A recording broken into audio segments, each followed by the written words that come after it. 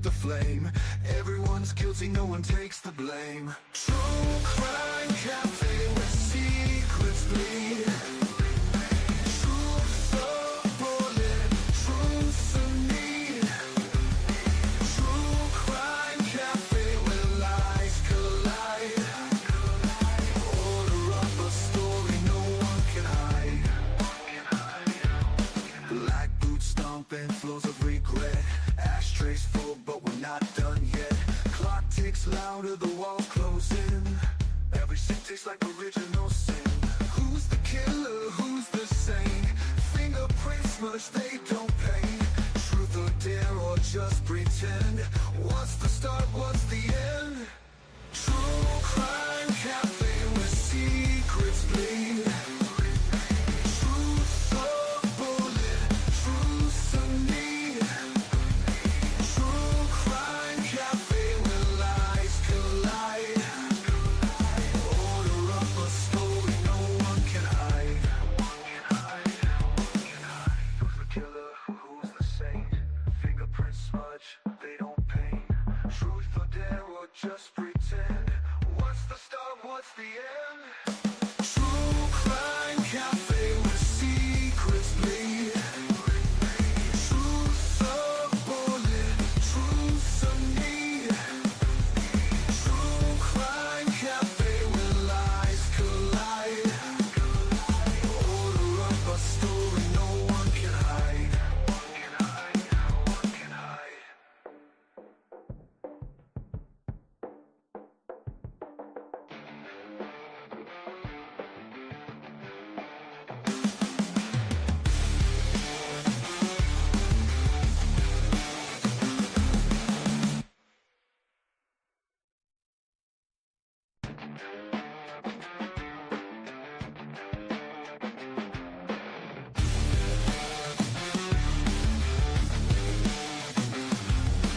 Blood on the counter splattered like rain.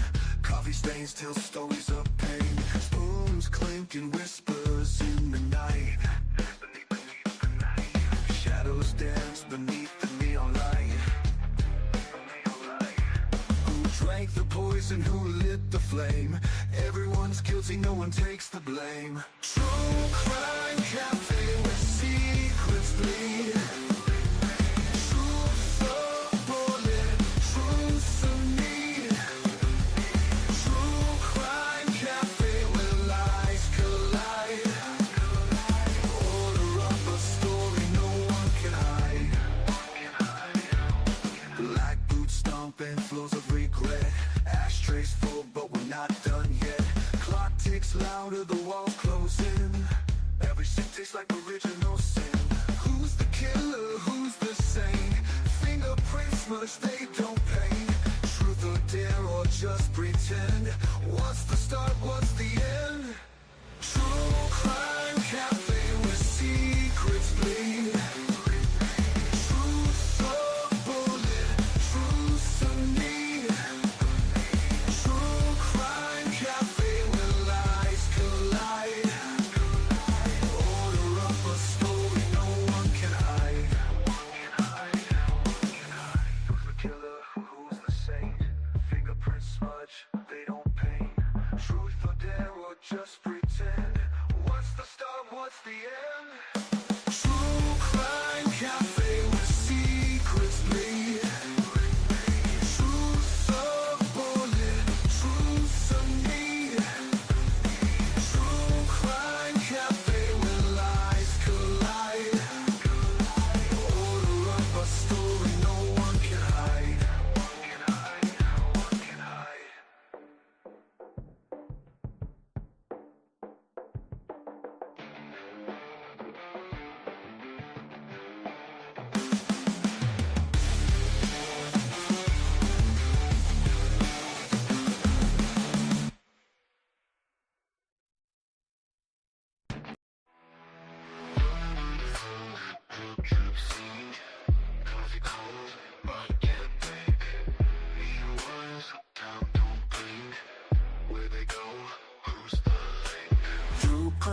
cafe where the whispers play, secrets hide, bodies sway. True crime cafe in the night we stay. Truths decay, truths decay. Dago in the corner, eyes like stone, words like daggers, chilled to the bone. Echoes of screams on a borrowed phone. A city of shadows, you're never alone. Coffee cold, I can't think. Be a buzz, tongue don't blink. Where they go, who's the link? You're never alone. In the sirens well, another ghost for the tale. True crime cafe where the whispers play, secrets hide, bodies sway. True crime cafe in the night we stay. Truths decay, truths decay. Ashtrays full, sins don't wash. Table stained, lies embossed. Fingers point but the lines are crossed. Justice sleeps at a heavy cost. Coffee cold, I can't think. Be a buzz, tongue don't blink. Where they go, who's the link? They go in the corner, eyes like stone, words like daggers, chilled to the bone. True crime cafe, in the night we stay. Truths decay, truths decay. They go in the corner, eyes like stone, words like daggers, chilled to the bone. Echoes of screams on a borrowed phone. The city of shadows, truths decay. They go in the corner, eyes like stone, words like daggers, chilled to the bone. Echoes of screams on a borrowed phone. A city of shadows, you're never alone.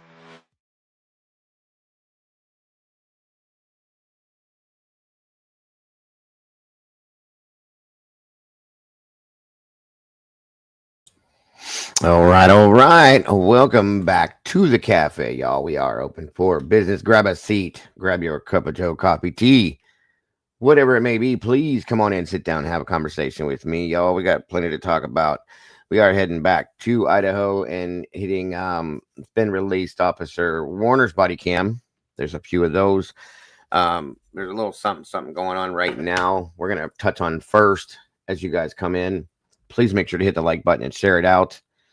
Crazy things going on in our world and our society right now, folks. So we're going to jump on that first, and then we're going to jump into the Idaho stuff. Please make sure to hit the like button, share this out, let everybody know what we're doing in here today. And once again, I want to thank you all so very much for joining us. You are all the beautiful people and so very much appreciated. Thank you once again, everybody. And you know where we go from here. Let's do this thing, folks.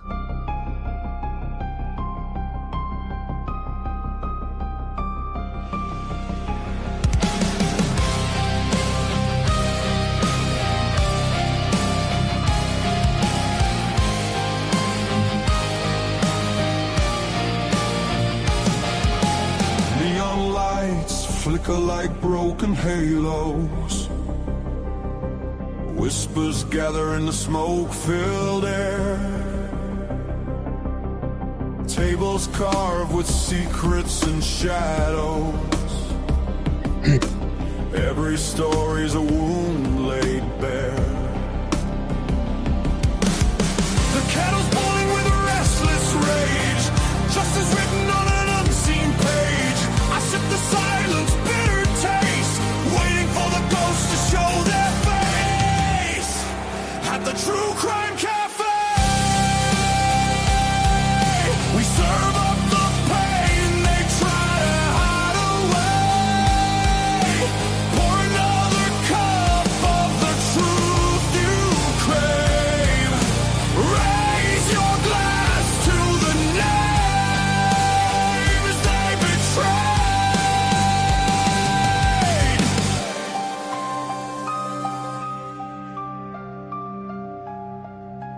Mirrors cracked, reflections are liars. Ashes fall where the guilty once stood. The jukebox hums like a funeral choir. Echoes pounding through the neighborhood. Every scar is a candlelit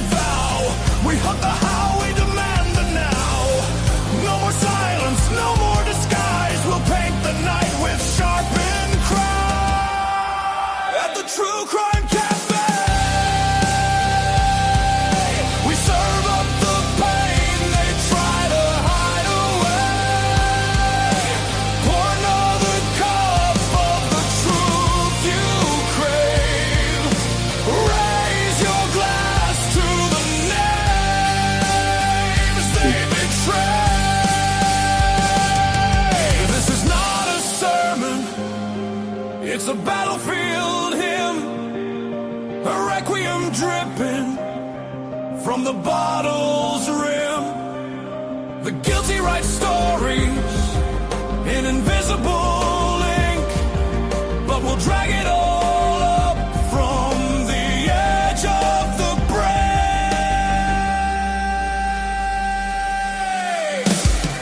At the True Crime Cafe,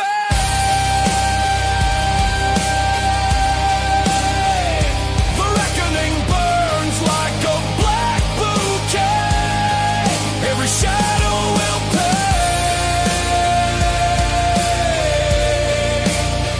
in the True Crime Cafe.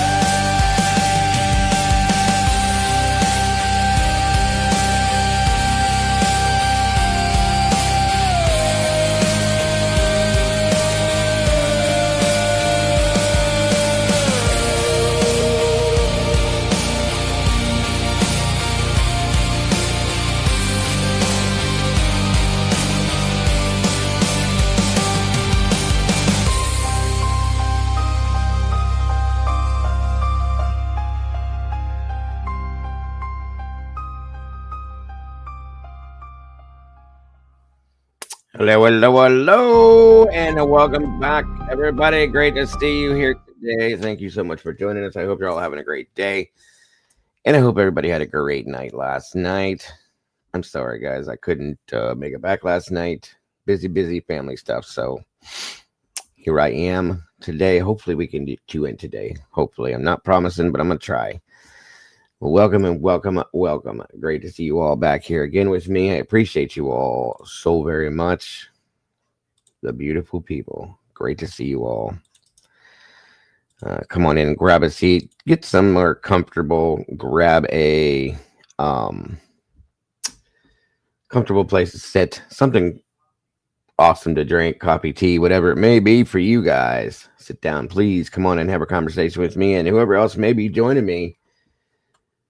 We will see as we talk about these crazy things that we're seeing, all this extremely insane proof that Brian Koberger committed this crime, like Eddie sarcastically likes to say. Because we ain't seen it yet, folks. Ain't seen it yet. So come on in, grab a seat, grab a chair, grab a couch, grab a toilet, whatever you got to sit on. Grab something, please. Get comfortable, if you will. Great to see you all. Please make sure to hit the like button on your way through the door. Share this out as well and let everybody know what we're doing today. It is so very much appreciated. It looks like we got musical Contessa in the house. Good to see you, Contessa. Hemisphere, what is going on? Good to see you. Mittens for Kittens, welcome back to you.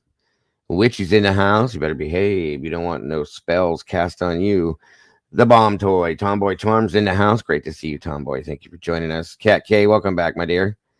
Always happy to see you. Beach Babe, you as well. Great to see you today. Let me see.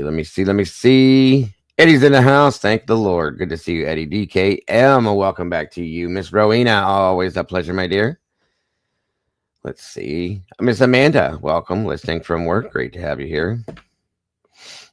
Amy Conway, buenos dias, señorita. Great to see you today. Let's see. The Lion's Den's in the house again. And thank you so much already for a $9.99 super chat. That's amazing. God bless. Much appreciated. Love your avatar. Beautiful pup there. Great to see you. And thank you. I love that you love it here. Angel D, my favorite Aussie, is in the house. Great to see you, Angel. Thank you for joining us. Kent Corbett, my friend. Welcome back to you. Great to see you. C-Jag's in the house. Welcome back to you. Brandy B, my OG. Brandy's my girl. She's been with me the longest of anybody. I think four going on 5 years, you guys, almost. Something close to that. Brandy's been with me forever.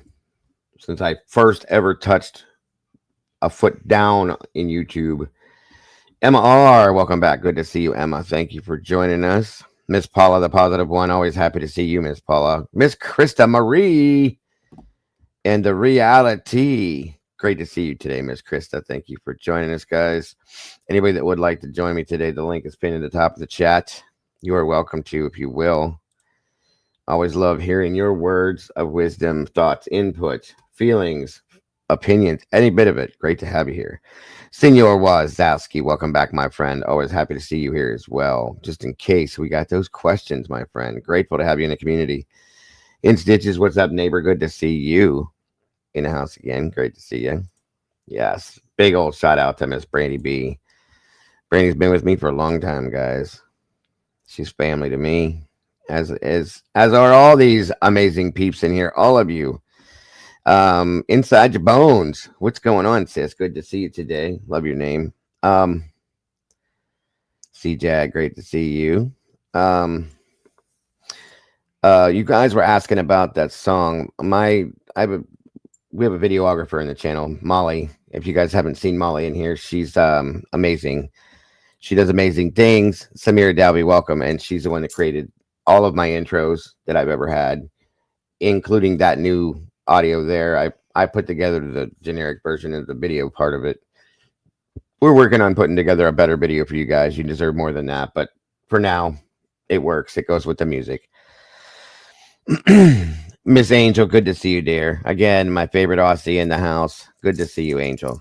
So yeah, the music, Molly's super, super talented. Her musical talents and stuff.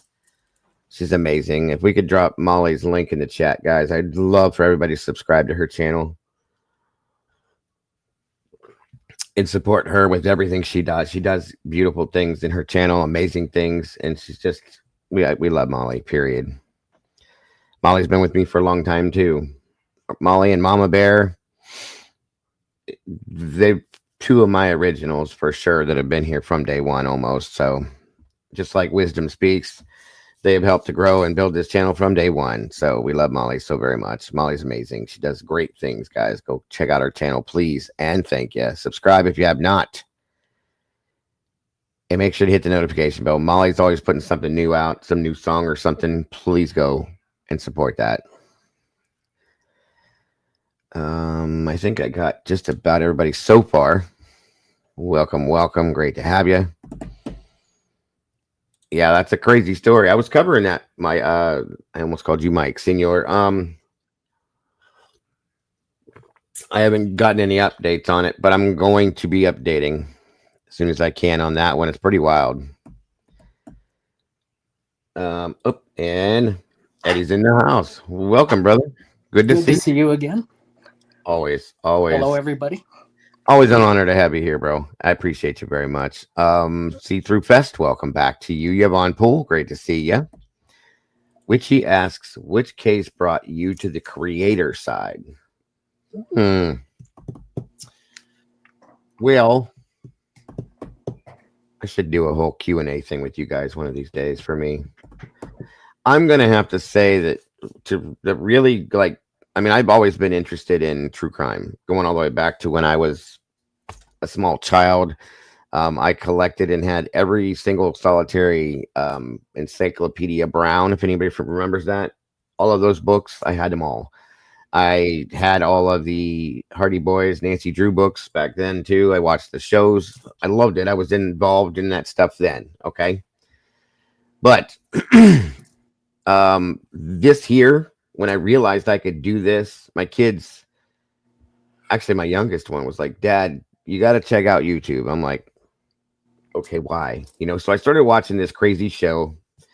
It has nothing to do with crime. It was called the Angry Grandpa Show. It was just hilarious to me. So I started watching there, and I noticed there was other like genres on YouTube. And somebody said, you know, you should do what you do, because I used to sit, guys, with a notebook and a pen, and I would watch the news, no lie, and I would like try to figure these cases out. So my jump into this world here, I have to say, probably John Bonet was the initial, okay, but I really didn't have the computer set up and stuff then. So the Gabby Petito is when I really like lit on fire and came out here and started like really going crazy doing stuff. And then Summer Wells is when I got deep involved. Kylie Rodney. there was a bunch of littler cases that I was involved in then, Deborah Court, Collier and things like that. The girl from over in the UK, but probably Gabby's case is the one that really lit me on fire in here. Um, I'm gonna have to say, but and again, a friend of mine was murdered when I was 12 years old, sodomized, murdered, um, castrated, all sorts of things, and that is what got me interested in truth and justice and stuff like that. Um, and then I kind of bounced around with another creator that was into true crime as well to an extent. We covered the Dylan Rounds case. Yes.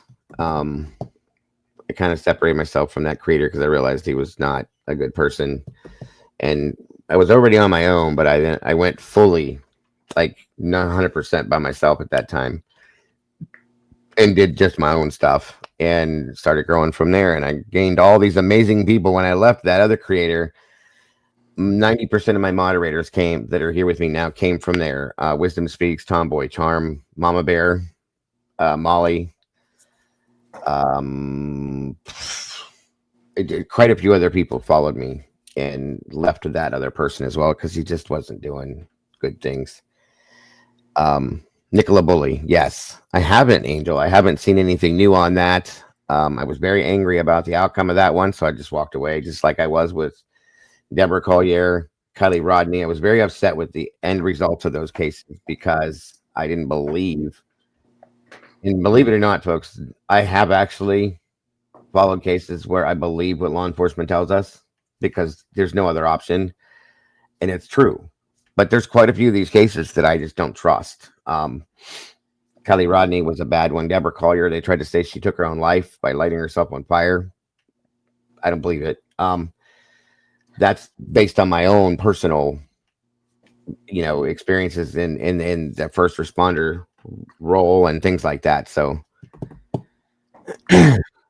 okay, Angel, I'll have to look into that. Thank you.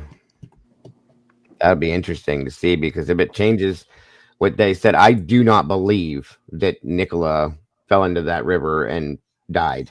I just don't. There's a few things that, if you guys were here with me then and we covered it, I was deep in that one, folks, very deep in that one.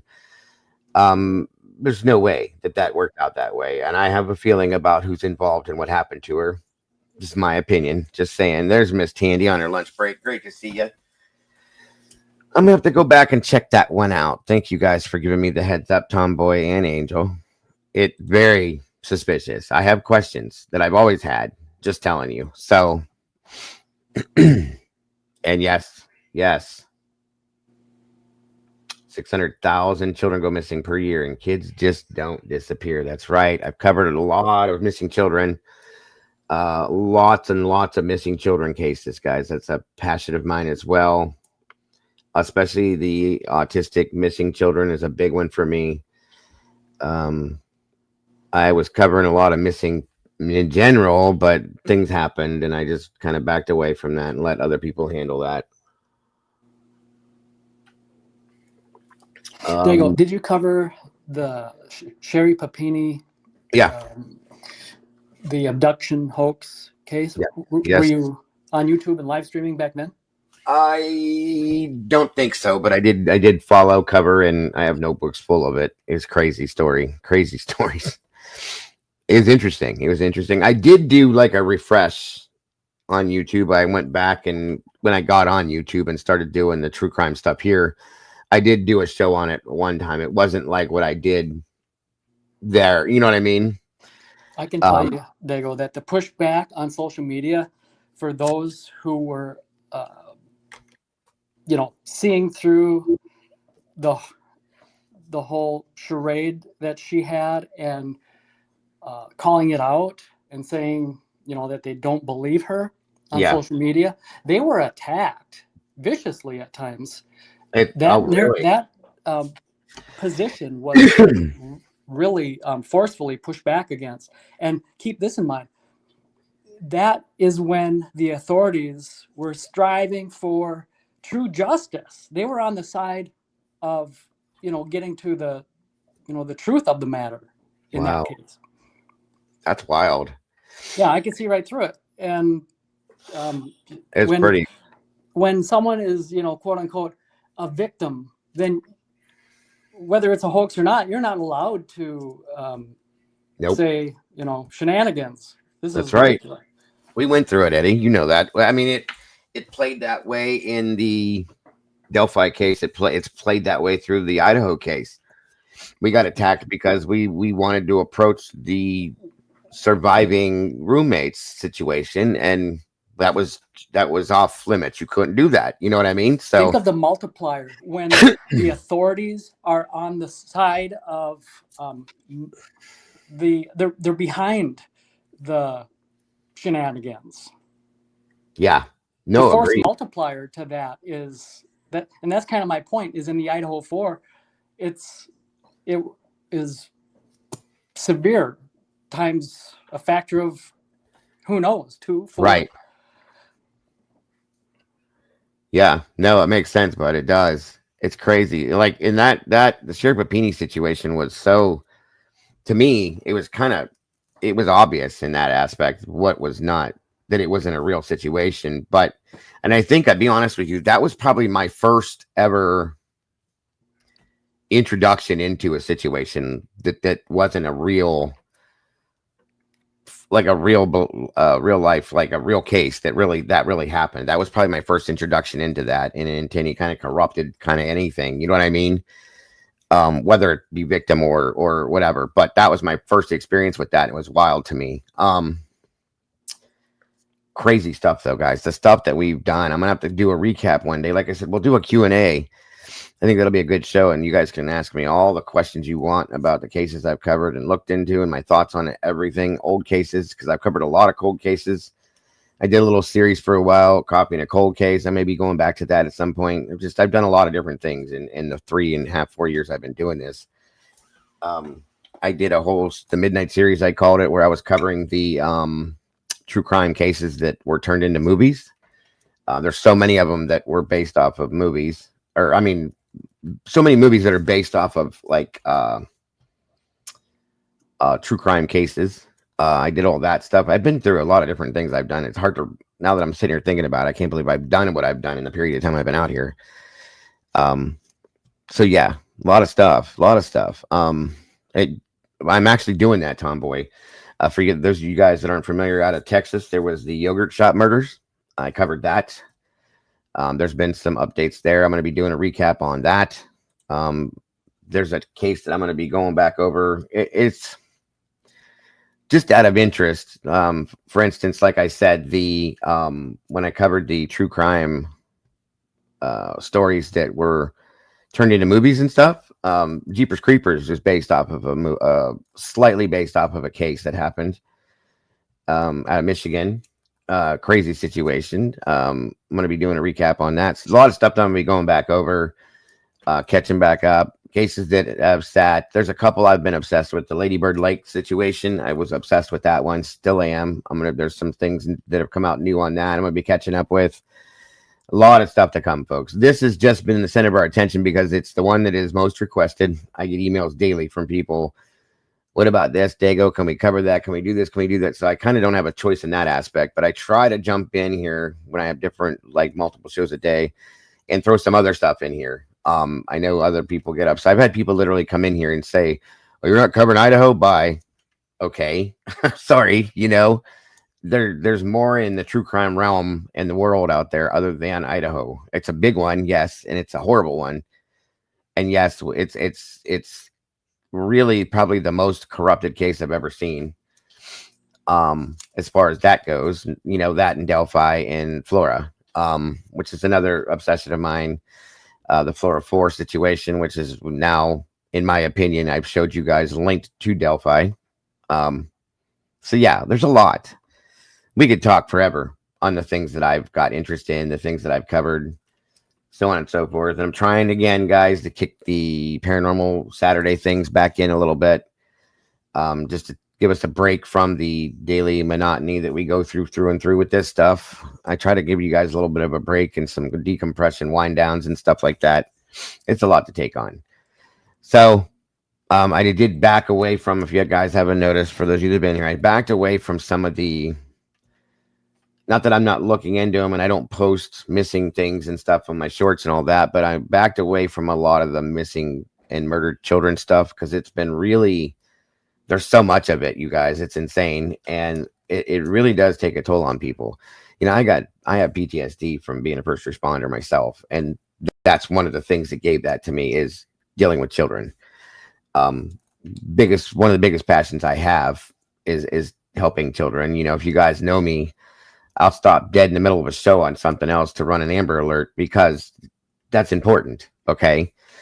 That's why my mods know if there's an Amber Alert that drops, they send it to me immediately because I don't care what we're talking about. It could be the president, you know, something bad happened with him or something. It shuts down. We go right to the Amber Alert thing because that's the most important thing. Child trafficking and missing children and autistic children and stuff like that. But I had to back away because it was affecting myself as well as some other people. It was just a lot. It was a whole lot. We went through, I think, a year or so ago, a steady nonstop week of autistic children walking away and being found in bodies of water. Guys, that burnt me out so bad, and a few other people here.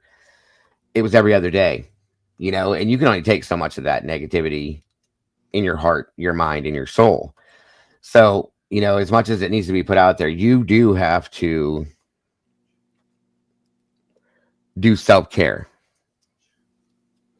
Self-care is very important. That's why when I leave, every time I'm in here, the last thing I say to you guys is don't forget to love yourselves and love each other. That's why I say that, because you have to. You have to love yourself before anything else and put yourself above anything else before you can look at any of this stuff and deal with any of this stuff. You know, it brings the anxiety of any of us that have anxiety, me, to the surface. And it just kind of stays there when we deal with some of these things. Okay. Yeah. We were Tomboy, every one of us in this community and my crew here, my team, a disaster that whole week. And I was like, Jesus Christ, what is going on? You know, we were having meetings in the background. Like, what is this? And what is that? Is this real? Is that real? Like, what are we supposed to do? And I had to back away from some of that. You know, it's just, it's insane. That's why I jumped on like Jack and Lily Sullivan's case immediately. Another one that I took really hard is Sebastian Rogers because of him being autistic. It reminded me of my son, and it bothered me immediately. Guys, I broke down many a times over Sebastian's case. There's still no answer there. Summer Wells was another one that bugged the hell out of me, still does. There's a lot that goes into this, and it's not for everybody. Some people realize they just don't handle this and they have to walk away from it.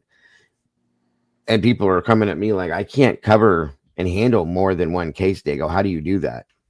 Guys, there were times when I first started into this, I was doing like 5 or 6 cases at one time. Just boom, boom, boom, boom, boom, boom, boom. 2-3 shows a day. I mean, it was insane because I felt like I had to do that because if I didn't, who else is going to do it? But there's many of us out here now. Since I started, there's probably creators have tripled in this genre as far as numbers go. You know, I'm still floating around where I'm at, and all these people have come out. I've helped as many people as I can to grow too, because I think we need many people out here to do this, especially when it comes to the children and stuff like that. Some people can handle it more than others. And if I'm the only one that's talking about this or talking about that, at least in my mind, you know what I mean?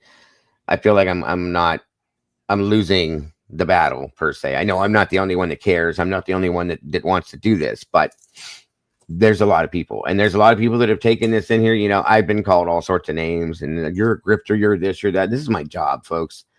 This has become my job, and I'm okay with that. You know, it's not very much. You know, I'm disabled now, and I'm waiting on disability and all that kind of bullshit I've been fighting with. But this is what I do, you know, so whatever minimal bullshit income I get from YouTube, this is what keeps me going. So that's why we run the cash link things and all that other stuff. It's to help support this and to keep me going. I'm not a grifter. I don't come out here trying to take advantage of people. And there's people that do this, that do that. They use this just for that. They go in multiple different cases and they take advantage of it, make up clickbait and all that other shit. They don't tell the truth. They make up stories, rumors, and all that just to get the views so that they can keep growing and, financially be set. That's not what this is about. Yes, this is my income personally for me, but it's more than that for me, you guys. I hope everybody understands that it's about justice and truth. Period. That's why when we get called pro burgers, Eddie will tell you the same thing. We're not pro burgers, guys. We're pro truthers. That's what this channel is a pro truth and pro justice channel. Period. And my platform's a little different than a lot of people's platforms. For those of you that are newer, because I feel that everybody should have a voice. We, the people here, are the voice for those that don't have a voice. Okay. When these victims have these things happen to them, they don't have a voice any longer, and nobody can tell the world what has happened. We know that we can't count on mainstream media for that because it's all lies and bullshit. So, in a sense, that's what I've always said. We're the voice for the voiceless here, and we promote as much positive truth as we can, and try to shut down rumors and bullshit and things like that, because you're not going to get it from mainstream. So that's why we do what we do. It is just a horrible thing, guys. I would have never imagined 25 years ago that I'd be sitting in front of a computer talking about crime. Ever. Would have never imagined. So, but that's a little bit about who I am and what I do, for those of you that were curious. And again, that's why I'm always, like I said, I'm thanking everybody, saying that we don't expect the donations and tips and all that stuff, guys. We don't. I want you to know that, because like I said, I've been called names and accused of this and that and everything else. It's not at all who I am, folks, by any means, but we do appreciate it, and we do need it to keep going. This isn't free. It's just expensive. It's crazy expensive nowadays, especially StreamYard and stuff like that. But that's how I keep going. So I thank everybody that thinks about us and supports us in that sense. But the most important thing here, folks, is you just being here and hitting the like button. That way YouTube keeps us up in that algorithm so people can find us and see the things we talk about. That is what means the most. And I appreciate all of you for that.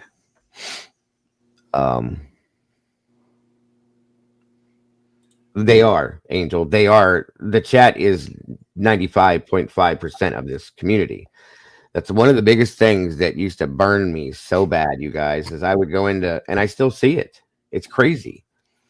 But you go into other channels and they don't even look at their chat. I've been in multiple other creators' channels. Yeah, I used to go all over the place. I don't so much anymore, and I would sit there and make statements and talk and this and that. And I was never acknowledged in many, many, many, many channels. How does that happen? How does that work? If it wasn't for all of you, as I call you, the beautiful people, if it wasn't for all of the people in his community, in his chat, the channels don't exist. That's all there is to it. So how do you not acknowledge the people that are in essence, making you who you are and making your channel pertinent? You know what I mean? How do you not acknowledge or speak to them or answer questions or any of that? And it's not hard. You guys have seen me. I've done it with, hell, I think of the max I've ever had in a channel during a live stream was like 1,200 people. Okay, I've done it with up to that many people. I miss things from time to time, but I have moderators that will alert me to that. And I don't, I can't catch everything. We know that. But I try to absorb a lot of what you guys say in here, and I try to make sure I see it. That's it. So for you not to do that as a creator, shame on you, because you wouldn't exist if it weren't for these people. That's all I'm saying. Hence the reason, again, why I've created, or not created, but I've supported and helped to grow many other creators that have come out of nowhere. Some of them have started as subscribers in the channel, or community members, as I call them. I will support you if you're here to do the right thing. I will push you, support you, and help you grow as much as I can. Even if you go beyond me, it's not about that to me. Many have gone beyond me, okay? They bypassed me and grown so much bigger than I have, but that's okay, because they're doing the right thing, or at least they were doing the right thing when I was supporting and pushing and trying to grow them. That's what it's all about to me. And I've always said that, we have to work together for this to make any sense and to do any good. And if we don't, it's not doing anything but hindering the situation. It makes it worse, in my opinion, when you work against each other, when you're separated and split down the middle. with Sebastian's case, there's one set of people on one side with one parent and the other set on the other side. That should never have been that way. We should all be together right in the middle for Sebastian. That's why I walked away from that case, because it was all drama and bullshit. And most people that were to come into this case right now, the Sebastian Rogers case, guess what? Nobody knows what it's about. It's about the parents as far as they're concerned. Something just happened here. So if I disappear, I will be back. I don't know what just happened, you guys. That was strange. Hang on. Bear with me. Can you still hear me okay, Eddie? I can still hear it, yeah. I don't know what just happened over here. That was weird. Okay, we're good there. We're good there. Okay, welcome, Jesse, Gianna Gambino, Miss Christina, good to see you. 360 Life, welcome, good to see you. Thank you, 360. I don't understand how people have channels that they don't do that. Does that make any sense? You get 300, 400, 500, 600 people that come in here to support you, to watch you, to listen to what you're talking about, or whatever, and you can't even say hi, speak to them, or acknowledge a question or a statement they make. Who? How dare you? You know what I mean? That's how I feel about that. I don't understand it. But it is what it is. Not everybody's like me. I understand that. Not everybody is the same personality or the same thought process that I have. It's okay. That's one thing you'll never have to worry about, folks. I don't care if I become as big as Joe Rogan or somebody that big. It's never going to happen. I'm just saying, I'm never going to be a different person. I'm always going to be the same person I always have been. I'm always going to acknowledge people. I'm never going to change, because that is what happens to some people out here. I've seen it happen.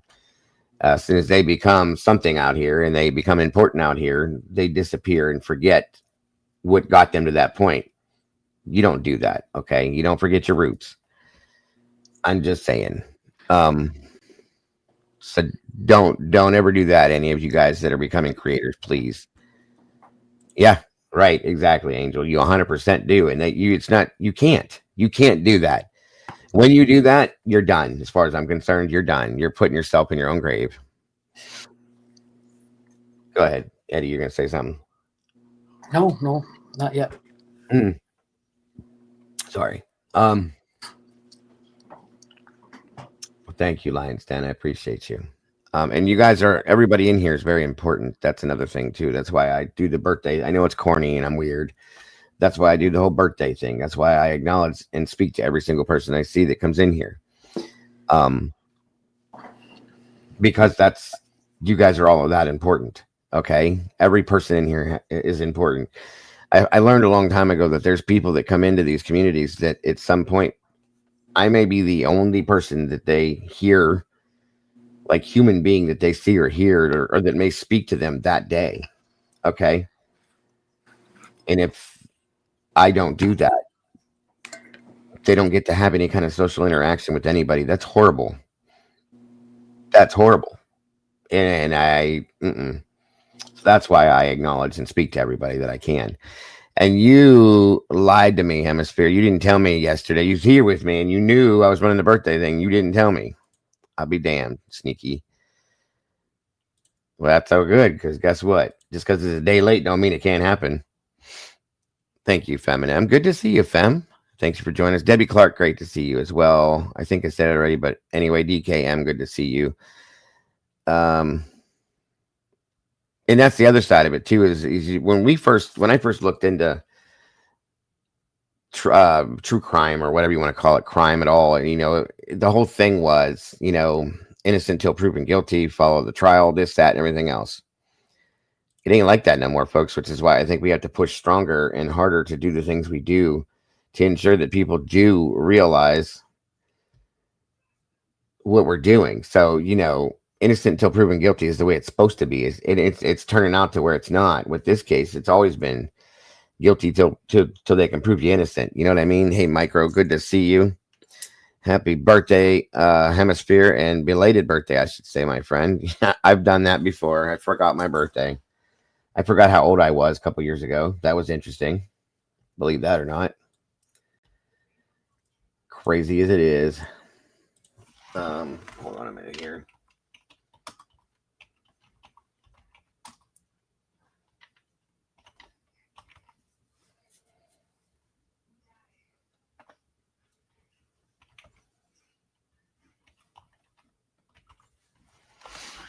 Let's see. Samira Dalby, great to see you. Christina, great to see you.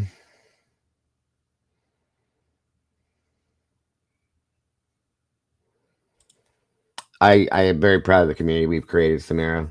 You're all part of that because it is an amazing, community of amazing people, truly.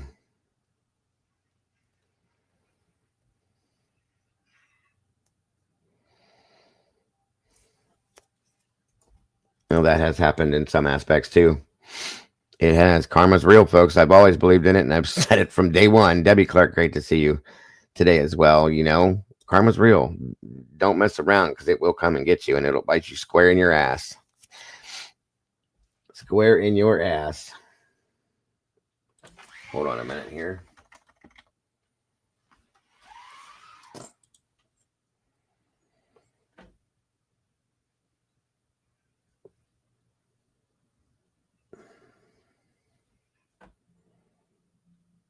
Well, whole beach babe, great to see you.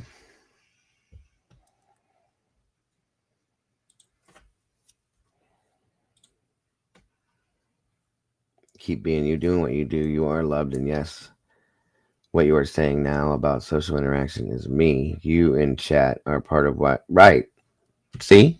Hey, Cece, good to see you. Chad T, good to see you as well. Is he? I don't believe he is. That's my opinion, Chad. But that doesn't mean that you don't have to think that. I don't think he is. Alicia's been, yeah, she's still a mod. She's just been doing like working and busy and does not want anything to do with Idaho. She stepped back from Idaho, but she's been busy with life. She's got a lot of kids and working at the same time and all that stuff. She's a busy woman. Very, very. I've always called her Wonder Woman because she handles so much stuff. She does amazing with it. But yeah, she took a step away from Idaho. Which a lot of people have. I get that. I don't blame you at all for that. And like I said, been working and doing this and taking care of her kids. So it's a lot to do and this at the same time.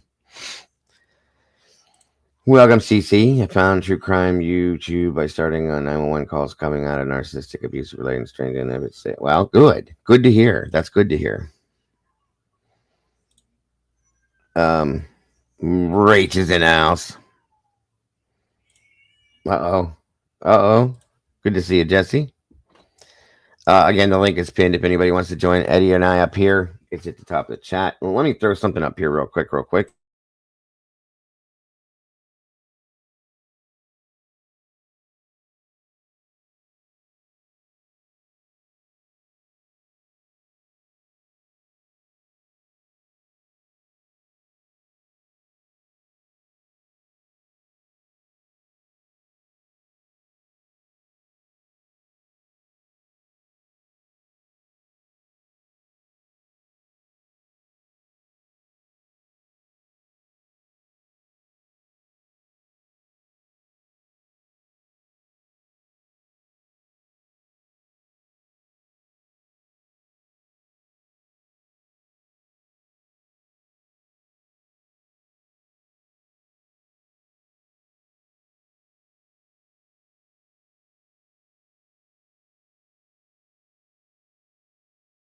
All right, Hemisphere. This is the best I could do on short notice. And with your name being what it is, it's very hard to make it personal. So guess what, bro? You got to deal with it at this point. And I think it's funny anyway. So you should get a kick out of this one. There you go, brother. I hope you had a great day yesterday. And I hope you have a great year leading up to this again for us to do next year. Here you go, bro. There, hear me? Happy birthday. I know, I'm the happy birthday singer, and your friends hear me. They've asked for me to come and sing a special happy birthday song to you today on their behalf. So here I go with a specially requested birthday song just for you, Hemi. Oh, happy birthday to you, happy birthday to you, happy birthday, Hemi, happy birthday to you. For you're a jolly good fellow, Hemi's a jolly good fellow, he's a jolly good fellow, and so say all of us, so say all of us, and so say all of us. You're a jolly good fellow, Hemi's a jolly good fellow, he's a jolly good fellow, and so say all of us. Hip hip hooray, hip hip hooray, hip hip hooray for Hemi's birthday.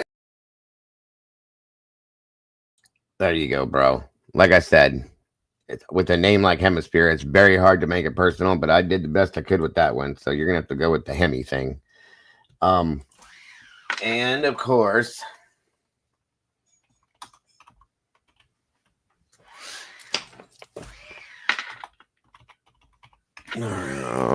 make sure you guys are wishing Hemisphere a happy birthday, guys. Please and thank you. Second here.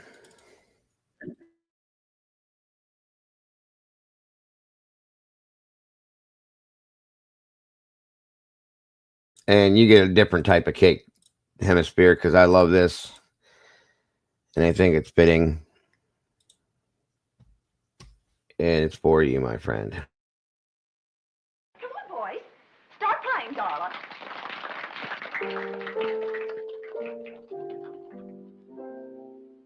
Why am I excited when my heart feels so glad? Everyone's invited for the best time ever had. It's somebody's birthday today. It's somebody's birthday today. The candles are lighted on somebody's cake, and we're all invited for somebody's sake. And old-fashioned table is set for a day that we'll never forget. Happy birthday to you, and many more too, because it's your birthday today.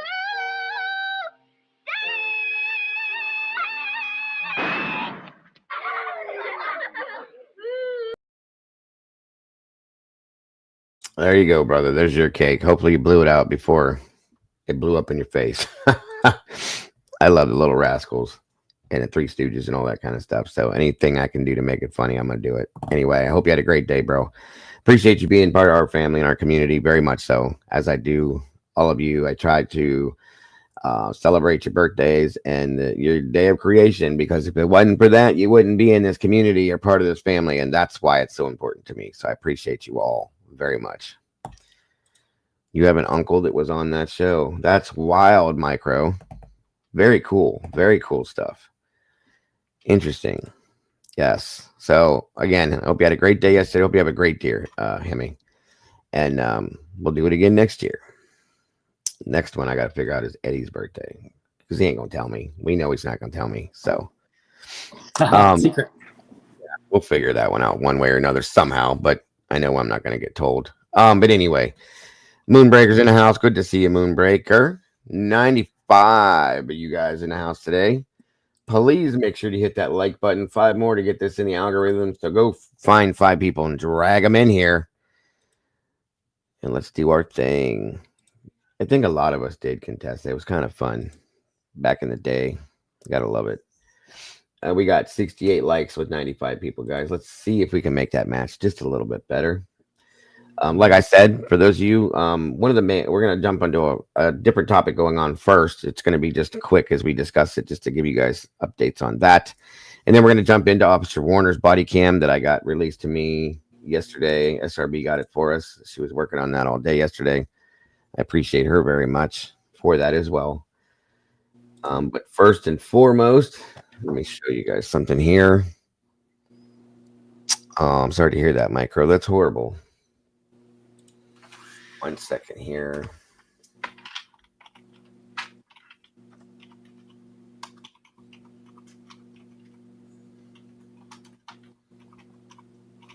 I don't know if anybody has seen this.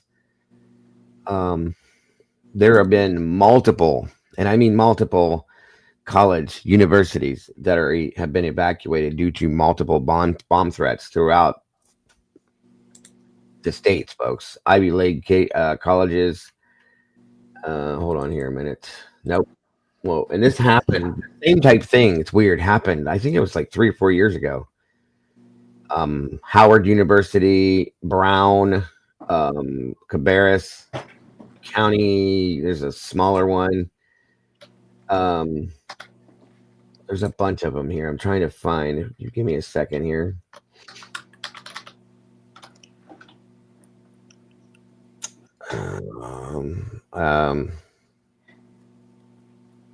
Rice University. There's been quite a few. Give me a minute here. Actually, there was 2. Hold on. There's been quite a few of these that have happened today. Where are they though? Actually, I think. Give me a second here. Now, these bomb threats are all current events. It's happening just now today. Yeah, and yesterday. Colby College in Maine had one yesterday. Hold on, I'll give you. I guess let me show this one here. I'm trying to find the actual news break on this, and there's a couple other creators that put it out, and then I got alerted to it too. It's hard to put it in. Here, we'll run with Mel. I support Mel. Show you what he's talking about real quick here. Yeah, which he is right. Towson, Delaware State, Morgan State, Southern University, Lone Star College so far. I got an email from somebody that stated all these other ones, but I think they were mistaken. There's Miss Krista. Good to see you, dear. And that's too many. One is too many, but there's a lot. So let's check this out real fast here. What the is going on? What is a bomb threat in Towson University on Tuesday prompted evacuations of a building on campus. According to the school, the Towson University Office of Public Safety received a bomb threat for the University Union building. The officials said the students should evacuate the building and stay at least 500 feet away. The message on the university website read, "This is not a drill."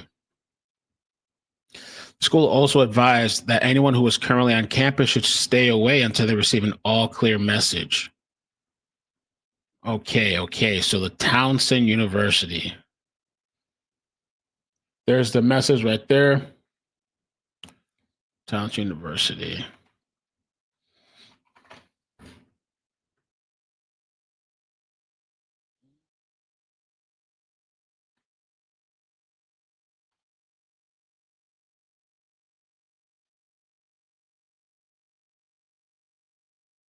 Okay, so multiple universities closed after being targeted by bomb threat. Classes have been canceled. From WBAL TV 11, this is breaking news. Hang on. First at noon, we are following breaking news. Towson University is telling students to evacuate its university union because of a bomb threat. The school is telling anyone on campus to stay at least 500 feet away from that building, and they want anyone who may be heading to campus to wait until an all clear is given. The university is working with Baltimore County Police to investigate. We will update you when we learn more. I think a lot of these bomb threats, of course they have to take it serious, but I feel like a lot of them are BS. Kids messing around. Sorry, you guys, I overlapped the two. I should have canceled the one out before I threw the other one up there. My apologies. Okay. Classes have been canceled. Buildings have been evacuated after at least 7 universities were hit by bomb threats. Towson University, Morgan State, Case Western Reserve, which is here, Nazareth University, Alabama A&M University, and LB Building at the University of Alaska Fairbanks in the U.S. all reported bomb threats today. The Towson University Police Department sent out an emergency notification about the bomb threat being received. Police said that the threat was for University Union and that students should evacuate if in that building. The statement added that this is not a drill and that people should stay away from University Union. Okay. It says police were seen outside the student union at Towson University. A cordon was also erected close to the site of the university. Maryland Congresswoman Sarah Efrith said that she and her team were monitoring the bomb threats at Towson and Morgan State University. She added, please continue to follow the guidance of local law enforcement, evacuate and remain clear of the area. As a proud Towson Tiger and former professor, my heart is with our students, educators, and staff. Every student deserves to feel safe on their campus. Alabama A&M, a historic black college, said in a post shared on Twitter, where'd it go? Alert university officials and safety authorities are aware of the bomb threat received by Alabama A&M University. Students, faculty, and staff, please stay clear of the JF Drake LRC area and situation. As the situation is being investigated, please monitor Bulldog alerts and campus emails for further info and updates. It says they're aware of the bomb threat received by A&M University. Students, faculty, and staff, please steer clear. Okay, so Delaware State canceled classes today following a bomb threat this morning. A statement said the threat came in about 11 a.m. local time and that academic buildings were being evacuated. Nazareth University in upstate New York also reported a bomb threat this morning. K-9 units were seen investigating the scene near the library as students watched on. A bomb was reported at the LV building at the University of Alaska in Fairbanks. This morning, a statement shared by the university said police have received a report of a bomb at the LV building. Prepare to evacuate. Follow instructions from authorities. If you are not in the area, please stay away. And morning classes at the university's Trothieta campus are canceled. Statement from university said class cancellation is happening because UAF, which is University of Alaska Fairbanks, received an email about potential explosive device near the LV building on West Ridge. Police have the area blocked off and do not believe there is any immediate danger, but will be searching the area to ensure that it is safe. In an abundance of caution, the university is closing offices in the area and canceling classes to allow police the time and space to confirm that no explosive device is present. Case Western Reserve here in Ohio, which is literally right down the road from me pretty much, also announced it would evacuate buildings in the vicinity of the Cleveland Institute of Art following a bomb threat there. Students were told to follow all instructions from emergency personnel. Following an evacuation at Lone Star College, University Park in Texas, police gave the all clear. Police were alerted to an email with specific threat of an explosive device at the LSC University Park Library, although the bomb squad later cleared the building. Whether this is real or not, folks, whether this is a prank, obviously, it's still very damn scary, and it's not cool. Okay, and here's my other question. What else is going on that this was done to distract us from? I'm just saying. This could just be a group of kids that are thinking they're being funny, or it could be a real deal scenario. You never know, and you don't play with things like this. You don't just blow it off and say, it ain't going to happen, because guess what? That's when it happens. So anybody that's within these realms of area possibly that lives in a college town, or could be around any one of these, please be careful and be safe and be vigilant and pay attention. Keep your head on a swivel and just know what's going on around you. Welcome, Hemisphere. So I wanted to bring that to everybody's attention first and foremost this morning, or this afternoon, I'm sorry, because, it's important. So there's that. Well, thank you for the birthday wishes, Dag. I appreciate that. No thanks necessary, my friend. You're part of the family and the community, and of course, you're going to get that from me. No worries. You are very welcome, my friend. Happy birthday, Hemisphere. Well, thank you, Eddie. I appreciate y'all. And like I said, it's hard because I obviously we don't know your real name. I couldn't put that out there, and hemisphere is very hard to personalize. So that's why you're Hemi for that one. So I'm sure it didn't matter to you. Oh yeah, yeah. There's a lot of mental health issues going on in the world, and it needs to be handled, folks. It's dangerous, it's scary, and it's not good. So Dago, this seems like coordinated effort with those bomb threats all over the country like oh that. yeah, that's my thought too. Like I think it's a group possibly that was just putting this all together to. Now I'm not gonna say it wasn't real. I don't want to say that because that's we don't know. You know what I mean? And we don't know what the deal was going to be. Were they doing something? Was this group? Because I think it is a group that did this. Was this to see how much control they could get over the situation and what they would provoke? Distract Or us from other news. was it a distraction from something else going on or something else that is going to happen? You know what I mean? I mean, how many of you all know that this is current events? YouTube settles Trump lawsuit for $24.5 million. Yeah, that's kind of a big that's deal. Not mainstream media is not hardly going to cover that. No, but it's kind of a big deal if you think about it, you know? And if you're not paying attention to that and you're paying attention to this, you know, people aren't going to start bitching and complaining about that. Just saying. There could be multiple different reasons for it happening. Like I said, it could be a test to see how far they can go with the situation like this, to see what they can get out of it, what they can accomplish. It could be a distraction for other things going on. It could be many different things. The point is, please take it serious. Please take the precautions, whether you think it's going to happen or not. Don't make that judgment. Don't take that chance. Period. That's all I'm saying to you. If you live anywhere near these things and you get the alerts and all that, heed to the alerts until they say there's no problem. Please. There's our Cassie girl. What's up, Cass? Good to see you, sis. It could be, Becky. We don't know. It could be that, you know, there's always somebody trying to take our country down. Always. There's so many other countries that are jealous of us. There's people within our country that are trying to take us down. We have to be stronger than that, period. So, just saying. But that's going on and has been going on throughout the day, just so everybody knows. Like I said, we're going to be jumping into Officer Warner's body cam today. There's a couple different parts to it. Thank you to SRB for getting that for us yesterday. I don't know where she's at right now, but thank you to you, SRB. Whenever I see you, I'll tell you thank you. Welcome, Wolf Angel. Good to see you. Yvonne, great to have you here. Again, Cassie, thanks for jumping in with us. Right now, I got Eddie and Hemisphere joining me up here. Appreciate you both. CC Ice, good to see you today. Miss Krista's in the house. I think I got everybody. Micro Blue as well. Debbie Clark's in the house as well. Great to see you guys so very much. Appreciate it. Cass, have you seen your mom? Everything good? Oh, okay. I'll have to check up on her then. For those of you who didn't know, that SRB is Cassie's mother, so we'll just make sure she's all right.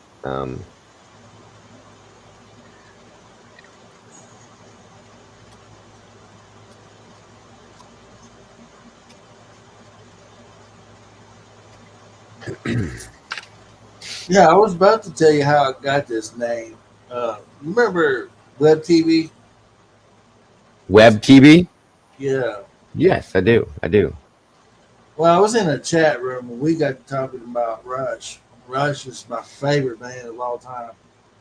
And, well, Absolutely. their music, I like them because they're really good guys. All of them. Anyway,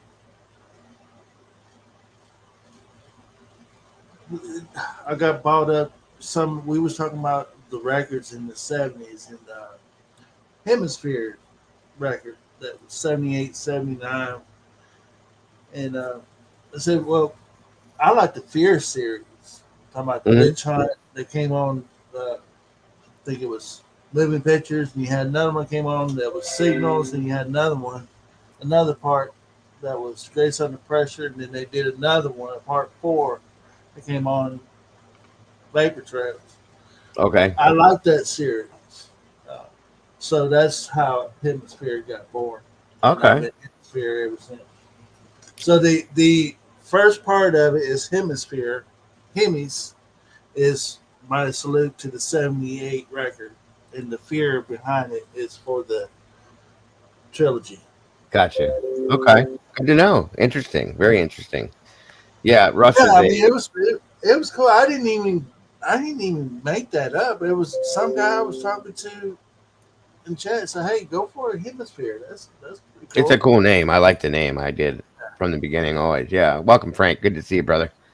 Yeah, and That's Rush. how Hemisphere was born. So, Yep. oh, my Interesting. real name is Josh, by the way. Okay. Well, good to know for future reference. Thank you, sir. And yes, Rush is an amazing group. Neil Peart's probably one of my um got to be the ultimate drummer and one of my biggest idols and reasons why I got into drumming and love drumming the way I did. Of course, I'll never ever be as good as Neil Peart, but Rush is an amazing group. Period. Musically talented, like in the top three in my opinion. So, This is another reason why I like them because they was doing some stuff that nobody else at the time was doing. oh yeah, yeah, Everybody was listening to Guns N' Roses and Poison and Rat and all that. I was getting down with some Rush. That's well, something. and that's the thing is Geddy Lee, his talent, the being able to play the bass and vocally do what he did, and the band themselves, the way they could come together. I played in many bands, folks. To be able to link the way that Rush has come together and the sound that they provide is just phenomenal. It's a whole, and they were way ahead of their time for when they first started. Just being honest. Yeah, Um, especially when you got a good lyricist like Neil Peart. He was not only a good drummer, he was a damn good yeah, lyricist. yeah, he He had good wrote books vocals. too. So Yes, very intelligent, very very, intelligent. very rare that you can find three musicians in one group like that, and for them to have no issues. I can count how many bands in the '70s. They came out in '74 Yep, the year I was born. that That's right. never kept it together. They just eventually fell apart. But Rush has been pretty consistent throughout their whole Yo, yeah, a career. lot of bands do break up after a period of time, and Rush has never really had all the drama and the political bullshit that goes on in bands, which they've kind of always been able to focus on their music, and they did what they had to do to make it happen. And I'll just end it right here. As far as Tom Sawyer, yet the radio beats them to death with one. They're far from a one hit wonder. Okay, Oh God, no. Yeah. they they they put their hats on Tom Sawyer and say, "Well, that's their best song." No, it's not. I'm sorry. Mm-mm. Mm-mm. They dig into their catalog. Yeah, They they got some damn good tunes. everything they've done is great. And yes, it not to mention they're from Toronto. That's a good point, Cadillac. Very good point. I got you. Um, at Tom Sawyer's is a great song. It is, but everything. I don't think I've ever heard a song that's come from Rush. You know how there's a lot of albums that have like B songs, the B sides. Right. I don't think I've ever heard a song from Rush that I don't like. Period. If you Right. listen to music, you listen to the music itself, folks. You can disequate the vocals itself, but listen to the music and listen to the talent within the musicians in the band and how, like I said, they play together. Imagine, you know, how they would be as a separate entity, each one of them. It's amazing to think of that. That's what you have to do is listen to the music and how it flows. That's where it's at for them. They're amazing. If you go back and you listen to Power Windows, Hmm. listen to that whole record, I guarantee you will be like this. Who is this? Oh yeah, This yeah. don't even sound like It Rush. don't sound like them at all. You are correct. And yes, Scott, And layered music. they was very, very talented in what they're doing, and they worked their asses off to get the reputation they had to pretty much do whatever they want to do. Them and Queen, another one that was like that too. Queen is a very layered musical talent. They're all, Queen and Rush, in my opinion, are a lot alike in those aspects. Unfortunately, they lost Freddie, but everybody else, in that band is still so like musical gods, in my opinion. I'll put it that way. But yeah, Scott, good way to put it. Layered. It's funny you mention that because when I first heard Tom Sawyer, I could have sworn that was Queen Mm, I've until had other. I watched the video. Tom Right, Sawyer right. live. Yeah, Getty's got a great voice too. Very good voice. And that's what I've been told, Scott. The drummers are nuts, and I guess, yeah, crazier, wild, because like Animal from the Muppets. That's what my tag was. Because we like to have fun. That's why you beat on things. If you're beating on stuff, you got to have some kind of fun out of that and be a little crazy. So it is what it is. I'll take that tag. It's okay. If you, Yeah, I like 2112 too. I didn't like 20. Believe it or not, I did not like 2112 when I very first time hearing it. I did not like that record at all. It took a little bit for it to grow on me, but boy, when it did, the next thing I know, I got all the records. 2112 is a great album. It is. Yeah. I have the vinyl on that one. My wife and I collect vinyl albums too. So Tomboy. Some of the masterpiece work that Neil Peart has ever done was on that record. Mm-hmm. His drumming on that record was legendary. Yeah, he proved something to me too. We'll get to our topic here just in a minute. I don't want anybody to get all upset because we're talking other things, but we will. We're coming up to it. It's already on the screen. But Neil Peart proved something to me about 15, 20 years ago. I'll be honest with you. If anybody's ever seen any videos of any Rush songs and you see the drum kit that Neil Peart had, I think it's a 175-piece drum set, okay, with everything he ever had. He did a documentary one time, and in the documentary he said, I can do the exact same thing on my super kit, as he called it, as I can do on a 4-piece drum set. I'm just telling you, and he's absolutely right. If you if you know the technique and you have the discipline and you can do those things and you know the sounds, you can do the same things. Minus like having rototoms and stuff like that. You can still make those sounds happen. And that's something he said he learned. He did all that for show because he liked all the different sounds that they made. That's why he had such a large drum set.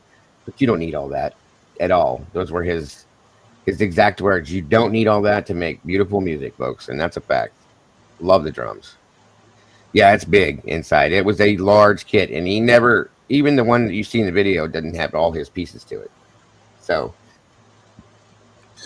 very interesting. By the way, I learned even that my biological father, who died when I was 9, he was, some of you guys know this, but he was actually the studio drummer. My biological father was for the Animals, the group that did the House of the Rising Sun. My biological father did studio drumming for them for their different album cuts and stuff like that. So yeah. And he played on a 4-piece, 5-piece drum kit himself and did all that different stuff that you hear. So Yeah, watching like odd movies like some of those adventure stories, uh, like Fairy Tales Never Ends, I think it was called. It's a more of a journey kind of story feel to it.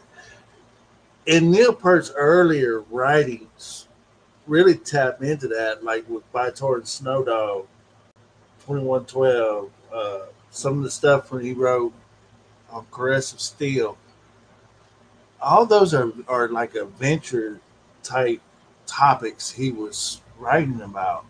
So there's a funny story that Gene Simmons was talking about Rush was when they was touring with Rush in the 70s. And they're all, if you know Kiss music, they're all love and relationships and all that. And then right. They're following Rush, and Rush is over there singing about Biotor and Snow Dog and all these adventures, Yep. And here comes Kiss with their little thing. So it's they had a dynamic to them that Neil brought to the band that just it didn't resonate when in the early stuff. It just kind of grew, but his writing got a little bit better in the 80s than Oh yeah, yeah. And you progressed as you go on, as most musicians do that were able to progress. Yes. yeah. So that's where that was. He was very into those type of topics, storylines. Yeah. You know, Yeah. And that's what a lot of songs are, stories that are told. I used to write songs for just an I'm a musician. My son's a musician.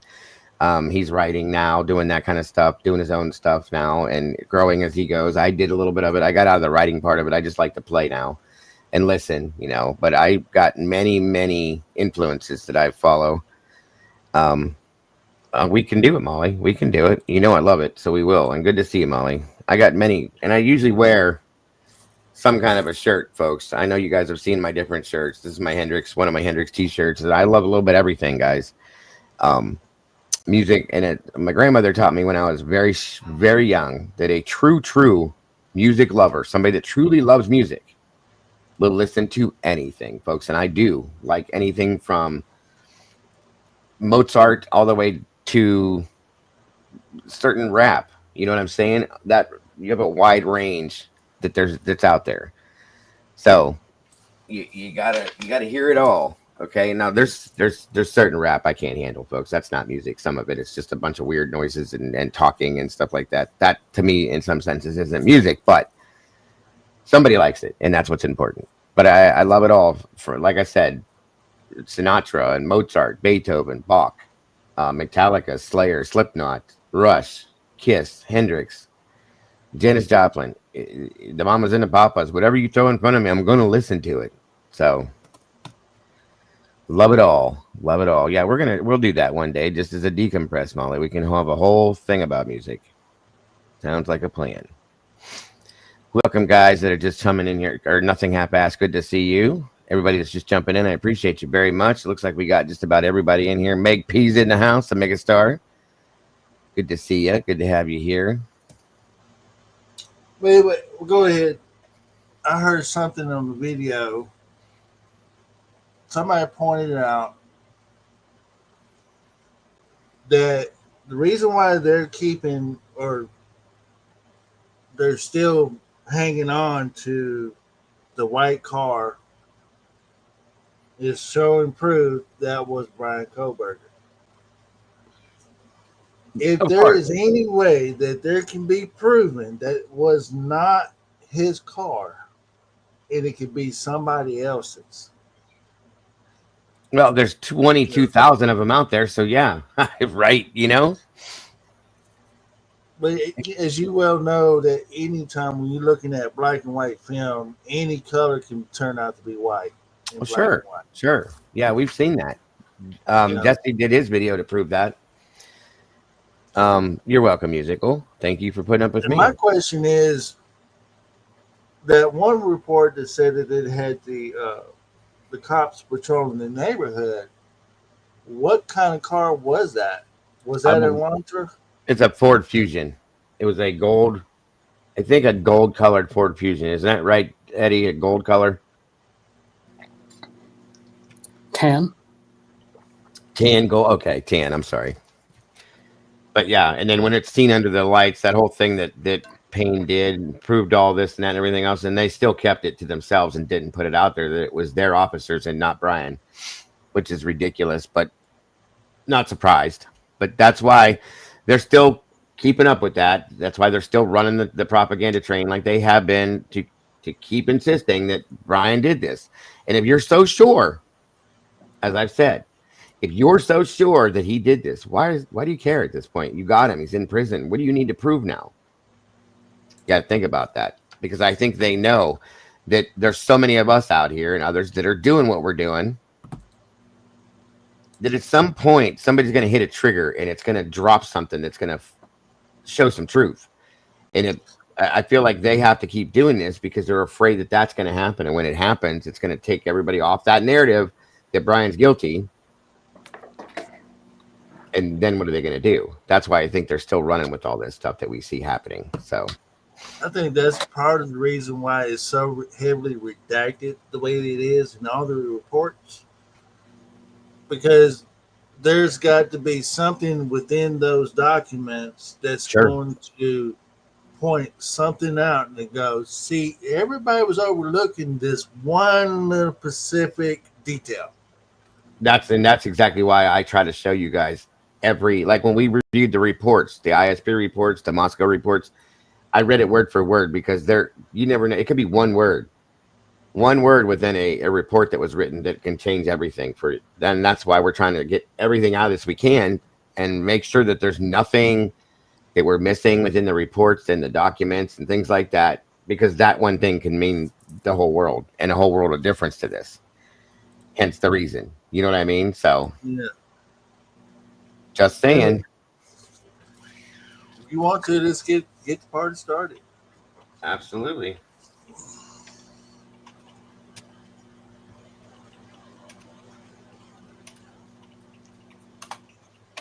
All right. Yeah, SRB's good. She's been on the phone with her sister, I guess, Cass, so she's all right. We'll probably see her at some point. No worries. All right, guys, let's check it out. Again, this is Officer Warner's body cam part 1. Again, listed on the date 11/13. And the timestamp where we start on this one is 11:58. Here we go. And if you remember, 11:58 is when the 911 call went through.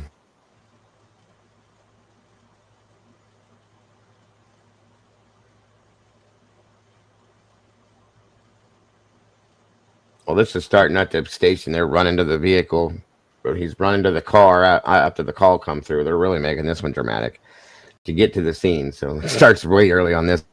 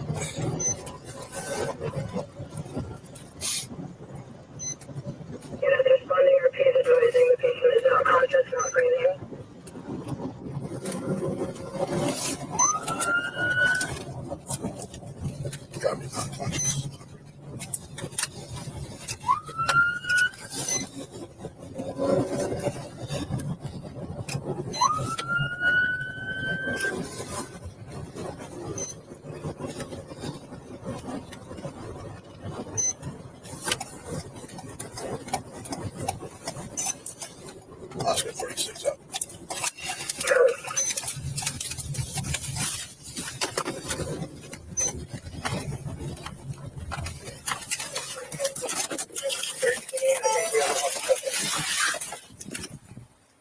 Shit.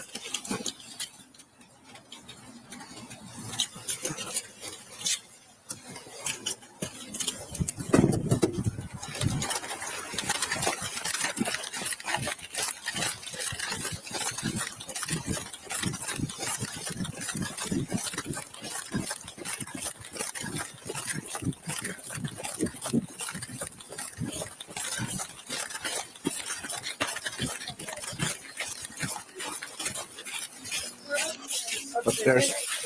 Okay. Slow down.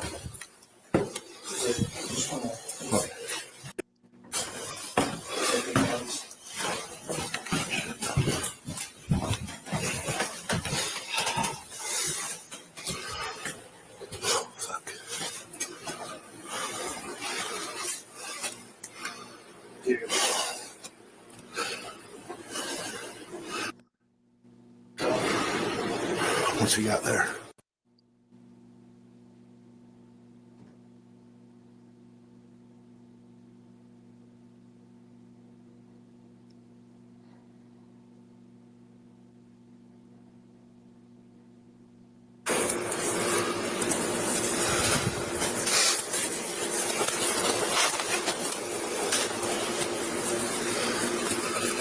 Make sure.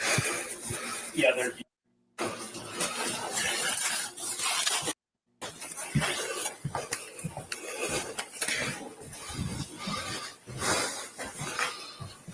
You find them? Yeah, the roommates called me this morning Okay. to come check because they thought they saw someone in here last night and they went into their rooms. I came over when they called and I opened the door and I saw that. Okay. Let's go ahead and step downstairs here. Is there anybody else upstairs or anybody else? I don't know. Don't touch anything. Don't touch it. I grabbed that knife in the kitchen because when I went in there, I didn't know if there was someone in there. But Okay. I just grabbed it just to make sure. You got your ID with you? No, I can tell you my name. Okay. Just sit right here. Nobody else inside?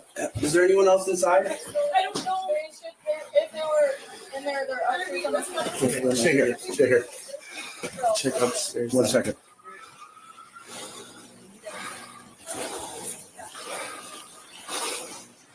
You want to go ahead and have a seat over here?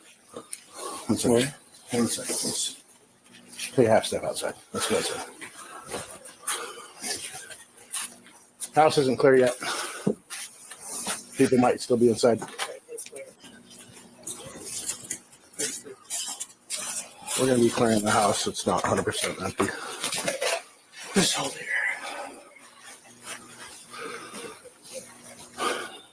Look up. I'll just start down there. Yeah. Police department.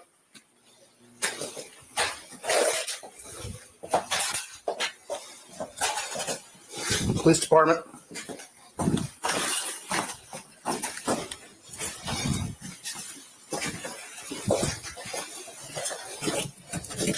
It's locked.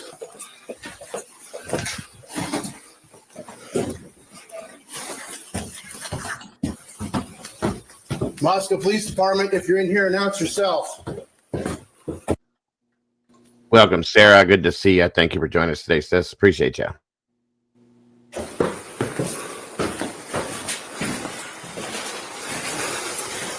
Moscow Police Department.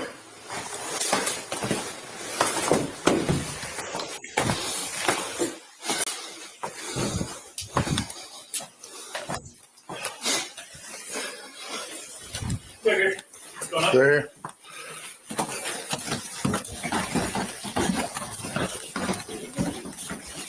Police department. We're on the 3rd floor going up.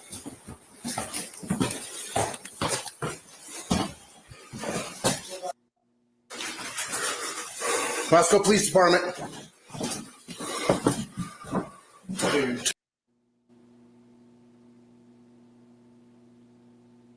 Yeah, Ro, they to clear the house or the scene, they have to pull their weapon to secure them just in case.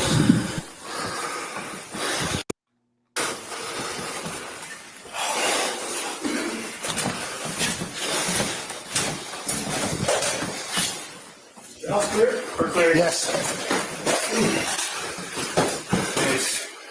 Secure the outside first. You go to the front door. Yes. Anybody in? There's a back entry. I'm going to start taking it all off. Brian's taking.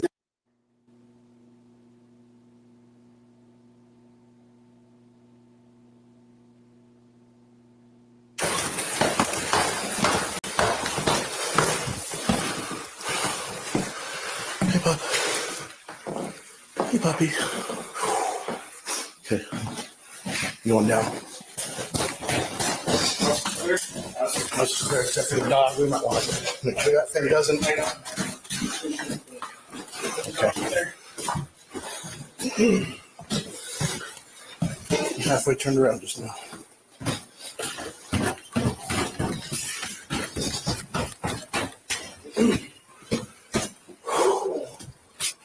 All the people. Yeah, I agree, Hemisphere, 100%. And here, they'd have definitely handcuffed him, detained him, everything. So That we're here right out front here.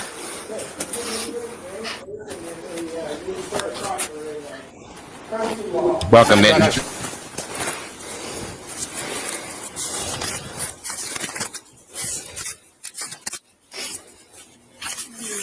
Right now. What's that? Do you need anything? I need your ID. Oh yeah, just your info. I can grab your information. You can't. You know how many people live here? Or is that their place? This is their place. Okay. What's your name? My name.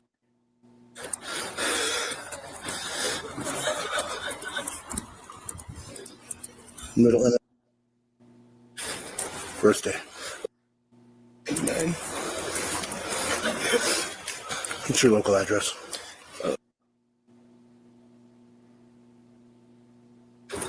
Did they call you over here? Yeah, they called me over here this morning, like 15 minutes ago. And your phone number?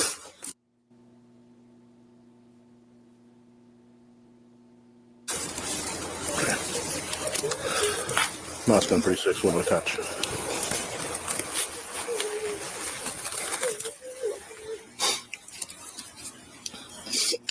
Last of first of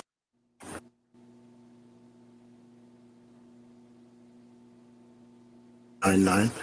May have to write out. License Idaho, correct? Okay. Pay firm.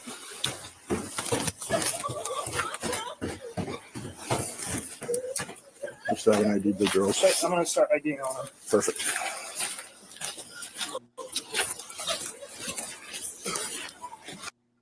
Who do you know that lives here?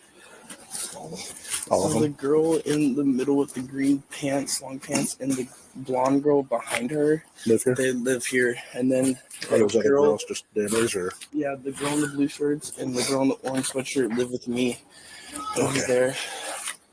And then the guy in the green sweatshirt just lives on campus. Okay.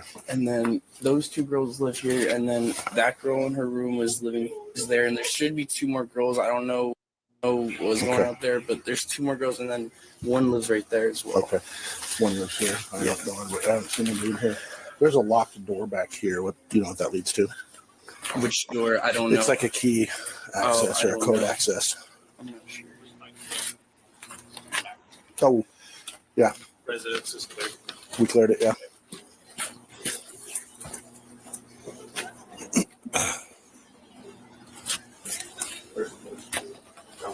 Oh, sure.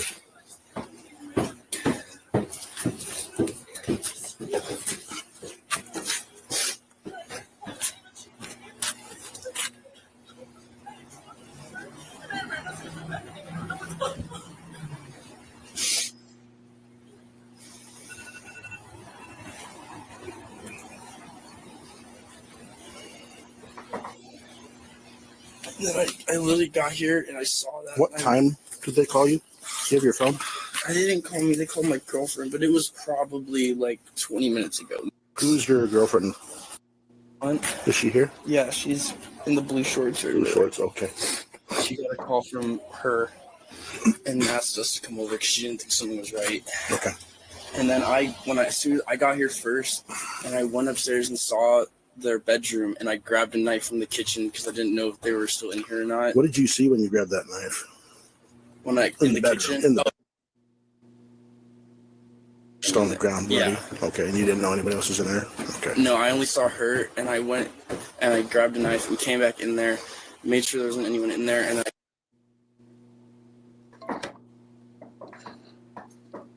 So right there, Dago, listen. Okay.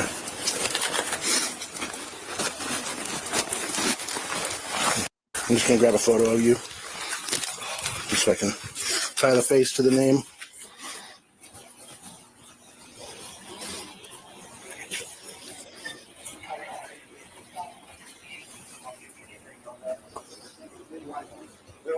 Keep your hands out just so I can see your hands. Okay. Let me see your front and back of your hands, your palms. Other side. Okay. What year are you? I'm in grad school here. Grad school, okay. Your girlfriend's in the blue shorts, and she was the one that received the call from the people that live here? Yes. Okay.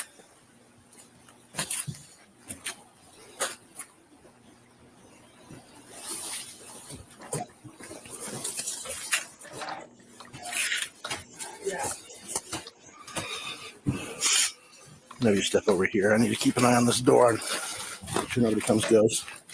So we get the registrations on all the cards.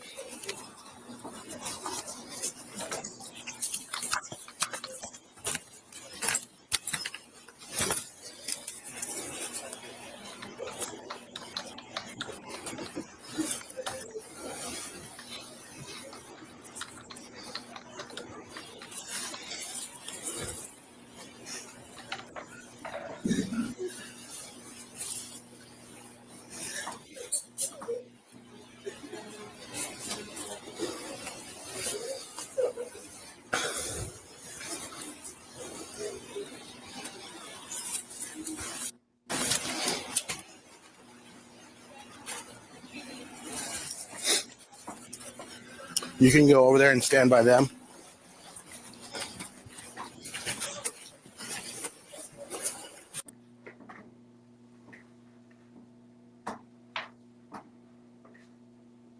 Welcome, Truth Seeker. Good to see you. Dago, you're back. Oh, I was here. I'm sorry, I didn't hear you. So, did you catch that? Did you all catch that? Where Hunter said that he looked in the door of Xana's room, and he made it a point to say that Xana was the only person that I saw in the room. Did you catch that? No, let me back up. How far back was it, Eddie? I They was were standing in the doorway, facing Queen Road, and maybe around 10 after. I should have got the time on the body cam. Wasn't thinking to do that. About right here, roughly. I was writing notes and listening. 12:10. We'll try around 12:10. See what happens. Okay, sorry. I'm sorry I didn't hear you. I'm 12:09, 12:10. Yeah. All right, we'll just go from here and let it play then.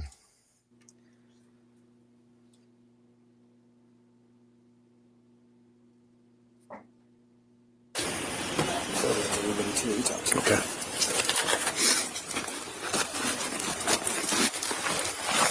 I'm just going to grab a photo of you just so I can tie the face to the name.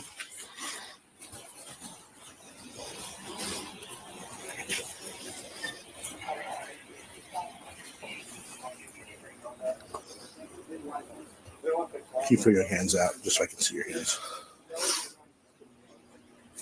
Okay. You can see your front and back of your hands, your palms. Other side. Okay. What year are you? I'm in grad school here. Grad school. Okay.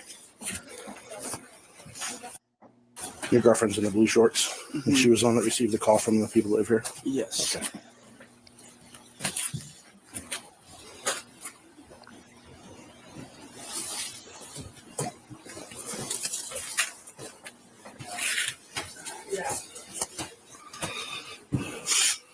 Maybe step over here. I need to keep an eye on this door and make sure nobody goes. So you get the registrations on all the cards.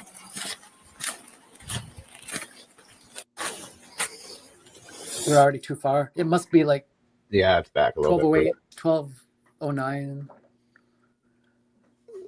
Okay. Grabbed the knife and came back in there. Oh, okay. Hold on. I think it's right around here. Is she here? Yeah, she's in the blue shorts. Blue shorts, okay. She got a call from her and asked us to come over because she didn't think something was right. Okay. And then as soon as I got here first, and I went upstairs and saw their bedroom, and I grabbed a knife from the kitchen because I didn't know if they were still in here or not. What did you see when you grabbed that knife? In the bedroom, kitchen? Just on the ground, bloody? Yeah. Okay, and you didn't know anybody else was in there? Okay. No, I only saw her, and I went and I grabbed a knife and came back in there, made sure there wasn't anyone in there, and Look at that. He was coached too. I mean, it's already on. Yeah, that's interesting because I want to know.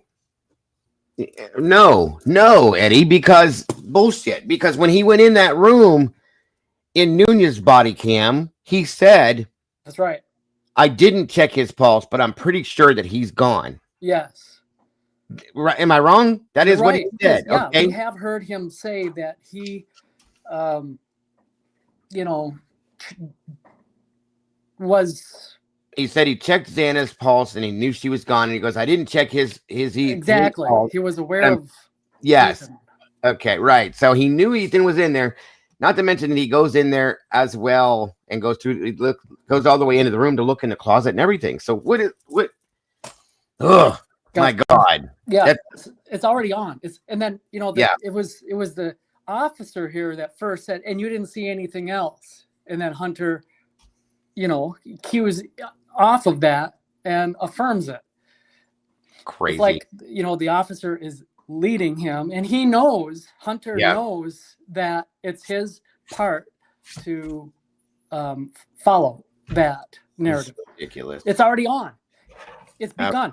So that means it has begun before the 911 call. Well, we gathered that based on what we know from the 911 call and we're just well, like the mainstream does, saying it over and over. Yeah. Reiterating the situation and just ensuring what we're seeing. That's all. Well, yeah, because let's like cat herding. Not everybody's on the same page, but they need to be. And if they're not yet, then if they're tuning in, they'll hear it for the first time at least. But if you watch that interview when Hunter Johnson is laughing, you can tell that the officer knows that they're doing the thing, the script that Hunter has been coached and he's trying to get it right. And like I said yesterday, that's what that sounds like. Yeah. They're playing a part, they're playing a role, and Hunter is an inexperienced actor in that. And it's obviously it's going to be awkward. He's in that room and he knows that he's trying to recall what he's supposed to say exactly and get it right so that it can be right. And he's laughing because, well, he's an inexperienced actor. Because he's messing it up and he's like, sorry. In the video. And that's why the laughter. And of course, if, the officer isn't a fool, he knows that. And if the officer knows it, then that tells us then it's not Hunter lying. It's the authorities lie that Hunter is telling. Sure. Absolutely. Now, let's expand on that because no one's touched on this, but it's been bothering me. Go for it, bro. The memorial. Hunter spoke at the memorial. Yeah. That is not authentic. That is a continuance of this whole thing because he's inserted into this and they need to, get that rooted, right? Get it established, so to speak. And that is the purpose of him speaking there. And notice he's my best friend, but now we come to learn that he only first met him last fall, so like about a year ago only. So it's ridiculous that he can consider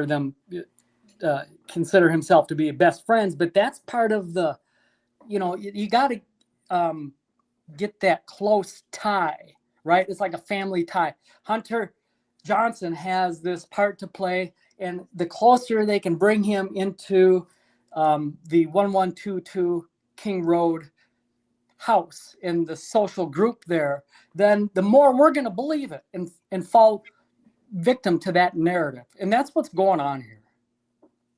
And we can see it coming out through all these body cams. And we just heard him say that the only person he saw is Anna. And of course, right. The less he sees in that house, the better. And they're all blissfully ignorant of what's going on in that house. And he only saw one. And it's all ridiculous. And there's when you're telling a lie, it slowly unravels itself. You don't Judge Judy says, you don't have to have a good memory when telling the truth. Yeah. Yeah. And Ethan, see, that's a funny thing too, is because Ethan truly was more best friends with that Pete guy than he was with Hunter. Hunter just became friends with him because of Xana, and his girlfriend and Xana were friends. That's all it was. So they overran that story to make it look good, in my opinion. It's kind of crazy. So yeah, that's nuts. And he clearly lies here. He even says on that he lied on the Dateline thing. He even says that he lied about the 911 call stuff at some point, so it's quite interesting. Hey, Terry. Daigle, have you well, this is really a question for everybody. Has everybody watched Pavarotti's most recent video when he is I think it's there's two main themes that he's touching on. It's Jack D taking a photograph of a suspicious looking van, and I think the other part is touching on this exact topic that we've been discussing the last couple minutes. It is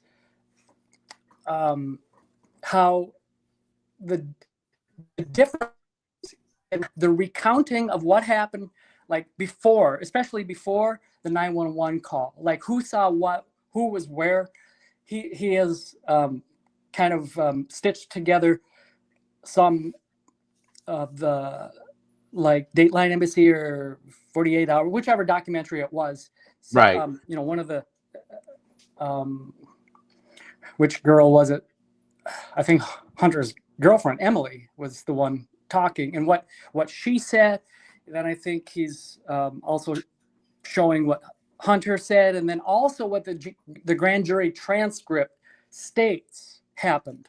And they're all differences. They all have, a different telling of what happened and who was where in the house and who saw what. Did you all see that? It's brilliant. I haven't it kind seen. of all needs to be presented like that, so we can, rather than discussing it piecemeal, to see it all in the same like video Yeah. No, as he's done. I haven't seen anything from Pav recently. I've been just trying to catch up with everything else, but I will go back and watch it for sure, because I'm, I try to follow everything he puts out just to see where he's at with it at this point, and so on and so forth. So yeah, I'll go back and check that out at some point too. And a couple other things I got to catch up on as well. But interesting point, and I appreciate you bringing that to my attention for sure. On we go. Hey, Fizzy, what's happening? Good to see you, Fizzy.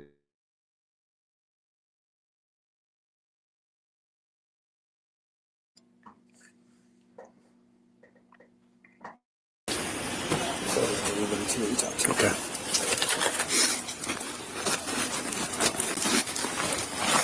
I'm just gonna grab a photo of you, just so I can tie the face to the name.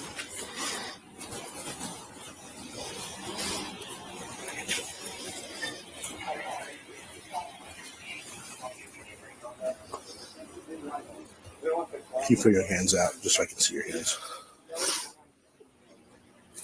Okay. You can see your front and back of your hands, your palms. Other side. Okay. What year are you? I'm in grad school here. Grad school. Okay. Your girlfriend's in the blue shorts, and she was the one that received the call from the people that live here? Yes. Okay.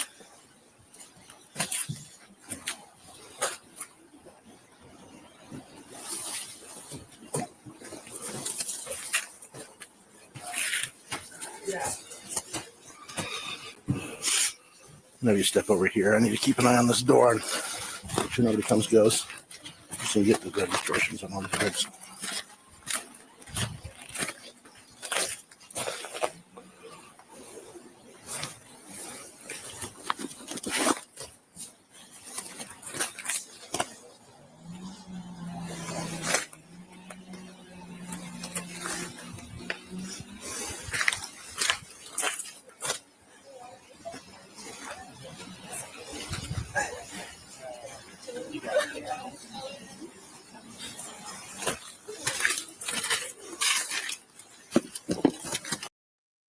And then, not that they've shown, Terry, they didn't do anything that you would do protocol, based on protocol. So as far as I know, no.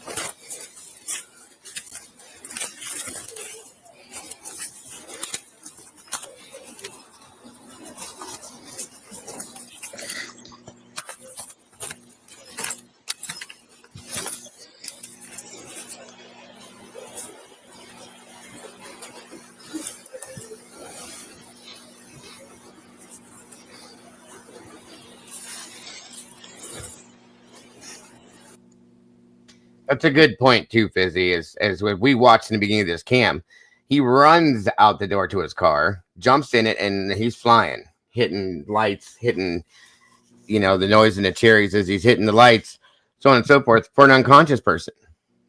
Yeah, it's like runners staged at the starting blocks on the track. Sure, right. And They already know They already know that they're, they just have to wait for the starter gun, whatever that signal is, to go, because they're prepped. Everyone knows it already. And that's odd in itself to see that, because you should have known, or it's obvious that, if you know what I'm trying to say. I'm reading, and Kent just said after 8 hours there was enough rigor mortis. I think that's what you meant to say, in them that they, see, based on my experience, in my opinion, rigor mortis at that point should have set in and started to set out, like, back off now, and then they were going to start posing, is what it's called. After 8 hours, you would think, because rigor mortis sets in within a couple hours, and then it releases, and then they start posing, per se, depending on temperature and stuff like that too. But that's weird. Yeah, they did show up. EMS shows up at some point in the first video we saw at Circus. Welcome, by the way. It's good to see you today. I don't know. I got a lot of questions at this point. Yeah, the ambulance did show up right around the time JD was walking up. Yeah, you can see them walk up, and again, they knew or were told. See, this is something I caught with them too, and this is only based on my experience. They come walking up the hill. They're all wearing respirators around their neck. Now, I've responded to many a call, folks. You don't wear a respirator on a standard call. Now, somebody told them they've been dead for a while. They've been dead, and there's a smell. When they were responding, they were told this, or they wouldn't have had those respirators around their neck. Okay? You don't walk into just every call with those on. They were told something. So somebody informed them, this has been a minute, there's a bad smell, blah, blah, blah, so on and so forth. Posing, Cat Lady, is like once rigor mortis sets in and then sets out, the bodies will kind of just pose. They go into position, per se, for the last time. Okay, that's the best way to explain it. Everything has been released. All the body fluids have released. They go into rigor, and then they release, and then they pose, is what we called it, as posing. So, I'm just dying to know now what the timestamp is when on Officer Nunez body cam, when Hunter Johnson tells him that, he checked Xana's pulse and knew, looked over and saw Ethan. Yes, we will find or that. something to that effect. I'm trying to get it exact, but close enough. We will go back here in a few, once we get through this, some of this, and we will go back and find that timestamp for sure. 100%. Yeah, because you're right, and thanks for recalling that, because we all heard that. Absolutely. That's why we do this. That's why we note things. That's why we keep up on these, that we know what's said when. That's the most important thing with these body cams, is who says what to who and when and why. Okay. And that's why we're doing this, in my opinion. So anyway, everybody recall around, and we don't have to be exact, but on this body cam, this is Warner. It was around 08, 09, Dago, when he said that the only thing he saw in that room was Xana. Yeah. On this one, yes. Yeah, on this one. 1208 to 1209 on Warner's cam. Write that down too. I guess it, and how EMS did. Go ahead. It must be only a couple minutes later when he's in the, by the dumpster, when he's telling Officer Nunez something different, which is funny. Yeah, very much so. And how EMS didn't even check the roommates or assessing it. Well, they were stopped. They were stopped right there as they came up the hill. They caught him at the hill and said, "No, you're done." They already slowed him down en route. That's why it took them so long to get there. Which still blows my mind. That EMS, other than the fact that, and I gave it to this because the only thing that makes sense, because Moscow's so small, I believe that their entire department is probably volunteer, and to get everybody there at the station to respond takes time when you're an all volunteer department, possibly. So they should have been there. If it was a full-time, fully staffed department, they would have been there before PD, or at the same time as PD, in my opinion, for that. So, and there was things going across the radio, mind you, understand that too, to Nunez or whoever the responding officer was about the situation. But it couldn't have been enough for him to know. 911 did not know what he was walking into. They couldn't have because they didn't say it on the call. What's up, bud? Can I answer Fizzy Cake's question? Absolutely. Please. You don't have to ask. The question that we have when looking at Nunez's body cam was the difference of Hunter Johnson recalling what he saw in Xana's room. So in this Warner body cam, he said he only saw Xana, but in Nunez's body cam, he says that he saw both bodies. Right, Charlotte. Yeah. So that's what we're looking for. Yeah, we'll point it out. We'll get the timestamp and all that stuff for it because it's yet again another lie, in my opinion, that is not a good thing. Yeah, we've been talking. We're going to be getting back into that too, Kent. We got a bunch of stuff to jump back into, so I'm trying to do multiple shows a day to catch up, but I will. Welcome, Carolyn Prestage. Good to see you today. Great to see you. No problem, Fizzy. And thank you. And Charlotte, thank you for your input as well. I appreciate seeing you here today. Snooper. Yeah, that's why I questioned that in the very beginning, Snooper, as to why they didn't allow EMS, but I did forget that a lot nowadays, and even then, a lot of PD, police officers, law enforcement, whatever, are EMS trained as well. And quite a few on Moscow's staff were at least basic EMT trained with BLS and ALS, or basic and basic and advanced life support, first responding techniques and stuff like that. It became a thing for a lot of PDs to do in case there is nobody that can respond per se for a volunteer department and stuff like that. But it doesn't mean that they should have still, like, I've been to many scenes, and I argued this point in the beginning, many scenes where they would still have us go in just to make sure that there is nothing that can be done, that they are deceased. It is what it is. But I guess, the veracity of the scene is told its own story as to the reason why they didn't need them there. I get, and they're trying to keep the scene clean. Yeah, that's a joke to me, but okay. Not that I know of, Terry. No, not that I've ever seen or heard. Just to assess for shock and a normal. Yeah, agreed. Snooper, 100%. Where is the red Jeep? Is still it. What in the hell? Where the hell is the red Jeep? What the hell? Right. Am I missing something? Yeah, what's going on? Weird. Is it what the hell? Hang on.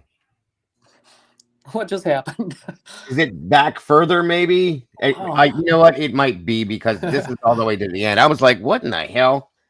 It's parked. Okay. Don't do that to me, Yvonne. Yeah, right. Give me a heart attack. Good God. I didn't realize how far down to the end this was, and it's there, folks. I see the it's blurred. You can't tell right now, but good God, that freaked me out. Like, what the hell? Okay. Anyway, sorry, you guys.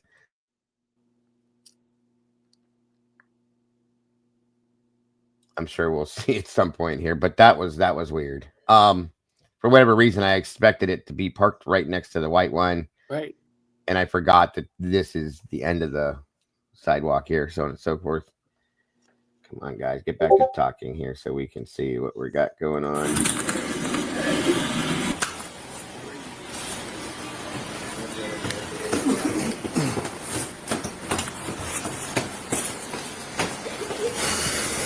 That includes the heli going and coming and going too, so.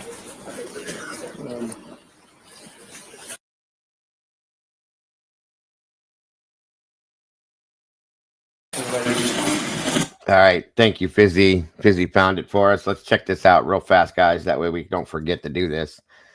This is where Hunter comes in, brings the officers in, and it says what he says. So And I'll even throw the captions on here to make sure we get what he says. Let's check it out. You're awesome, Busy. I appreciate you very much.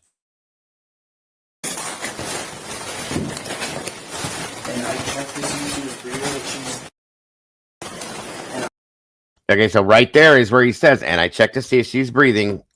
Okay. I didn't check him yet, but I'm pretty 13. And there it is. And I didn't check him yet, but I'm pretty sure he's gone. Period. Word for word, folks. I'll play it back one more time. Oh, shit. I went back too far. Sorry. And I checked to see if she was breathing. And I didn't check him yet, but I'm pretty 13. There it is. And that timestamp is, I'm going to say between 3:01 to 3:07 or 3:08, Eddie. Okay. 3:01 to 3:08. Okay. And there it is, folks. That's proof that he knew that Ethan was in the room when he brought him in. And then he turns around and says that makes the other statement that he did. So there it is. All right, we got that. Anything else you want me to play on this one, Eddie, or are we good? No, we're good. Okay. That's how we do it, you guys. That's how we do it. Back to this one. I don't think so, Mittens. I don't. But you never know. You never know. Then, of course, in the interview, he twice points out, and I was never up on the third floor, never saw anything up there. Yeah. Gotcha. Well, Charlotte says, he says that he only sees Xana. That's why he got the knife. He didn't mean that he only saw Xana overall. If he listened to what the police asked in the body. Okay. I will go back and listen to that again then. Beach Babe. Yeah, I saw it. I'm sorry. When I first looked up, I went, what are we doing here? Are we clipping things again? But it is what it is. I figured it out. But thank you guys. Fuck. Yeah. I just started the actual time. Just noticed that we were all the way in there. That's fine.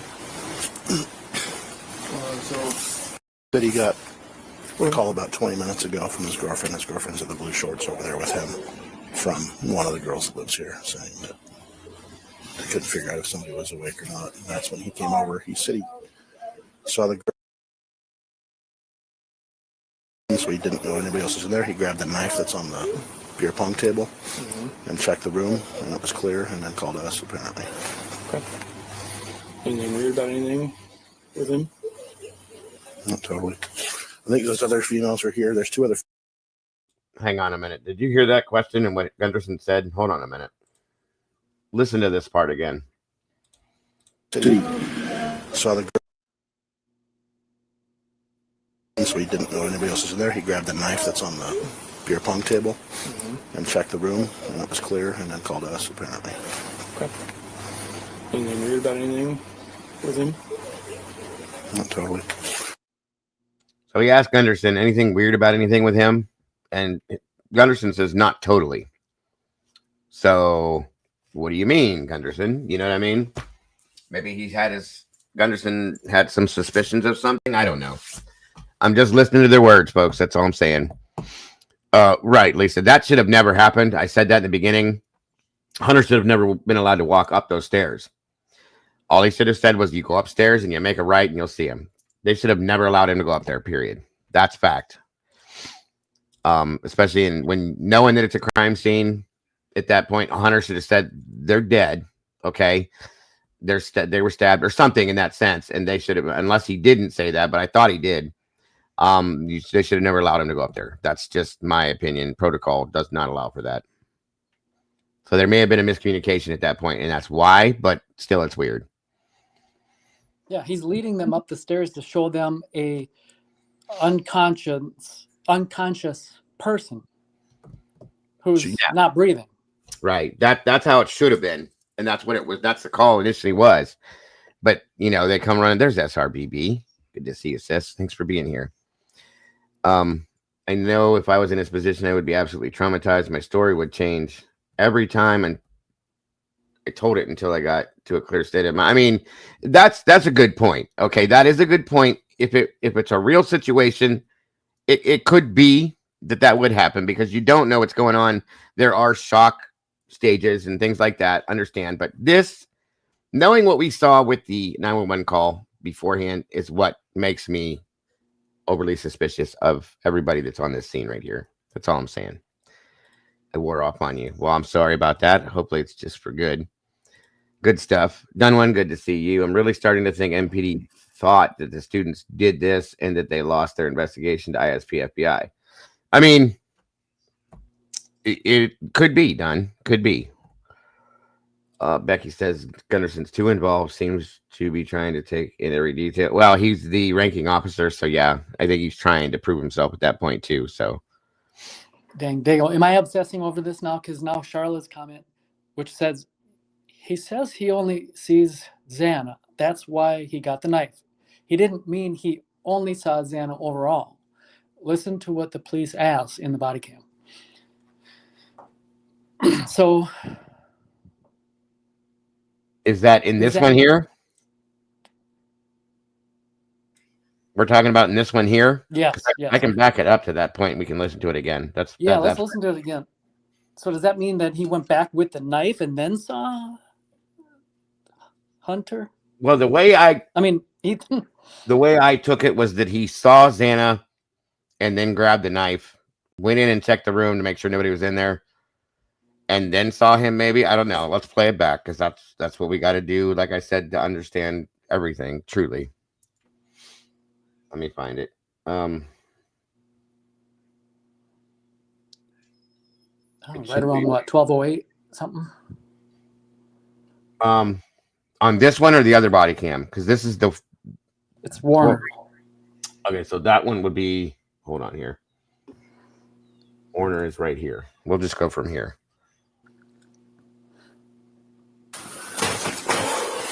Nobody else inside? Is there anyone else? Shit. There's. Okay. Slow down.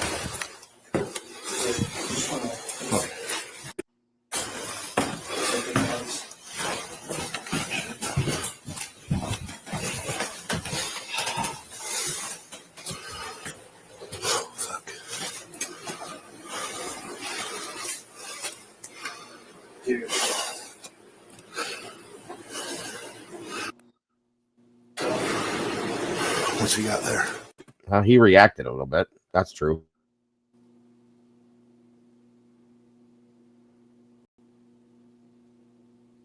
What's up, Dana? And Diane, welcome both of you.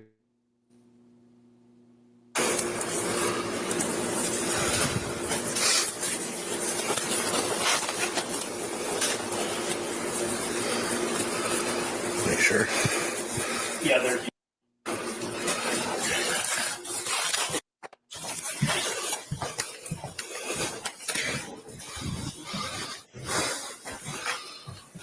Did you find them? Yeah, the roommates called me this morning to come check because they thought they saw someone in here last night and they went into their rooms. I came over when they called and I opened the door and I saw that. Okay. Let's go ahead and step downstairs here. Is there anybody else upstairs? Or anybody else? I don't know. Don't touch anything. Don't touch it. I grabbed that knife in the kitchen because when I went in there, I didn't know if there was something in there. But okay. I just grabbed it. Okay, so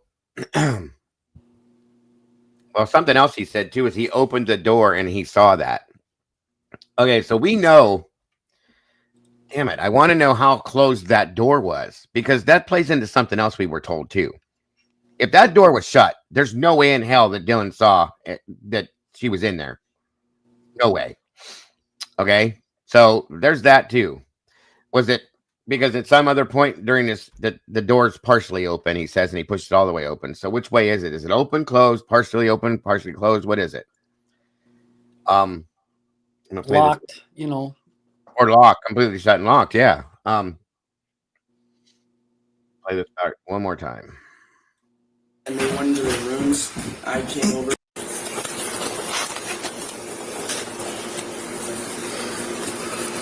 Make sure. Yeah, they're.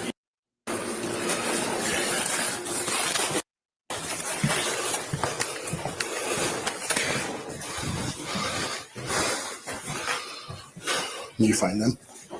Yeah, the roommates called me this morning to come check because they thought they saw someone in here last night and they went into their rooms. I came over when they called and I opened the door and I saw that. Okay. Let's go ahead and step downstairs here. Is there anybody else upstairs or anybody else? I don't know. Don't touch anything. Don't touch it. I grabbed that knife in the kitchen because when I went in there, I didn't know if there was someone in there. But okay. I just grabbed it just to make sure. You got your ID with you? No, I can tell you my name. Okay. Just sit right here. Nobody else inside? Is there anyone else inside? I don't know. If they were in there, they're upstairs on the floor. Okay, stay here. Okay. Any difference there, Eddie? Well, we haven't reached that part that we're looking for yet, but as far as the door being closed or open, that all goes along with that discussion we had the other night. You remember Jules' reactions is like, Christy, Jules said, I was wrong. We always thought that the door was locked, but now we know that it's a fact because Christy said it, that the door was shut because it was Ethan's body that was blocking the door. So no matter what, early on, that the narrative was one way or the other, that door was all the way closed. And that is probably the truth. Yeah, I kind of feel that way too. Because Hunter's saying it right here. He opened the door. And we're also told, folks, then why are we told the other that we're told that Ethan's in the bed, Xana's on the floor, which you can see her. Well, you can see where she is. The door's open, but then, I mean, they're completely two different conflicting stories. The story changed because it has to match what it says in the grand jury, what probably DM said in the grand jury transcript, that she glimpsed, the door was, somewhat open and blah, blah, blah. So that's why the ever-changing story. So it was closed because that would make sense. Those two had already passed away by the time that Maddie and Kaylee get home. They'll never come out and, commend us for figuring it out. And everybody's going to say, Dago, Pat, you guys nailed it. Eddie, you guys. Right. I mean, we've been talking about that for a while, about Ethan and Xana being targeted, possibly being killed beforehand, so on and so forth. It's never going to get brought back out that way.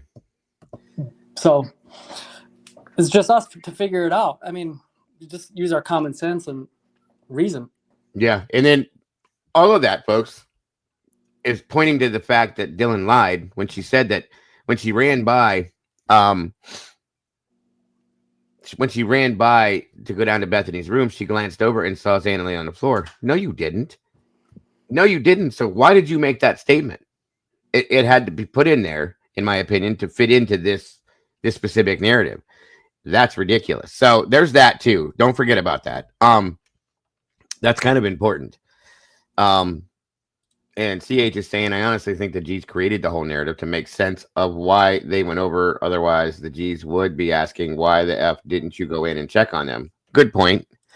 But still, too many lies going on here, and you can't fix these lies at some point, folks. They're just out there now. So now there's something else that's said here that I started to catch, and right as I paused it, because Hunter asked if anybody else is in the house, because he asks Hunter this. The girls start to say something, and I can't quite pick up on it, but it sounds kind of important. So I backed it up that tinge to see if we can catch that again.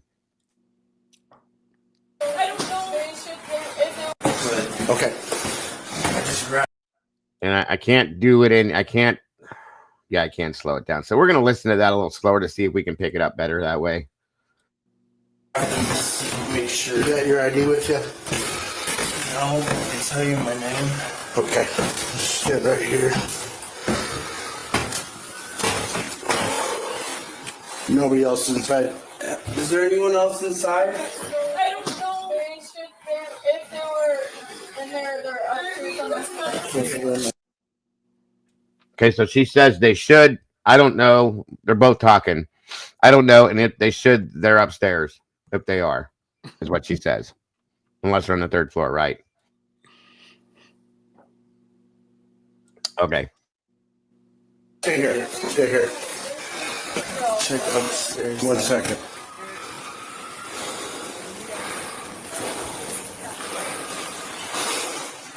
You want to go ahead and have a seat over here?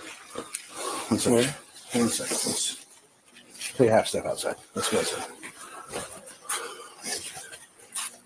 House isn't clear yet. People might still be inside. We're going to be clearing the house. So it's not 100% empty. This all there.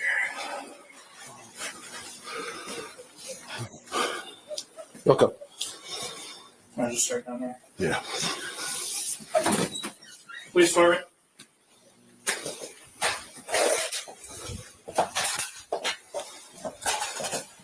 Police department.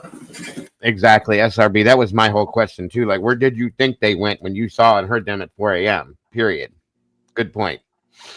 Yeah, all these actors, you know, the act is that nobody knows or is even curious about Kaylee and Maddie's whereabouts. We're supposed to believe that they're unaware of it still at this point.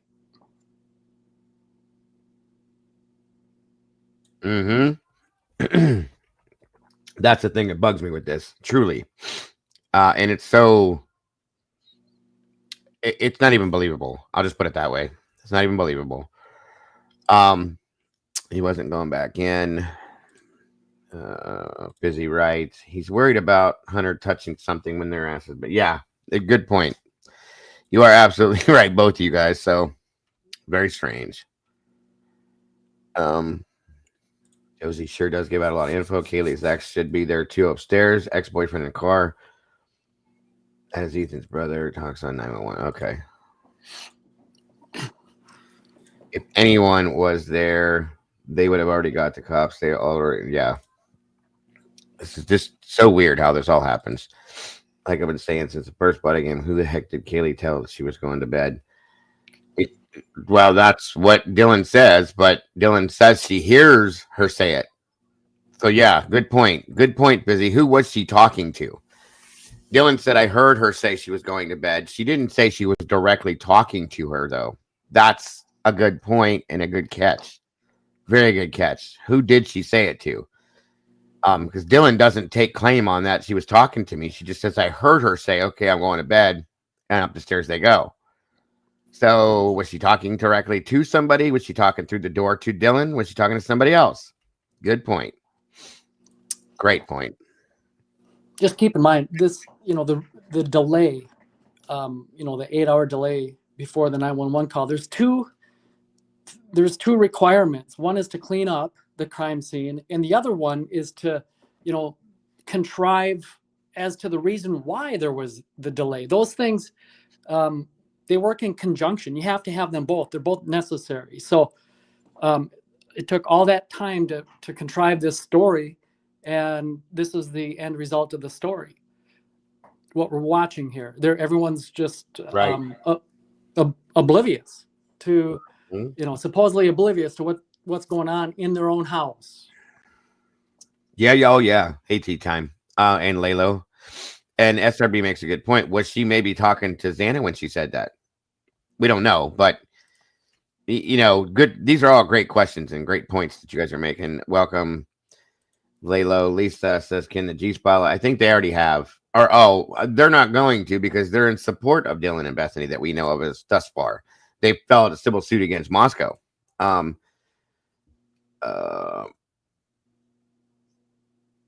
Great to see you, T-Time. Thank you for joining us. Mabbott is correct. Almost 10-hour delay. Yeah, that's what I've heard that too, that it was actually more than 8 hours based on what Mabbott stated, that it was closer to 10, which is interesting if you think about that. Because that, in my opinion, that's, well, not in my opinion, it actually changes the timeline. So just saying. And what's with Dylan looking like she's in her 40s? Oh, I don't know about that, hon. Sorry. I don't pay attention to that stuff. Just born that way, I guess. Yes, Dana was waiting for the food, and we saw that it looked like she was eating food. Oh, you're fine, Hemisphere. Don't apologize. Welcome back, my friend. I feel terrible with all their deaths yet. I am telling you, I feel Xana, and I can't think of how scared she was. I don't know. I feel she was verbally tortured and forced to say it's possible, very possible. And Dylan says that she hears Kaylee say she's going to bed, then scream to cover up the fact that she added it. Yeah. That I want to know who that contact is too. I do. I think that's important to this. Welcome, Transformer. In a recent case where the defendant was acquitted, the defense lawyers highlighted the glaring discrepancies in the testimonies of the witnesses. As such, noting discrepancies in any case should be noted. Amen to that one. Amen to that one. Thank you, Transformer, for your input. Very much appreciated. All right. On we go. Wait. As you can hear. Well, maybe, Becky. If that wasn't messed with, remember that. We don't have that raw footage. So a lot of that Linda Lane stuff and a bunch of other stuff had been tampered with, messed with, people added and took things out of it. So just until we can FOIA and if we ever get original raw footage on that, we can't 100% say that's true. You know what I mean? That's the biggest issue I've had with all that stuff. You are so very welcome, Transformer. Not as of yet, Michelle. Not real actual autopsy results. No. You are absolutely welcome, Miss Becky. You don't have to thank me, though. I appreciate you. It could be, Christina. That's my thought, too. Was it Molly that Dylan was adding to her phone? It could be. It would make some sense. You know, she was there. Who knows? And not for DoorDash reasons, in my opinion, if that is the truth.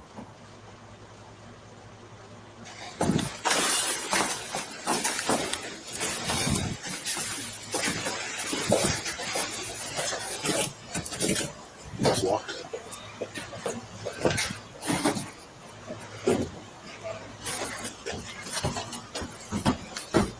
Moscow Police Department, if you're in here, announce yourself.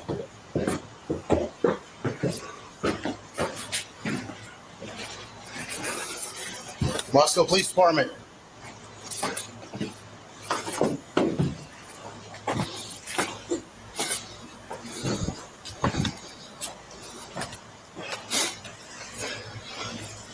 They're here.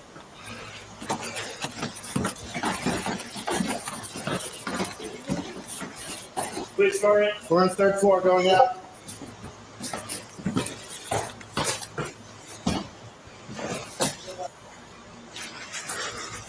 Moscow Police Department.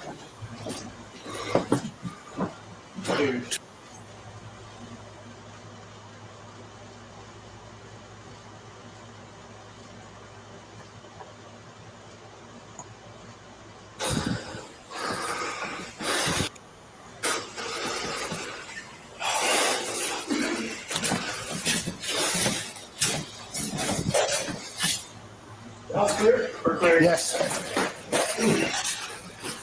Nice. Security outside first. You go to the front door. Yes. There's a back entry. I was going to start taping it all. Brian's keeping.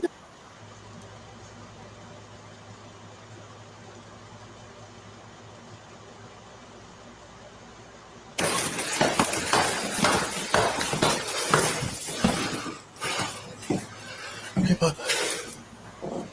Hey, puppy. Okay. You going down? Let's just clear except for the dog. We might want to make sure that thing doesn't. Yeah, I agree, because it's pretty bad at this point, truly. And I've done the same thing myself, so that's what I do believe it is. So they never found the sheath until what? Later on that afternoon, around about 5 o'clock or so. Well, that's a point of contention, Hemisphere. Welcome back, bud. Nobody truly does know. You know, like I said, there's a statement in the Patterson book that Michael Koberger makes to a friend of their family, Brian's best friend's mother, that if it's a true statement, it's interesting because he himself says they did not find that sheath when they claim that they did. They didn't find it till later on, supposedly. I want to know, and we've been through multiple reports and statements made about this damn sheath. We've never seen a photograph of it. I want to know, and I want to see a photograph or a video with a timestamp, a date, all of that shit on this to show me that that sheath even exists. Okay, at this point, that's what I want. I know I'll never get it. The reason why I'm questioning is I'm seeing 3 officers walking into that room several times already. It makes me wonder how far in the room did they walk into? Well, according to the reports, you shouldn't have to see it. And not one person has even mentioned it. Hey, there's a knife. There's a knife sheath. I would, if I was a police officer, I'd have made notice of that right away. Right or wrong? Right. You would think that if it was that wide open, that they wouldn't have to go to that extreme of really getting into that room and right. Not move stuff around, but just kind of really look at it and seeing a knife sheath sitting there. Well, and then we also heard a testimony from, I think it was one of the medical examiner's people, that he pulled a blanket back and then there it was. So who's lying and who's not? Okay, when was the knife placed? And I'm saying this because I'm saying it. I don't care what anybody thinks. When was the knife sheath placed there? Was it during first response? In this aspect, at this time frame, was it after this? Was it later that afternoon? Was it ever placed there? Was it placed right before the medical examiner got there at 4 or 5 o'clock the afternoon? When did it happen, folks? I mean, I can understand the stench alone is overwhelming, overwhelms you when you walk in the door. So I can understand it's kind of like you just want to back away, get out of the room, you know? Yeah, but you still got to do your job and check everything. You know what I mean?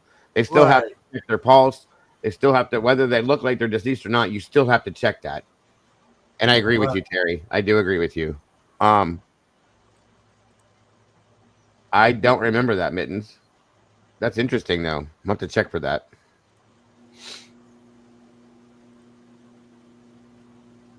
And there's a reason why some folks seem to think that law enforcement planted that sheet. There's a reason. It's because of that reason right there. So about 3 of you walked into the room and not one of you saw the sheet sitting laying there. That's what I mean. So it wasn't invisible eyesight, in my opinion, if it was there. And like I said, it takes me back to where we were told that they had to move a blanket to see it by the medical examiner. And then I'm just telling you, gentlemen, you better behave because Mama Bear snuck up here, so you better be good. Hello, Mama. How are you? Hello, Mama Bear. Hello, Eddie. Hi, Hemisphere. Hello. I'm good. I just woke up from a nap, so. You sound super happy and refreshed. That's great. I'm grateful to have you here. My day off, too, so. Good. Well, then, so there it is, you guys. Again, another issue of contention for us to speak about because they've gone in that room about 2 or 3 times at this point. Nobody's mentioned it one time. Like I said, if I was one of the officers and opened the door, looked in there and it was there, I'd say, holy shit, there's a knife sheath. Is there a knife? What are we doing? You know, it would have been mentioned. Nobody says a word. At least in my opinion, it would have been mentioned. Nobody says a word. So again, it's either me. Oh, so go ahead. I'm sorry. One of my questions that I want answered was answered yesterday when we look at the body cam of Gunderson. What was in his hand? It turned out it was his phone. So, yeah, his phone, right. Well, I know that was an issue when we first watched Nunez's body cam because he had something in his hand, right? Right. So that answered my question right there. But they centered their whole case around that sheath.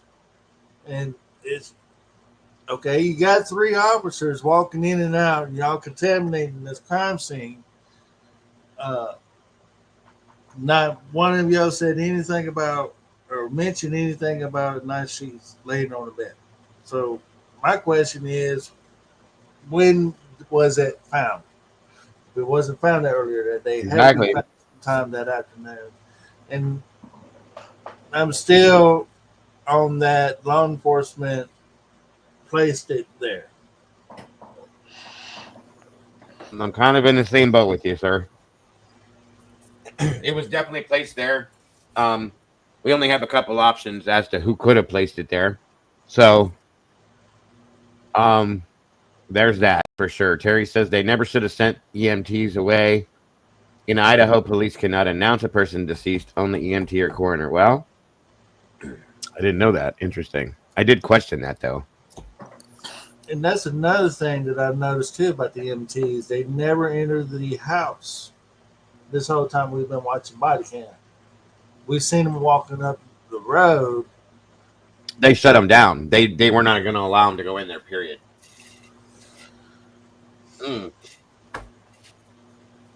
So, I don't know, is that a being a former EMT yourself, is that normal for that to happen? Well, not really. Not where I'm from, but I even said this 2 years ago.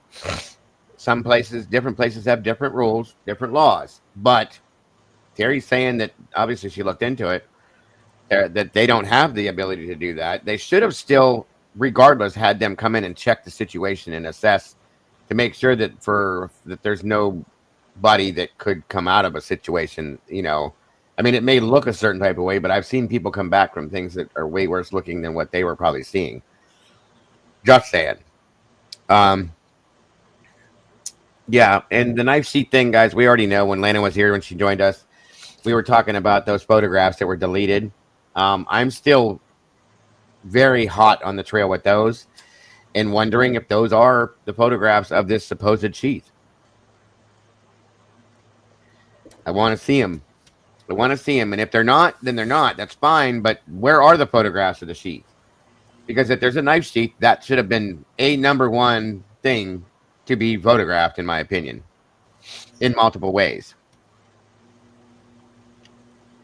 Because I'm telling you, I've said this before, and I hope they prove me wrong. But I struggle even believing there is the existence of a K-bar knife sheath at this scene, at this point, okay?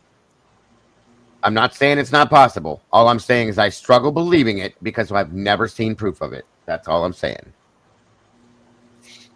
Yeah, they all should have had booties, gloves, everything on. I do agree with that. Wolf Angel says, see, there is no sheath getting exposed now. We would never have seen any of these docs or body cams if Brian wouldn't have taken the plea deal. That's probably true.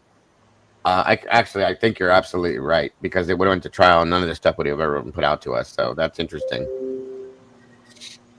I don't even know that half of this would have been presented at trial. So good point, Wolf Angel. Good point.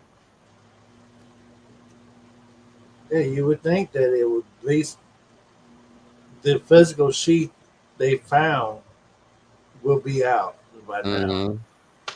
Yeah, and like Debbie just said, Lana did say over at Truth and Transparency, she said that it could have been the guy that came later on and he did not have a body cam on. Well, that would be convenient, don't you think?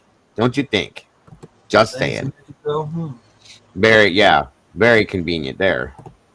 But, you know, it kind of makes a lot of sense knowing what we know, how everything transpired. Yeah.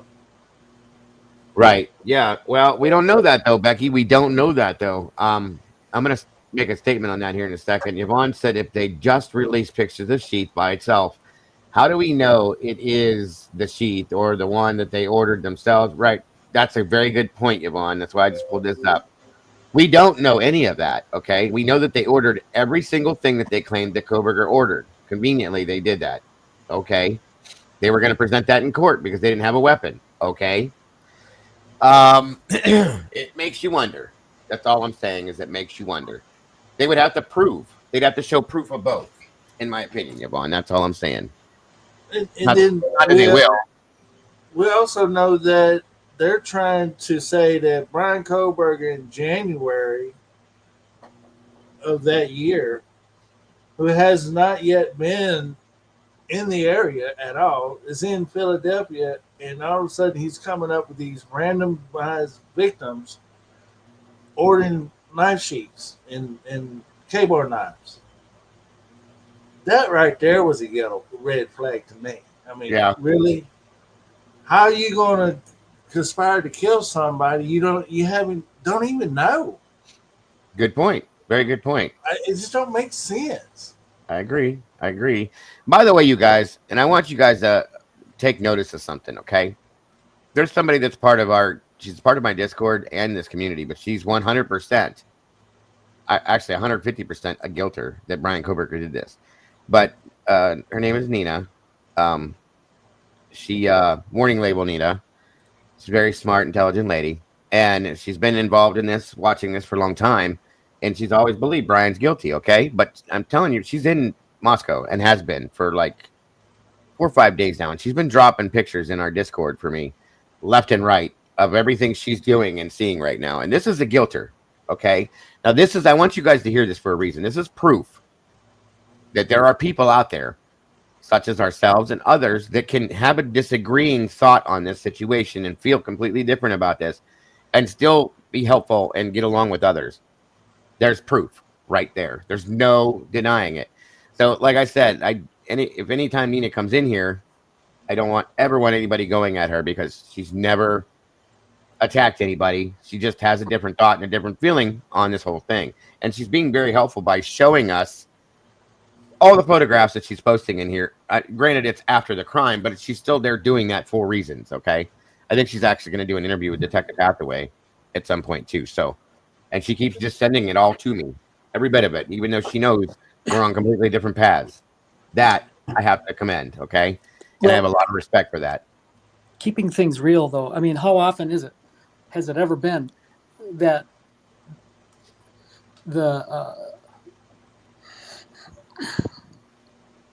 there's very few people that do that. If that's what you're getting at, like, how often do we get somebody that can't? The word I was striving for is intolerance. How often is it that the ones who are looking for the truth in this are intolerant and lash out at the guilters versus the other way around? It's like the other way around. Channel and a guilter group will ostracize and run out of the chat room. Anyone who dares suggest that Brian Koberger is innocent, or even not even that, just ask the valid questions. So, I've never really seen it where a guilter would come into like the YouTube channel like yours and the chat be intolerant of them. It never really goes that way. Unless I've been missing something. No, you're correct, Eddie. That's what I'm saying. It's very, very rare. You are right. But I'll take it when I can get it. You know what I'm saying? I take it when I can get it, and I appreciate and respect what she's doing and the way she's handling herself with this. She's always been very respectful, so on and so forth. So I give her that, and I appreciate that very much. Have you looked at Nicole's bit? I don't know who you mean, Lisa. I've seen a few. If you're talking about the same one, I think so. Different versions of them. Yes. Unless there's a new one. No, I don't know. Yeah, I'm still waiting to hear that too, Contessa. I'm still waiting to hear that too. Also, Eddie, is for me, is that even the thought of what the prosecutor said, that he didn't really need anything from Koberger. Everything out of his mouth would have been a lie. So they never really considered just sitting down and talking to a Koberger and get his side or anything like that. It was complete one-sidedness, and it was they could thrown about narrative on him, saying that bashing his character. That's what I saw. Well, because they couldn't just very quietly and comfortably bring him in and sit down with him, because it would not have fit the narrative that they had to run. They had to run the whole he's a monster, kicking his windows and doors in, dragging him out of there like this crazy person. Right. They didn't need to do all that, but they had to do it to make this narrative, to make the guilt. How can I say this? They had to do it that way to make the guilt real forever for the world, to make him the monster that they needed to for this to be what it is. Because if they had brought him in and, of course, recorded it in an interview and saw how calm and collected and cooperative he would have been, that would have been one thing that would have bounced off of the propaganda. They wouldn't have been able to. Nobody would have believed that Brian Covert. They didn't want anybody to see him in his real form. Does that make sense? That's what I'm trying to say. They didn't want the world to see. Yeah, they didn't want Brian to see. They didn't want the world to see Brian in his real form. Sorry, go ahead, Eddie. They already know he's innocent. There you go. That plays that right there. That's a very good point. Okay, because if you saw Brian in his real form, his true form, nobody would have believed he did this. So they had to do it that way, in my opinion. Just saying. Just saying. Okay. But we've taken a little bit of a left turn. We were looking at the timestamp around like 1208, 1209 to find out the answer to our question about what does the officer ask Hunter Johnson about what he saw in the room, and then what is Hunter Johnson's response? Yes. I thought we answered that though, didn't we, or no? No, that's what we reeled it back for, and we still haven't gotten there because you kind of reeled it back about 8 minutes. No, I mean 5 minutes too far back, and then we started talking about other things that we saw. Sorry. You're right. Wade Bird 77, Christine. Is there any indication that Ann Taylor had seen pictures of any knife sheath, or was she also indicating throughout that she never saw any pics? Well, I have that here. Everything about the knife sheath. The exact location of the sheath is unclear in both photographs. This is congrats. I'm going to refer everyone to that motion in limine number 6 that the defense filed. It is on page 2. I think it's like a what do they call those? A subtitle? A footnote. The footnote, yeah. Footnote. So yeah, apparently there's a couple photographs, and it's not even clear in those photographs. It goes on to say, it's tucked under the covers. It seems to suggest that there's one tucked under the covers. So what I have to believe is that there's never been a knife sheath for real, and that there's this Maddie would be partially covered with the comforter or whatever. And, right. And there's this area, maybe that suggests that there's a where the cover's not lying flat, like maybe there's a bulge. So it's your imagination could suppose one to be right in that area where the bulge is. That's my guessing. So in other words, they're just gaslighting the defense. Well, there it is. You can't see it, but it's right there underneath that cover. Can't you see the bulge? That's probably what's going on. There was never a sheath. Makes sense. It makes sense. It totally does, Eddie. It really does, because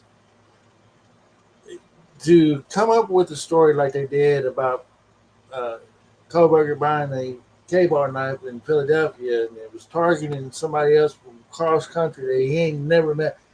That's just grasping for straws. And then, if Ann Taylor would have had the sheath, and they really had the sheath, I don't think it will play out the way it did. So, absolutely, I don't think it existed. They had to justify the scene in all the knife wounds. But I remember the coroner even said to the local media there that the wounds did not even match a K-bar knife.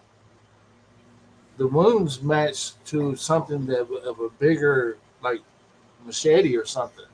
Yeah, Mabbitt said they matched. They're more realistically matched up to a very large bladed weapon type thing. Yeah, and I automatically went to a machete type thing in my mind. So yeah, because she said that she questioned law enforcement and how they got to that point, and it's funny because after she said it, all of a sudden they cut her off. They shut her down. Yeah, they shut her down quick too. Again, Yvonne, that's a great question, but I think that plays back to what I said before, in my opinion. Why can't someone get the interview of Brian by Payne after his arrest in PA? Pierre recorded video, Gilbertson recorded audio, but so far we haven't seen or heard anything. That's true. And here's, in my opinion, this isn't facts. This is just my thought process and why. Why I think we haven't, nor will we probably ever see that, is because, again, I think it'll show Brian in true form as a human being and not the monster they want us to see him in. Okay, that's why I don't think we'll see that. Why we haven't seen it, because he was probably very cooperative, as we read, very innocent acting to the extreme, and showing not showing the monster that they need us to see. That's why I think we'll never see that, nor have we. That's just, again, my opinion. In the recent trial that I mentioned above, the defense focused on the main physical evidence that was being used against the defendant, hence focusing on the sheets in the Idaho 4 case is necessary. Sure. Just show it to us. You know what I mean, Transformer? Show it to us, make us happy, and we'll shut up about it. But they're not going to, because, in my opinion, like I said, I'm not even 30% okay with believing that there is one. That's all I'm saying. We heard Ann say herself that the sheets was placed there, so she has belief in that aspect to some extent as well. If the sheets exist, of course. Yeah, I saw that too, Fizzy. Thank you, hun. You are so welcome, Transformer, and thank you. Kelly Land's in the house. Good to see you today, Kelly. Thank you for joining us, dear. Great to have you here. All right. Yeah, because that would have been a real big thing for any officer who walked into the scene to see a sheet sitting there. If you see a sheet, then you're going to automatically think, oh, the weapon has to be nearby. So there'll be a search for the weapon. I don't know. Yeah. Most definitely. All right, on we go. And Mama Bear, I'm about to type something to you in the Discord if you can still hear me, dear. Okie dokie. All right. Halfway turned around just now.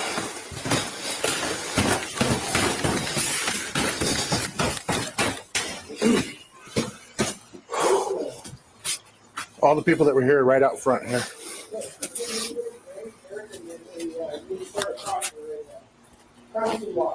Gotcha.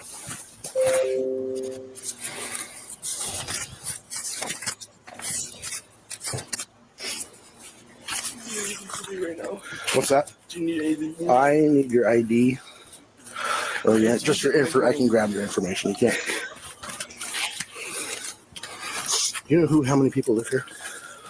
Or is that their place? This is their place. Okay. What's your name? My name.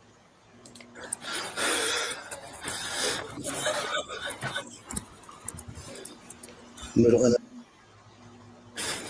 birthday. 89. What's your local address? Did they call you over here? Yeah, they called me over here this morning, like 15 minutes ago.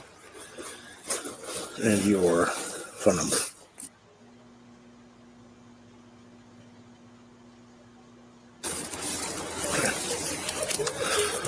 Must have been pretty 6 one to touch.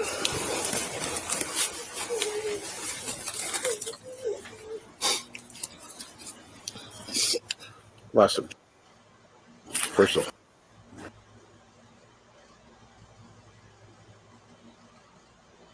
Nine. Math right out. License Idaho, correct? Okay. Pay firm.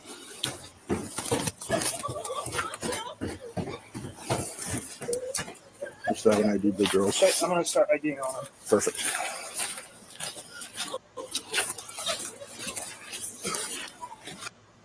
Who do you know that lives here? All of them? The girl in the middle with the green pants, long pants, and the blonde girl behind her. Live here? They live here. And then Are those other girls just neighbors or? Yeah, the girl in the blue shirts and the girl in the orange sweatshirt live with me. Over there. And then the guy in the green sweatshirt just lives on campus. Okay. And then those two girls live here, and then that girl in her room is there, and there should be two more girls. I don't know what's going on up there, but there's two more girls, and then one lives right there as well. Okay. One lives here. I haven't seen him leave here. There's a locked door back here. What do you know what that leads to? Which door? I don't know. It's like a key access or a code access. I'm not sure.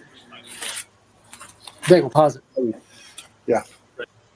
I'm sorry. And this is before we got to the point, but it's interesting because in those like noise complaint, he's opening the back slider with Kaylee. Yeah. You know, with the zip ties. Now, when asked who lives in the house, he doesn't even refer to Kaylee by name. Nope. Well, remember he claimed he doesn't even know her that well. Remember that? Yeah. So there, yeah, it's interesting. It's very interesting, Eddie. Fizzy, do me a favor and type something in the chat real quick, dear. But yeah, no, that's a very good point, Eddie. But anyway, we're about to get to that point where we're listening for what the officer asks, and then how he answers, surrounding what he sees in the room. Yes, absolutely. Phenomena Mom, welcome. Good to see you. Welcome, Fizzy. Well, there you go, Fizzy. Now you see it. Welcome to the team, Fizzy. Congrats. You've been super helpful for the past like 3-4 months. I think it's both. You deserve it, and it's about that time. I talked to Mama Bear and SRB and a couple other peeps. Welcome to the family. Welcome to the team. We appreciate you very much for all your help, Fizzy. God bless. We love you. Welcome, Fizzy. Yes. Let me pull that back up, you guys.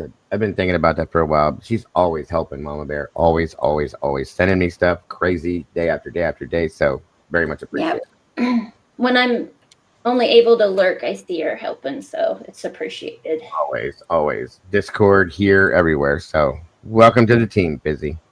There's our Lucci. Good to see you, Lucy. All right, back to the point where we were. And if you got any questions about anything, we'll get you fixed up, Fizzy, in the Discord and all that. The mods will help you out. And there we go. Yes, he's in his original form, Lucy. You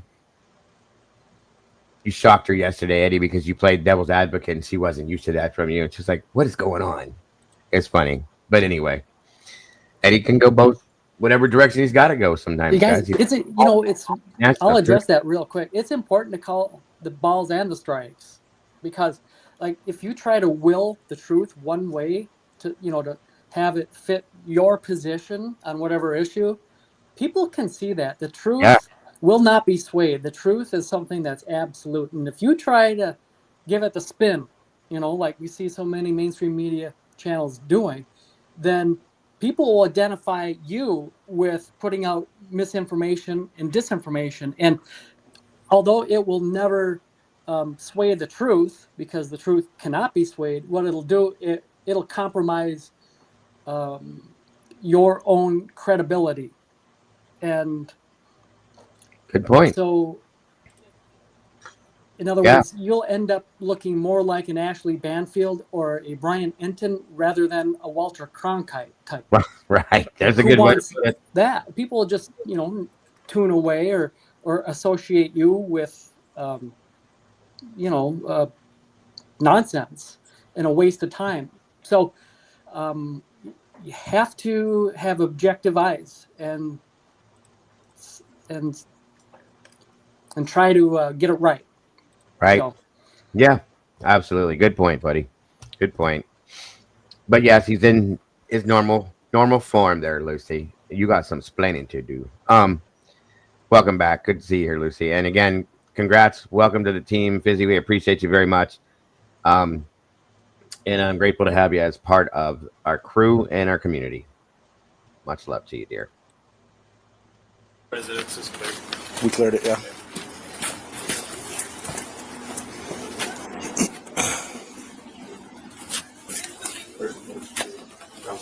Oh, sure.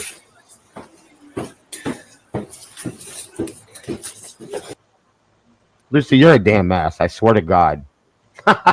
With all that, she goes right to that. I love you to death, though. That's hilarious.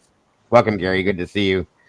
Yeah, definitely. Eddie, definitely you don't want Ashley's neck. That's for sure. Yikes, Um, no. no.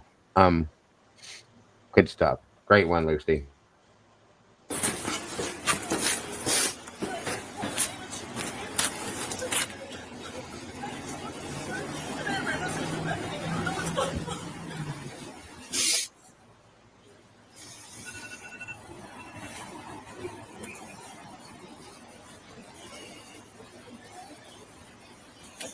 I literally 100% critical. This is where my issue is. I pointed this out when we first saw Nunez's body cam. I started seeing it there, but we've seen so much more of it now. And critical says now you're getting it. Figure out why all of them are distancing themselves from Kaylee. Bethany, Dylan, Hunter, and JD all distance themselves from Kaylee. Maddie, what did you tell Adam? Thank you. That is what I want to know right there, critical. Thank you for pointing that out. I think that is an answer to just about most of this, in my opinion. 100%. 100%. And I explain the distancing because it's happening. It has happened completely, folks. I'm telling you. I don't know who Kaylee is. This one don't know Kaylee. That one don't know Kaylee. But they do, in my opinion. Why are they distancing themselves? I think that's bingo. Good point, critical. Very good point. And another question too, Dago, is why didn't law enforcement call them out on that after they done walked up there and seen Maddie and Kaylee's up there upstairs? As far as what? What do you mean? By distancing themselves. I can't even talk. Distancing themselves? Maddie and Kaylee, like you're saying. Well, I don't know. Didn't know they was upstairs. You know? That's the thing is I don't know. I don't know, again, it seems to be part of this whole thing. So I told him everything, right? That's what we want to know, Gary, 100%. I'll fix it, Fizzy. Don't worry about it. Lucy says even in a 911 call, they absolutely are hugely, yes, big time distancing themselves. The language used, the lack of accurately describing the scene, not asking what they need to do to help. Right. Thank you. I'm glad you guys are seeing that because that's where I've been with this for quite a while now about the whole distancing thing. There's something with that. There's something in there that tells the story to this, the answer to this whole thing, in my opinion, about the whole distancing issue, and multiple different variations of that going on with this, folks. It's true and it's factually happening. I'm telling you. Thank you, Lucy. That's a great point too. And during his interview, when they took him in, did they even ask him about, did you know about Kaylee and Maddie being upstairs? Because I already know Dylan pretty much didn't ask the officer point blank if they was upstairs. Wait a minute, hold on. You just said not even about a couple minutes ago, Dylan, that you heard her walk running up and down the stairs. So now you don't know she's there? I mean, I'm trying to get it. Yeah, you bring up a good point, Hemisphere. That's a very key detail, attention to detail that you had there that I have overlooked. You're right. Keep going, guys. I'm going to step away. I can still hear you, though. Keep talking, please. It's just these officers is driving me crazy because there's things that they could have pointed out and going, okay, in your statement, you said this to this officer, but did you not know about this up here? Yeah. I don't know.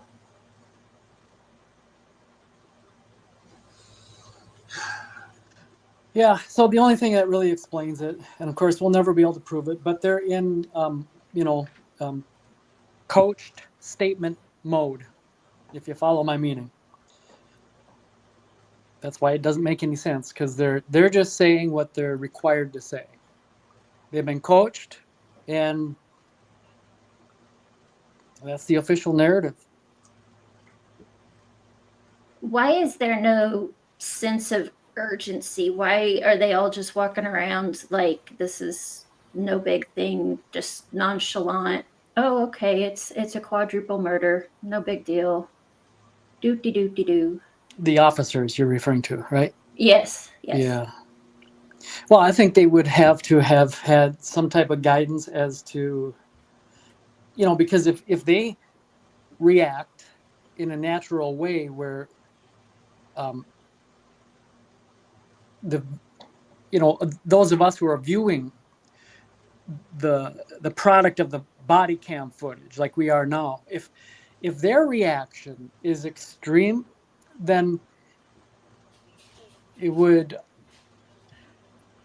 cause us to ask the question, well, how come, if it's that unnerving and alarming to the officers and they're reacting that way, then how come what explains the roommate's behavior? So it'd be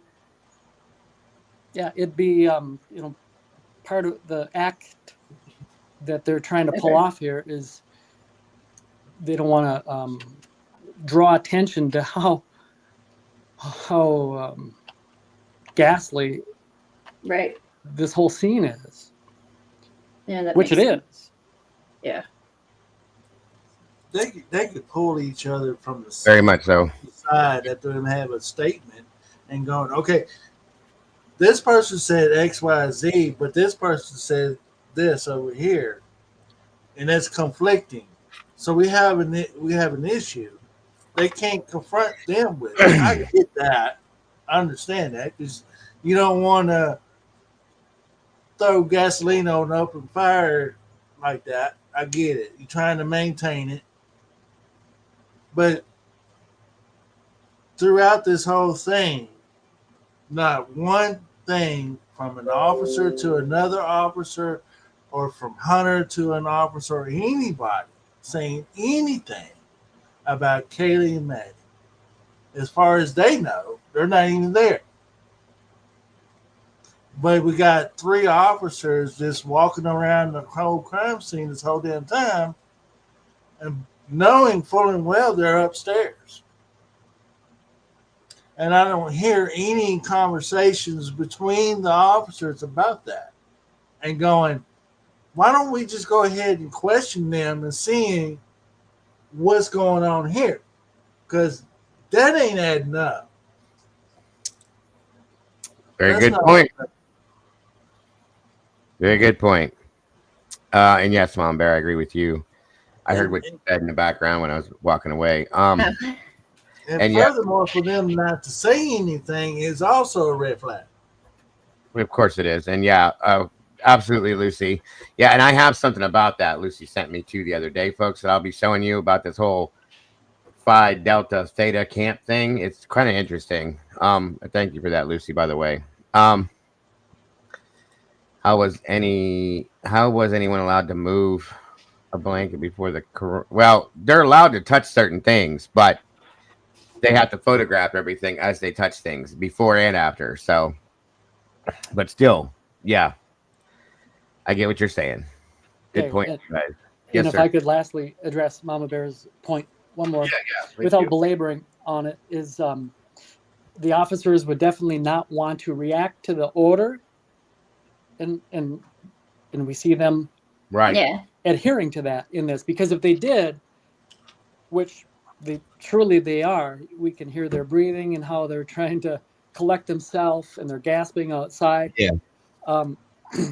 In a way they are, but if they were like talking amongst ourselves, like if you and I were the officers, Dago, and you would be like, "Oh, Eddie, did you smell that?" Right. Then we would all say, "Well, if it's that obvious, then how come the roommates didn't?"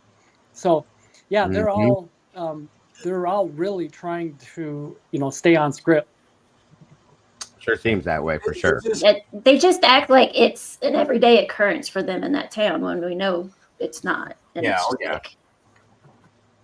Even for them to sit there as long as it did, and we don't know exactly what time frame this all happened at, anytime between 4:30. That's what they want us to believe. Okay.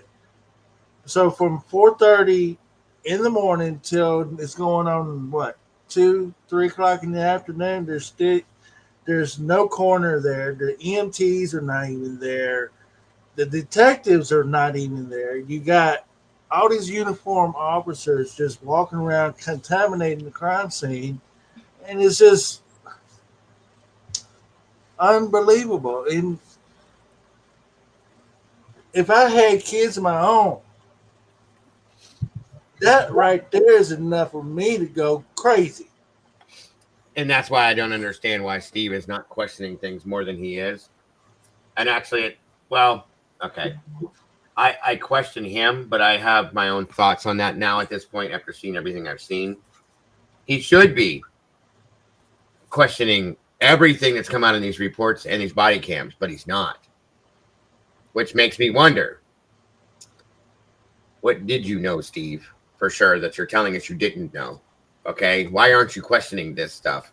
Why aren't you questioning these people? Why didn't you question the 911 call of everything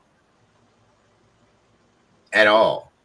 Because he should have, in my opinion. So there's some questions I have for him and the Chapins.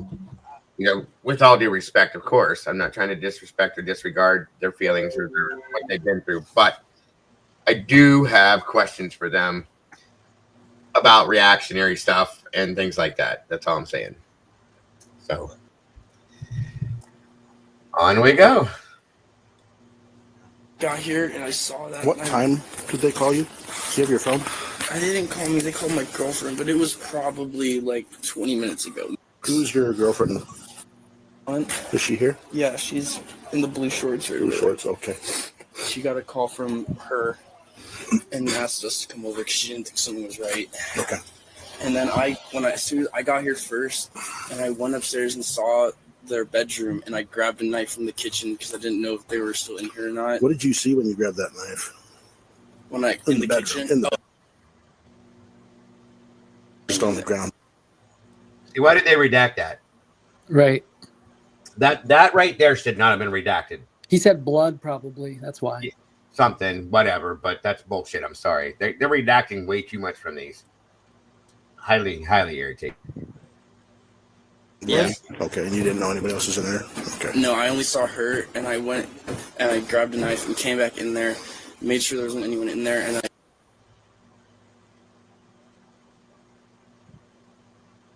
You didn't know anybody else was in there, and he said, no, I only saw her. So. But then he came back in there.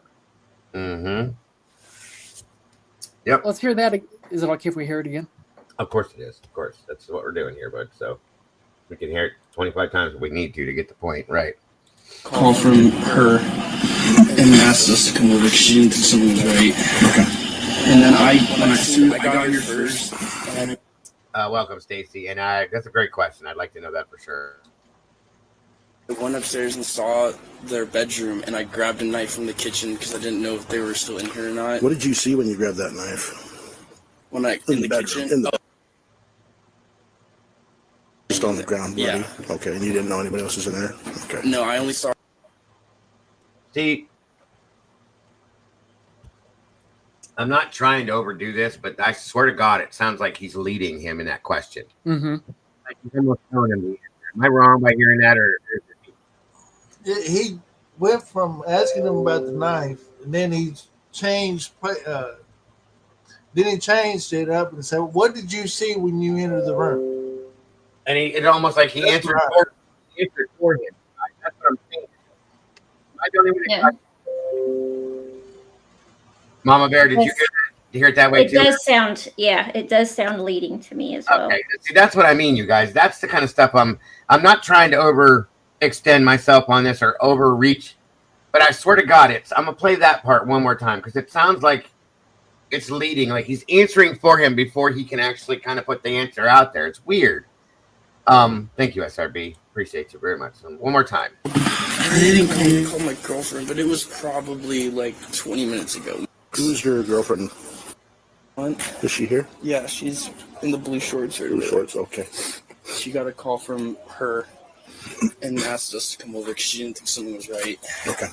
And then as soon as I got here first, and I went upstairs and saw their bedroom, and I grabbed a knife from the kitchen because I didn't know if they were still in here or not. What did you see when you grabbed that knife? When I in the bedroom, kitchen, just on the ground, bloody. Yeah. Okay, and you didn't know anybody else was in there. Okay. No, I only saw her, and I went and I grabbed a knife and came back in there, made sure there wasn't anyone in there, and I Made sure there wasn't anyone in there. So he checked out the room for the bad guys, right? Correct. Yep. So that means he's entirely checking out the room. You'd have to look around the whole room, and it even says in the written report that he went and checked out the closet and everything. You don't tell me you didn't see him on the bed. Bullshit. Come on. I'm telling you guys, this. Exactly, SRB. Exactly. And I'm glad I'm not the only person noticing this shit. It's pissing me off. Was the door completely closed when you walked in, or was it partially open, or how? They won't see. That's what they're not telling us. But we've heard 4 stories on this, and I'm telling you at this point, I'm kind of with Eddie on this, that I feel like the door probably was completely closed. He opens the door. Welcome, Laura. Good to see you. That he opens the door, and that's what he found. Those were his words. Now, earlier on, in another part of this or somewhere else, he says that he saw the door was partially open, and he opened it all the way. And then we're told by the consultants that they had to bring him over to kick the door in, basically, because somebody was behind the door. So which one is it, you guys? That's what's driving me nuts with this. And I'm going to go with the fact that it's almost probable to me that the door was completely closed. If it was completely closed, then that would 86 Dylan's statement when she said she saw Xana in nothing but her underwear and t-shirt laying on the floor. That's right there. So that door had to be open. Oh, well, no, it didn't have to be open. It was either the door was open or Dylan lied. Pick your two. Which one do you think it would be more realistic? Would it be that I'm going to go with the fact that she lied? Yeah, well, I get that too, Dago. I mean, she has a lot of stories, and it changes a lot too. So I feel like it very possibly could have been closed, and probably was. That's just my opinion. And she lied once again, but I could be wrong. Could be wrong. Just saying. Okay.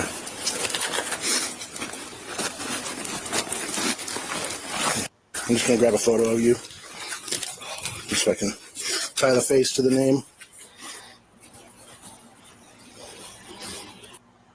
Exactly, you guys. Like Judge Judy says, Eddie's quoted it before. If it don't make sense, it's probably not true. So think about that. Dale, can I read you a little bit of the grand jury transcript? Yes, sir. Please do. Together, DM, BF, and HJ started to walk up the stairs to the second floor. Mm-hmm. When they reached the second floor, HJ went to the kitchen to grab a kitchen knife. When he came back out, DM saw Xana again for a split second. Yep. And I just started bawling because I thought she had just I don't even know. I thought maybe she was still drunk and asleep on the floor. That's from the grand jury transcript at 190, 1 through 25, and 245, 22 through 246. And I'll be honest with you, Eddie, that part right there that you just read, what Dylan was probably going to say, but stopped herself or was given the eyes because that's not part of the narrative. What she was probably going to say was, I just thought that she was dead, but couldn't say that because at that point, nobody's supposed to know that. It was just that she was passed out. So she rolled it with the rest of that. That is what that sounded like to me. That must be like page numbers. Grand jury transcript at page 190, and then lines 1 through 25. Yeah. And then on page 245, looks like 22 through 246. Mm-hmm. I don't know. Regardless, BF also saw Xana lying on the floor. That's in the grand jury transcript. Interesting. But yeah, I think that was a slip up that almost happened right there when she says that I started bawling because I think, well, maybe that she just was passed out. Does that make any sense? Or would it make more sense to say that I thought maybe she could be dead? That makes sense to me. I'm sorry. And I think she almost slipped up and said it. That's why it's in that transcript that way. Just saying. Stacy Glandon, welcome. Good to see you. Yes, agreed. Agreed. And thank you for reading that, Eddie. Thank you for reading that. And Phil, where did Phil's comment go? Yes, at one point, we were told Tana was in the hall outside the bedroom. Yes, we were. If you guys remember that, yes, we were. They've changed their stories so many multiple times to fall in line with what they're trying to tell us. They absolutely have done that many a times. We were definitely, whether it was a rumor or whatever it was, we definitely have heard that. That's very true. That's my point, Mittens. Why would you be bawling if she was passed out? You see what I'm saying? No. She was going to say like she thought she was dead, but couldn't because that didn't fit that narrative. It had to be that she was passed out. Remember? See? That's what blows my mind with this. But did she lie or did they tell her to say? It could be either way, Fizzy. Or it could have been a combination of both. You know what I mean?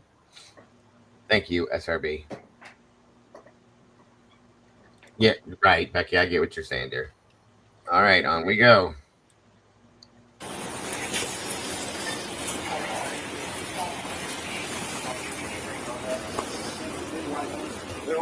Keep putting your hands out just so I can see your hands. Okay. Let me see your front and back of your hands, your palms. Other side. Okay. What year are you? I'm in grad school here. Grad school. Okay. Your girlfriend's in the blue shorts. Mm-hmm. And she was the one that received the call from the people that live here? Yes. Okay.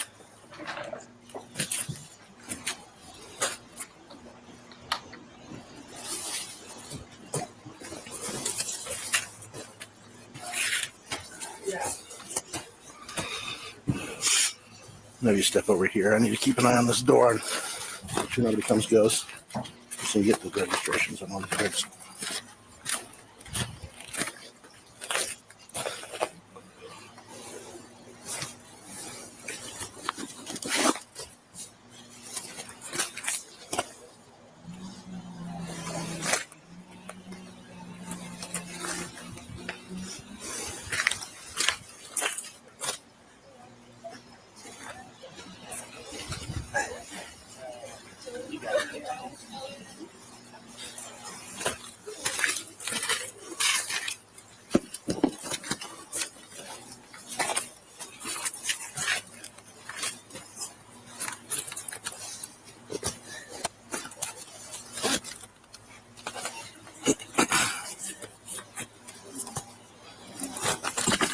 That's a good point, Bill. Very good point. Appreciate you putting that out there.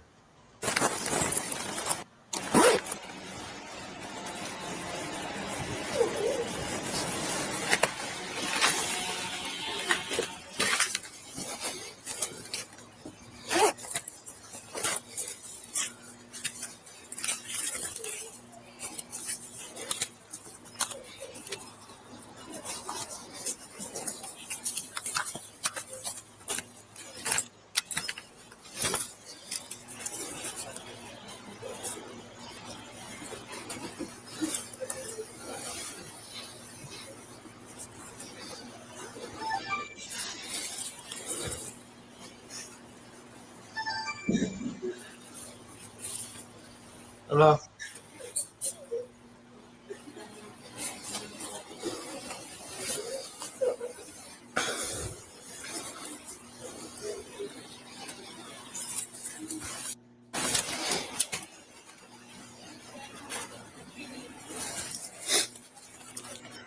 You can go over there and stand by them.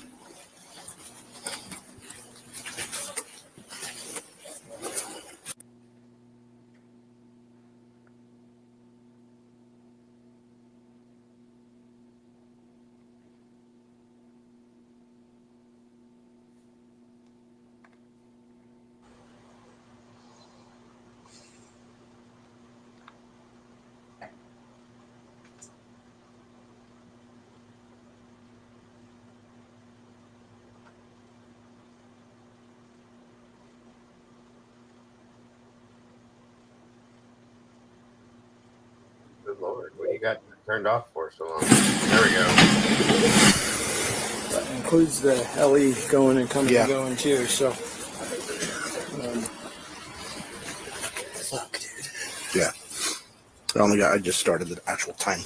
Just noticed that we were all the way in there. Okay, that's fine. But he got a call about 20 minutes ago from his girlfriend. His girlfriend's in the blue shorts over there with him from one of the girls that lives here, saying that they couldn't figure out if somebody was awake or not. And that's when he came over. He said he saw the girl,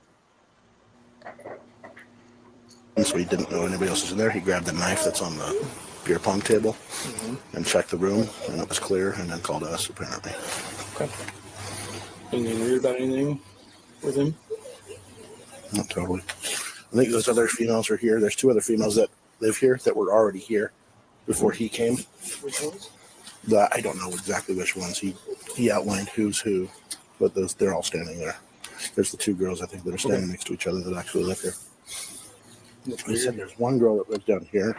Nothing down there, though? There's that padlock key access door. We haven't been able to get them there.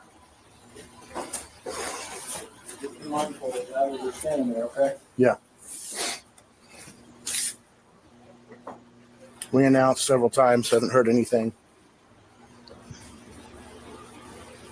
Hopefully, I think one of those girls might know the key access or might know the code access.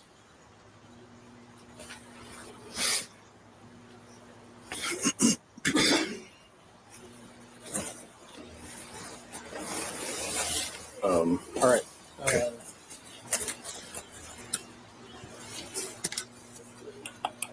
Trying to figure that out, I guess.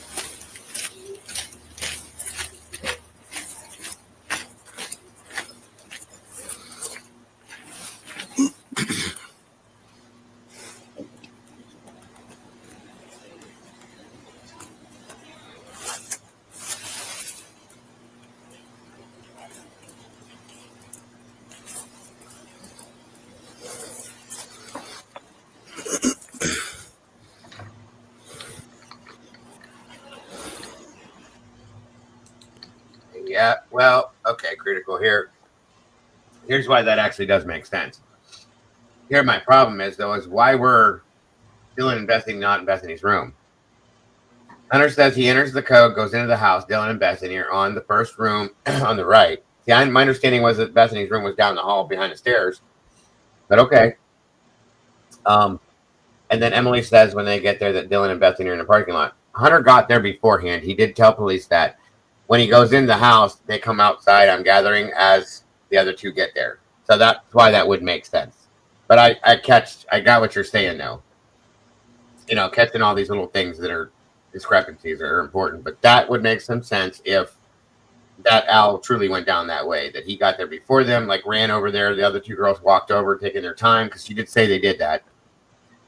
He goes in, they come out of the house, so on and so forth. And I would imagine that depending on how long it took the other 2 girls to walk there, that they could have went upstairs once already, looked, saw, and then come back down the stairs again. So I'm just saying, those things are important too. So is the room at the golf club? That's what I'm saying. That's a good point, critical.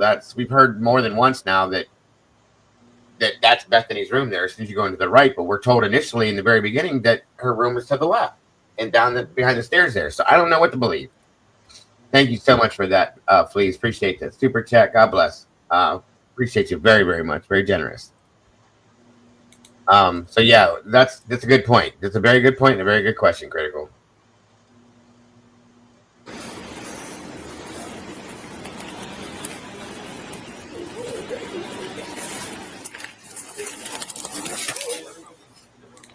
I got pictures of where the cars were. I just haven't run anything yet.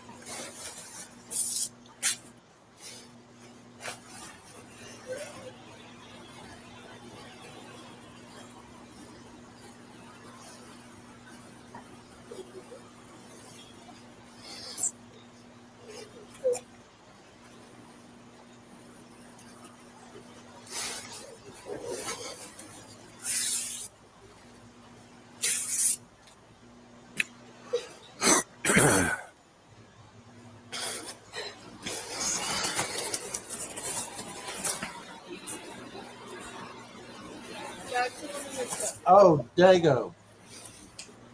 We was talking about that golden sedan. Uh-huh. They were thinking it was a white launcher or whatever it was. Right. There's I think it was somebody pointed out something. How Jack D has a house that's right next door, and he has a picture of a golden light sedan parked right in front of his house. Okay. And where it's a minivan. Where it was parked at, you conventionally you can look out. You can look out the passenger window down a little alleyway to 112. I found that very interesting. Right. The van. Okay. Bethany's vehicle had been. She had gotten into a car accident. Becky, welcome by the way. So her vehicle wasn't there. Just Kaylee's, Xana's. This is Maddie's Cruise, I think. Then the Jeep is over here. It's so weird not seeing it from this angle. And then the black one in the back, I believe, belongs to the other Chapins. Yeah, her car was getting fixed or something. I thought I remember hearing that there was a loaner somewhere, but I don't know for a fact. So, here we go. Meg P, we see you, dear. Maybe she asked that question about the room to the right. Who, Eddie? Meg? Maybe that's what she's saying about if she's invisible again. Oh, I just didn't see her question. If she did ask, I'm looking now, Meg. I'm sorry, hon. I'm not trying to ignore you. And then that room to the right was allegedly the room Kay used for an office. That's what I thought. Yeah, and that's true too. There. No, she was just saying hi to SRB. Ellen says Bethany's room is the one with the white blinds, right? Which, okay. I thought they both did, but no. Okay.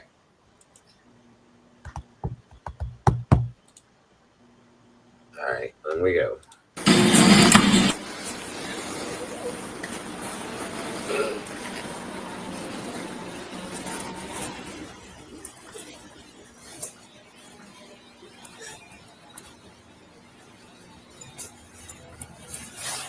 Snyder, you didn't go inside at all, did you?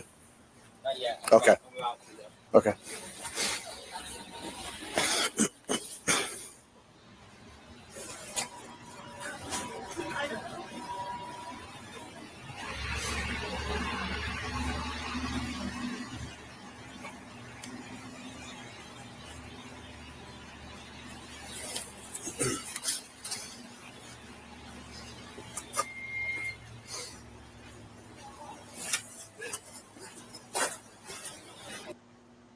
Yeah, man, go get some rest, hon. If you don't feel good, you don't have to be here. I understand completely. But take care of yourself.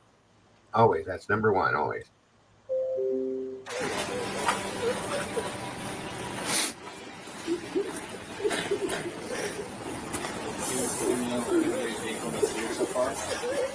We don't know whose is whose yet. Yeah. Yeah, well, that's awesome.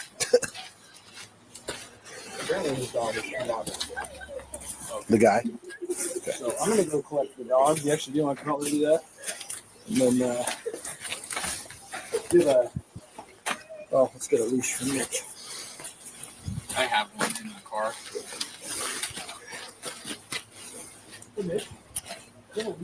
This is a Screwy King Road address. Huh? Screwy King Road address. I'm thinking it was at the end of the road. Me too. Me too.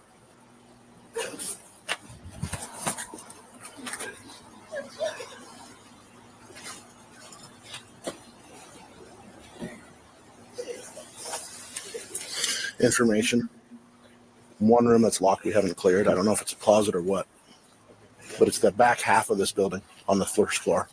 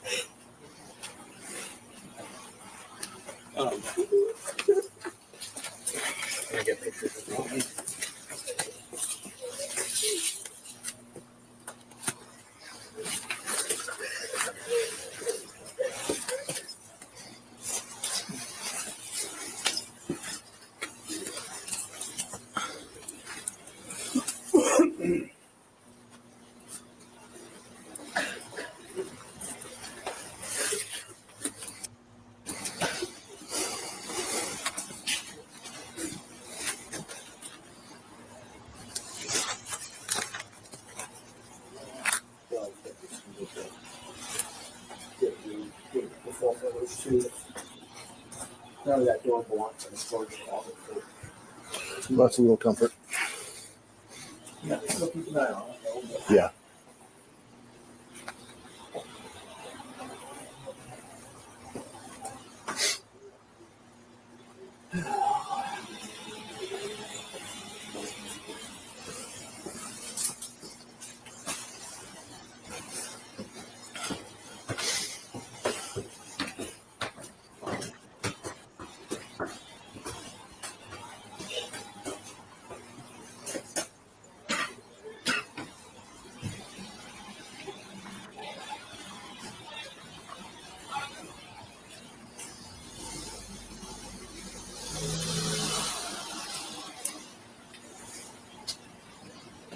Hey, where are you going right now?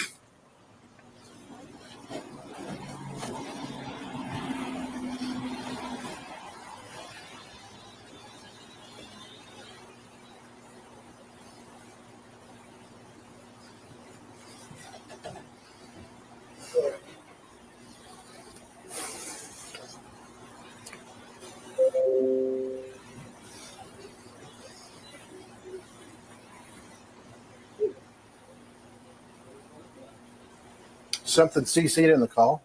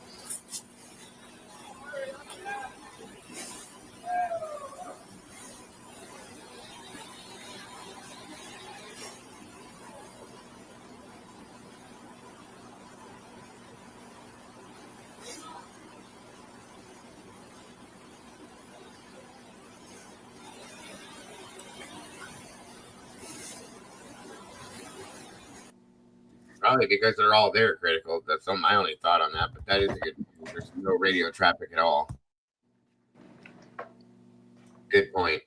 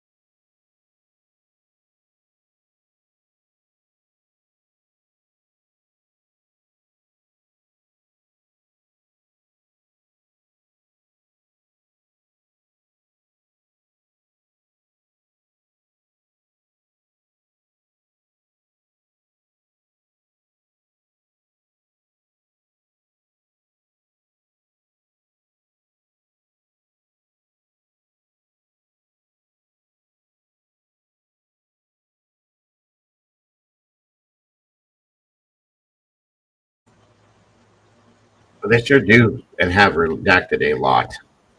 What? We have redacted here. What'd you say? Why are we redacting something we've probably already seen? You tell me. I think that's our question everybody's asked. What have you got to hide? It's crazy.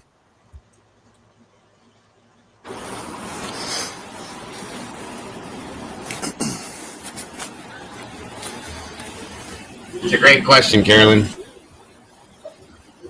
Not everybody has the ability to have critical thinking skills.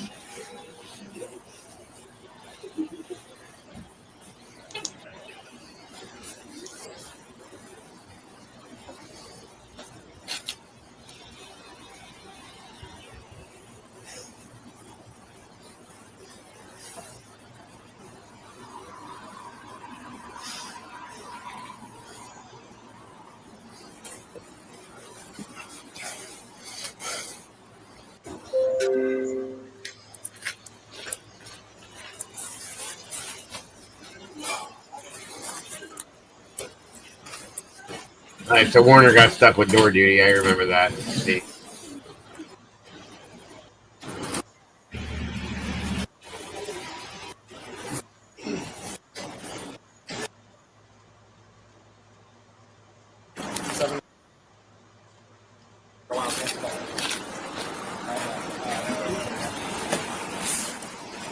So you're redacting the police officer that's checking this vehicle over here.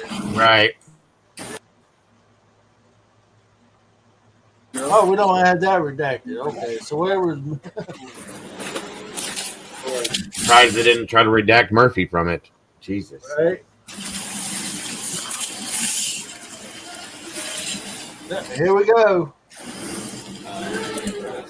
Whoever's being redacted has walked on the scene.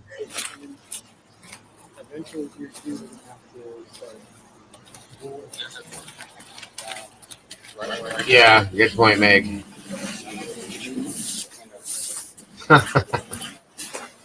Well, Murphy's standing on the car now. Looking for sad poor guy's probably looking for Staley. And they got this officer playing guard duty. Oh man. I missed it, Busy. Did you guys hear somebody yelling in the background? Let me check it back just a tinge and see. No? I think that's going to be to Washington.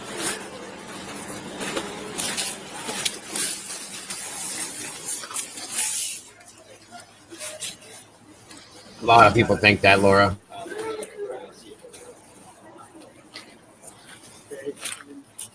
Oh, I heard what you, Busy. The louder voices, yeah. Right where I tied it.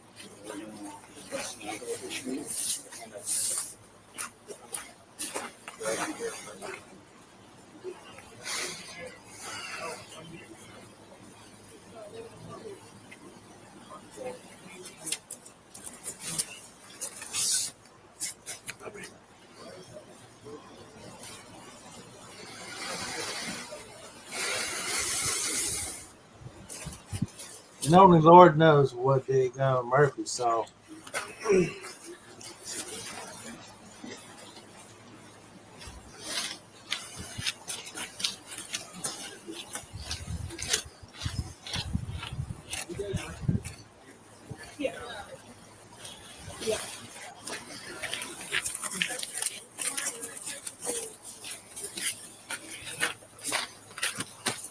Just let people know. Go. Thanks. Okay.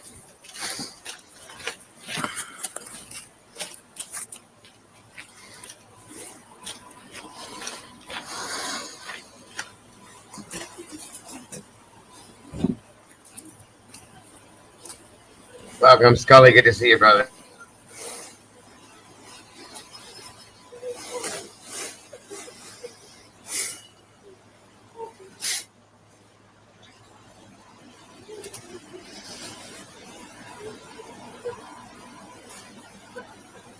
That's a good question, phenomenal.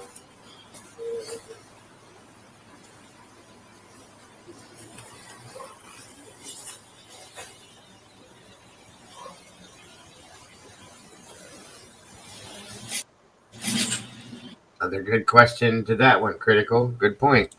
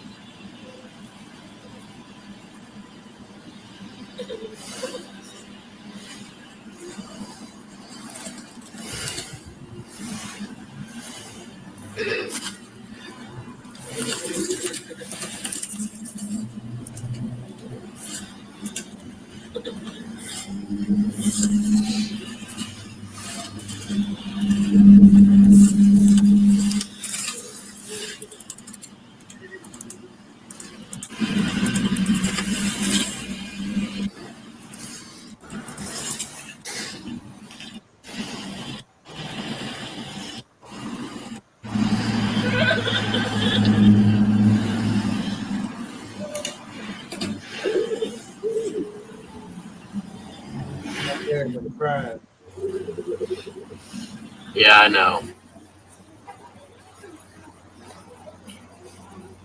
It doesn't even sound real to me. Sorry. I'm not trying to be mean, but it sounds fake. It does. Like it's being forced. That's just my opinion.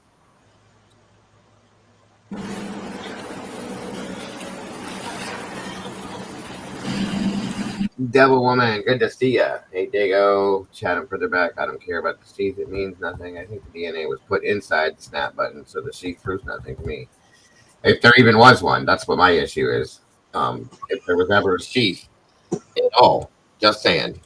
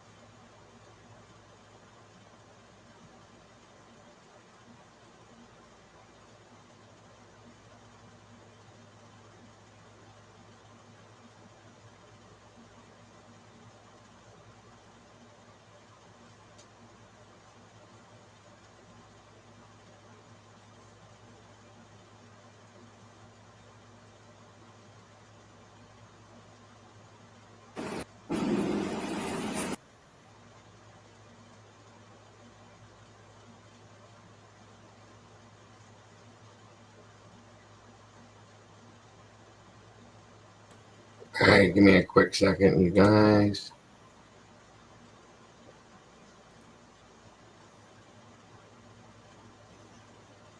We'll get there in a minute. 1 second. Please and thank y'all.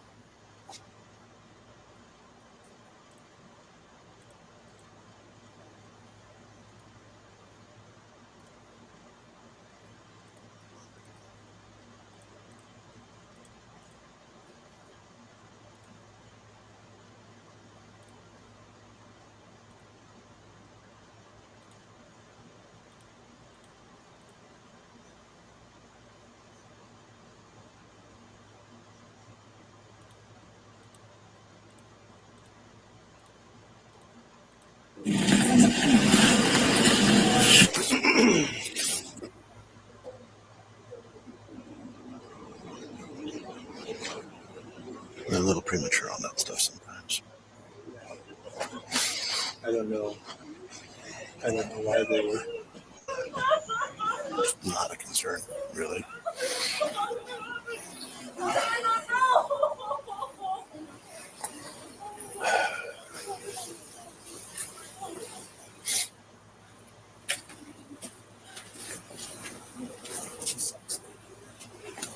Yeah.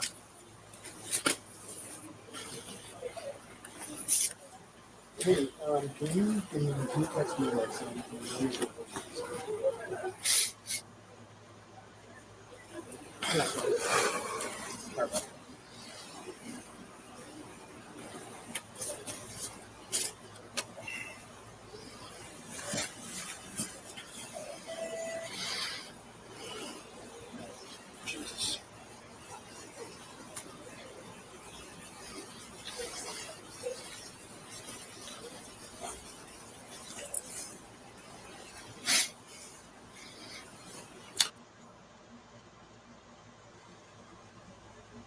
It was it wasn't too long after the vandal alert went out, so maybe that's why.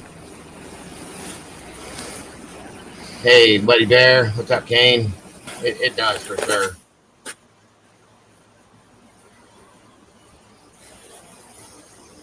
Honest thing. Yeah.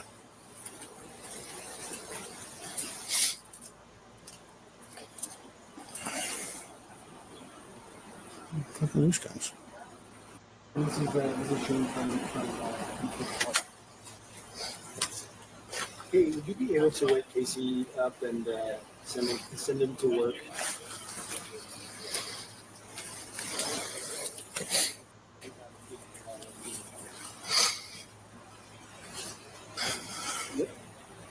No guns, and he's on his phone getting his marching orders. Yeah, appreciate it.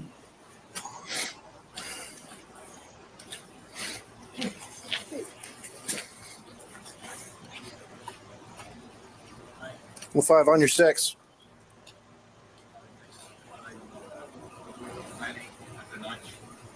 You go to his car, just let us know.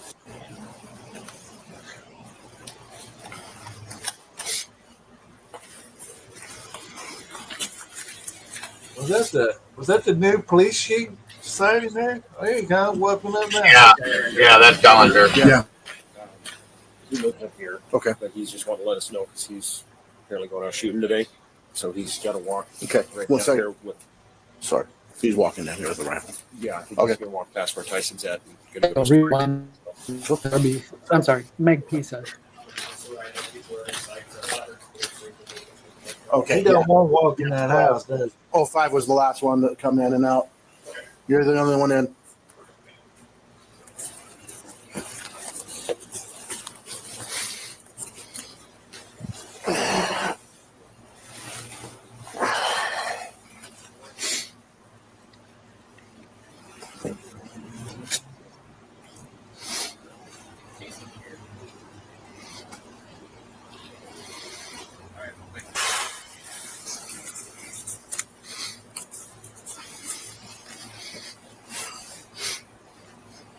Oh, 05 was the last. He lives up here. Okay.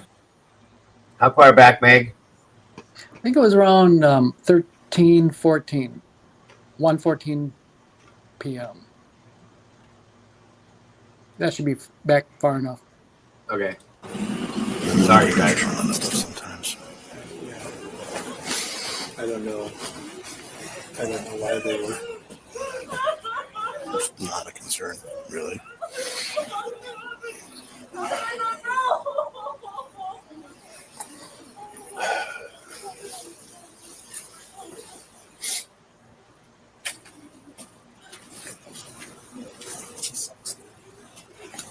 Yeah.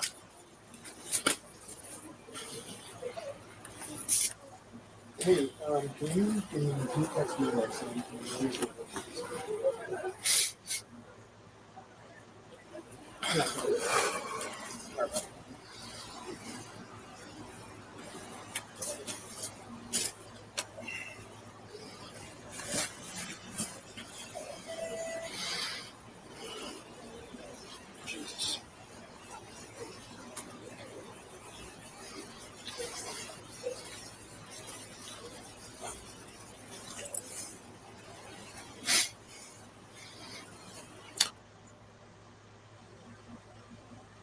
What's up, Mark?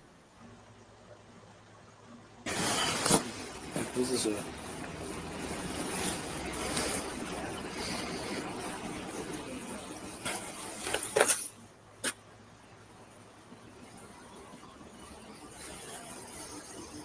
Honest thing.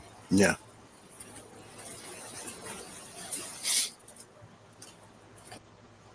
What did he say? This is a what? August thing?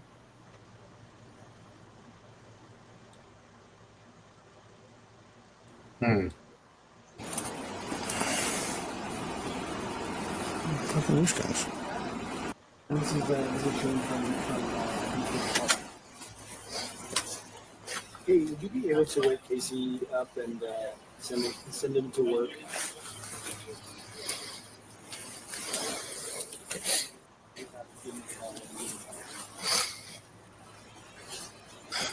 Yep.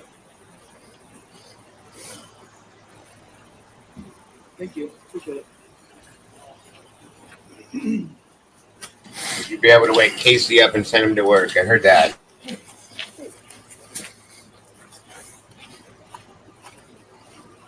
Well, 5 on your 6.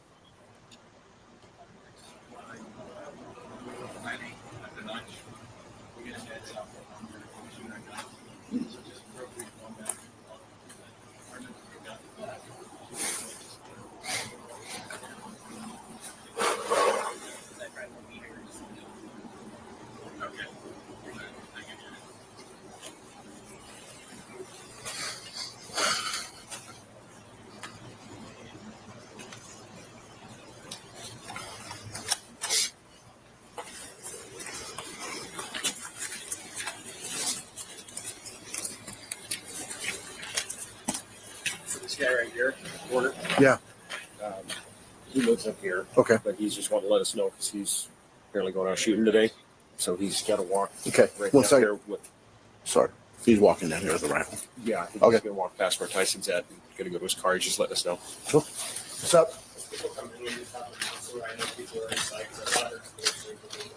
Okay, yeah. Yeah, 05 was the last one that come in and out. You're the only one in.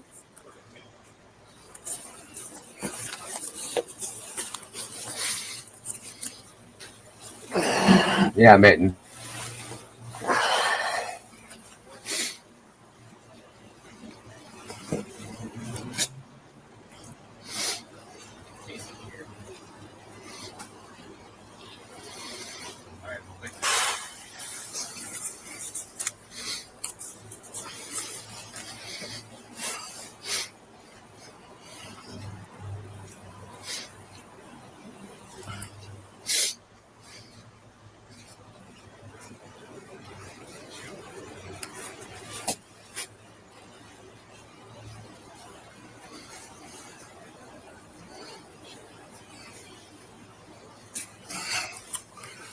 If they forget, I'll holler up.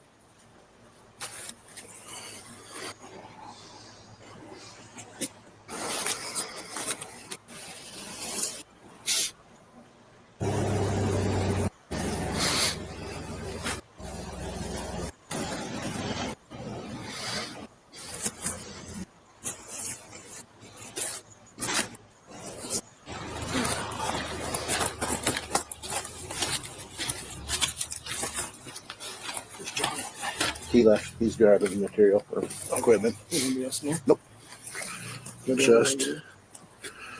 Just Corbin. Okay. Okay.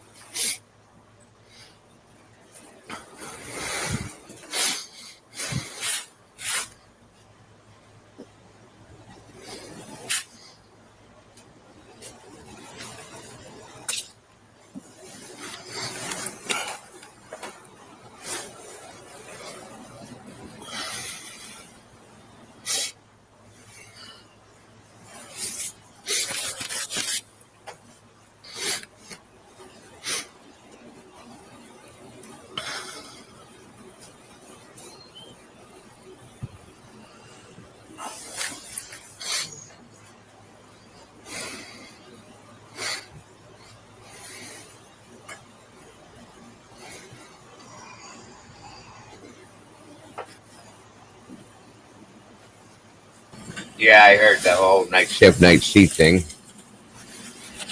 I think it was night shift, but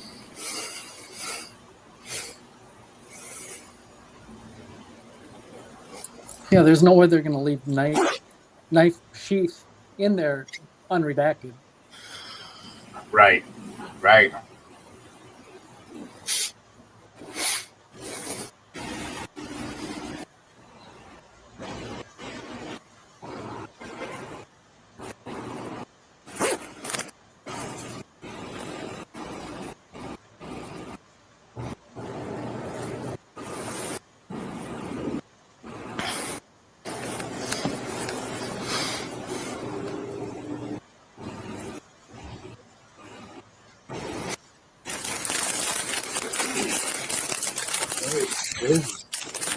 Wow, man.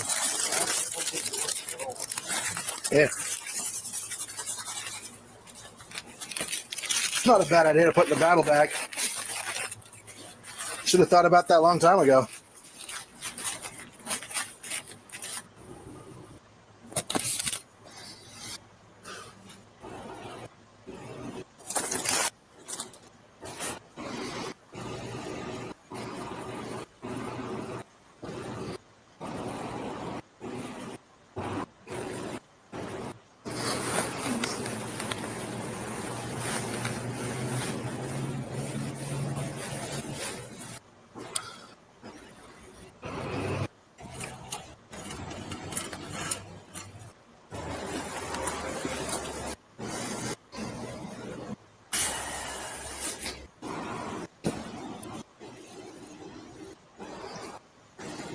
I just. All right. I'll do that. Cool.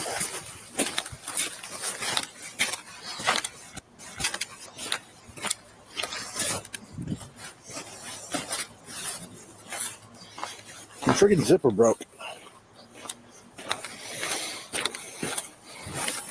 Whose key is this? Yeah, I took a picture of that too. I don't know.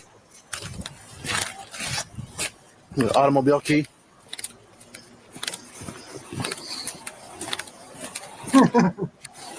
You mean to tell me he found the key and picked it up and moving with it? Oh man. Hey, I'm just grabbing my gloves. Hey, it ain't Oh, so. No. There you go. Rewind that. Go all the way back to where he was standing right in front of that rock. Where he asked about the key. Okay, hold on.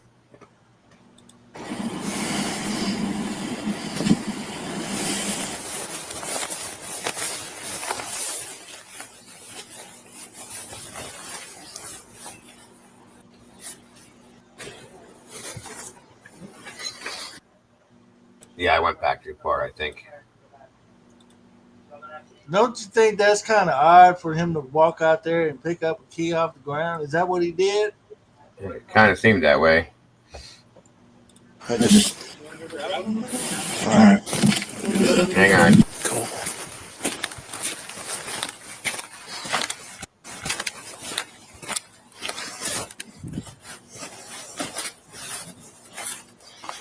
My freaking zipper broke. Whose key is this? Yeah, I took a picture of that too. I don't know. He said mine. Did that police officer said mine after he asked who that key was? No, he said take a picture of it. He didn't really answer him, so that's kind of interesting. There's a key just laying there. His reaction was, Yeah, and of course they didn't follow up with it. They just kept on going. Wow. Quite interesting.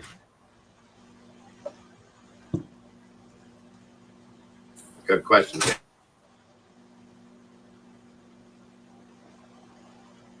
This is, I'm sorry, Dago. I'm gonna call it the way I see it. This is a complete shit show.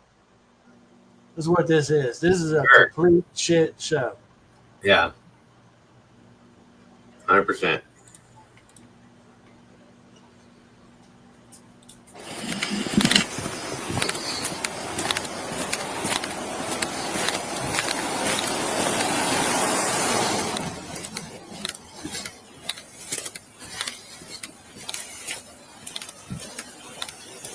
Hey, just grabbing my gloves. Yeah. All I got is rubber. No.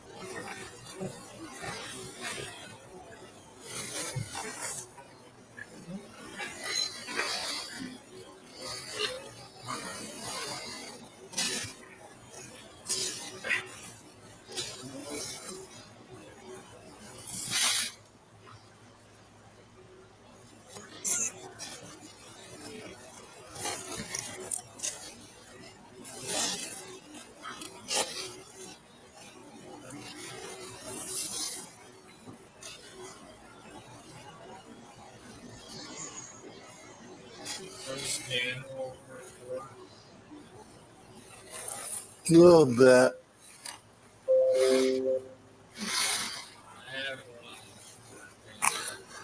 I've got gloves in my car. I just. All right. Cool.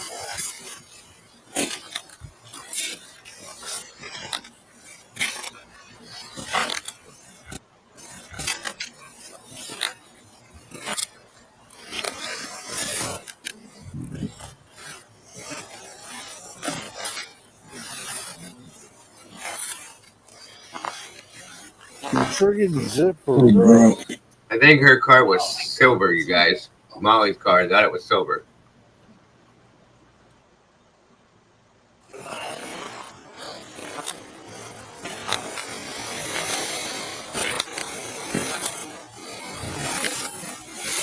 Whose key is this?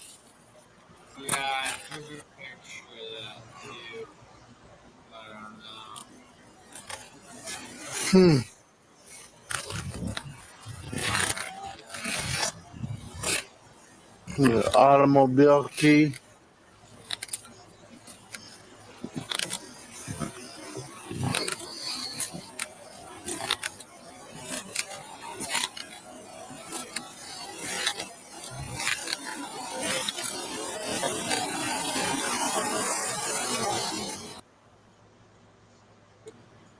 You talking about right there?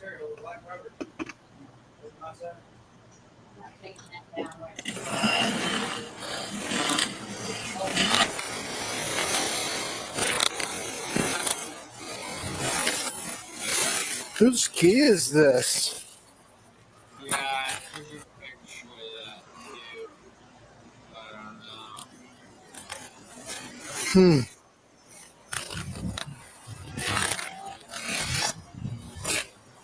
The automobile key.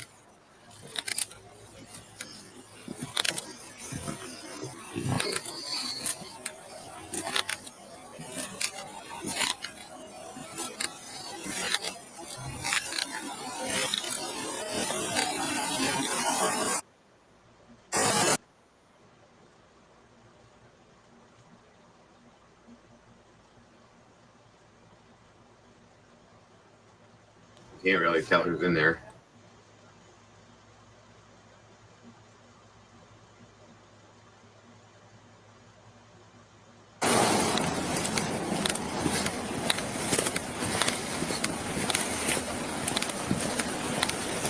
Hey, just grabbing my gloves. Yeah. All I got is rubber. No.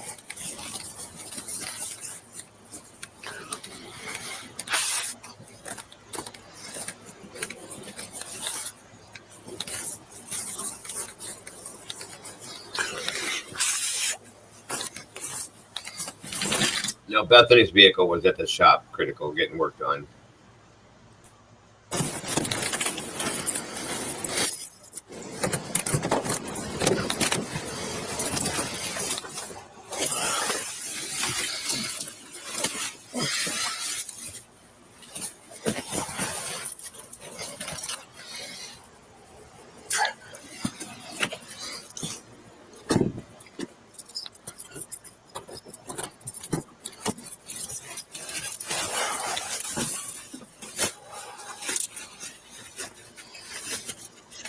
Yes, I probably could sit here for about 2 hours and nitpick these pictures.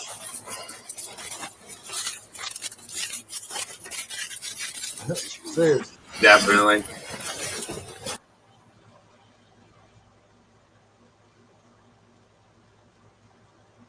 All right. What's up, Lena? Good to see you, Tess. Thanks for jumping in here.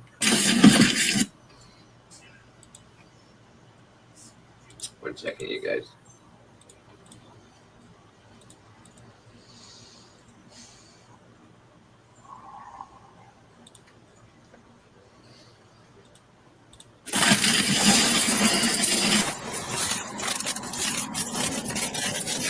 Thank you, dear.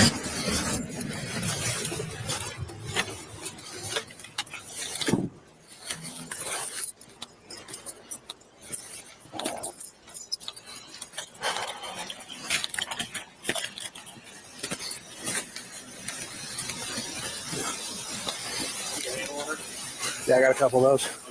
It's not a bad idea. I'm thinking that's like a once a year purchase. Just to rotate them out because Snyder said these are really, really old. They're just a little warm, but not like normal. Right.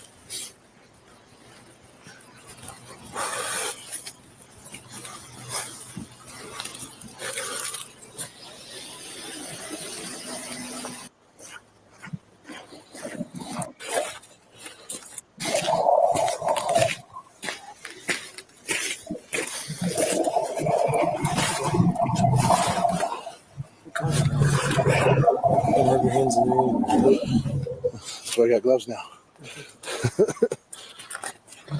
Let's walk up.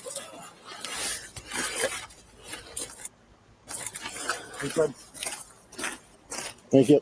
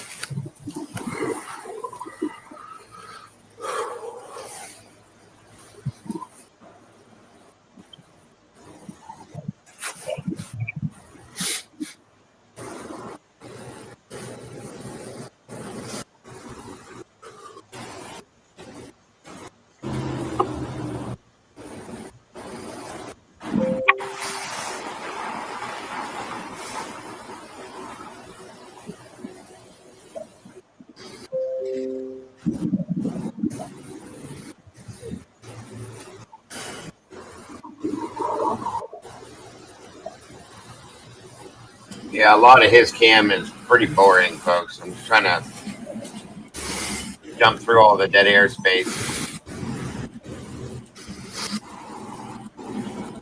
Hit something of importance there. I think he sees it on Smith's critical. Officer Smith's cam is where he sees it, I believe, based on what the PCA said. Dago, you know what I'm curious to know? Yes, sir. When they decided that the coroner should be notified. I wonder where in the discovery the correspondence, like whether there's a phone call or a text or email, whatever it may be, Right. from the authorities to the coroner. What time did that happen? That's a good question, Eddie. Good question. Wonder if we'll ever find that out. Very good question. We'll have to look for that, in fact.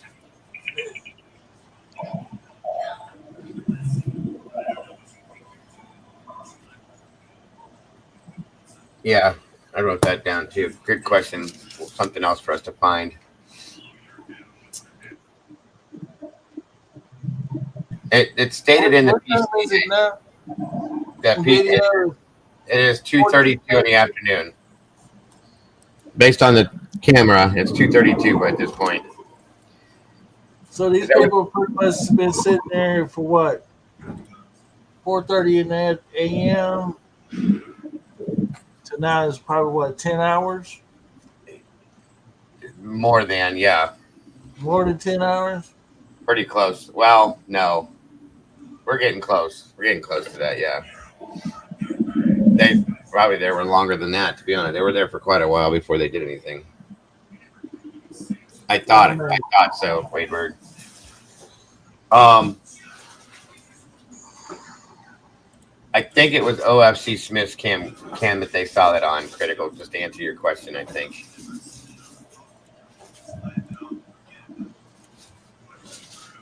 That sounds like somebody taking a bath. It's weird. No problem, Critical.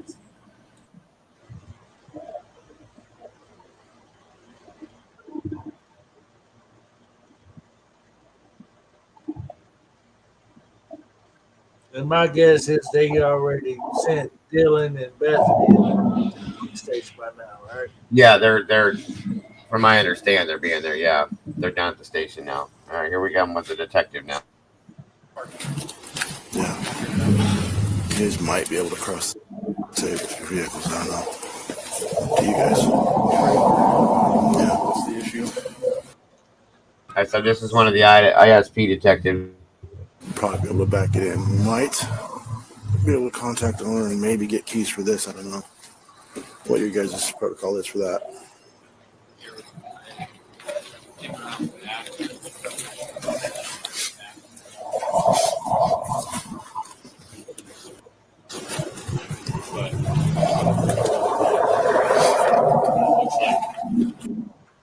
All right, so that's Talbot. Thank you.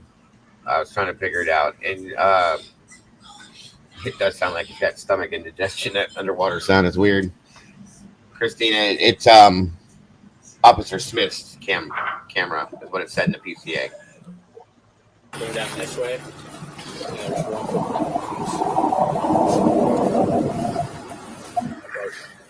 Yeah, the state police just now walked on the scene. Yeah, they're looking for I think they're looking at the footprints now. That's my guess.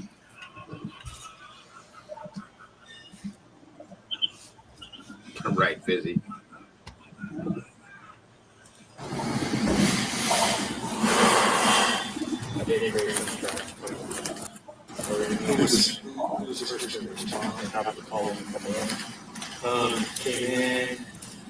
Is it medical? It was just unconscious. Myself, 170 cleared the house, or first one's in. 70 was the first one in. How are you? All right, so there's Lanier, Gilbertson, Talbot, and Gunderson over there, I believe. We are. Oh, we've met. Yeah, I've met. Yeah, they're just short behind us. Okay.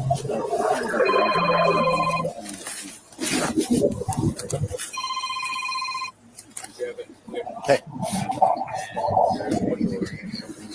I'm good right now. State just showed up. I might need something here in a little bit. I've been on the door for 2 hours. I might need to go take a bathroom break or something. But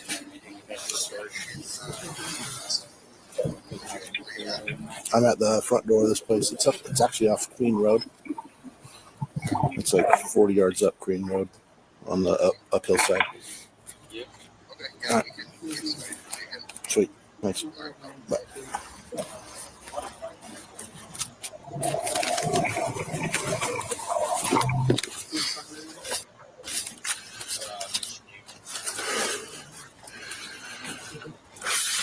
He was the first one through the door.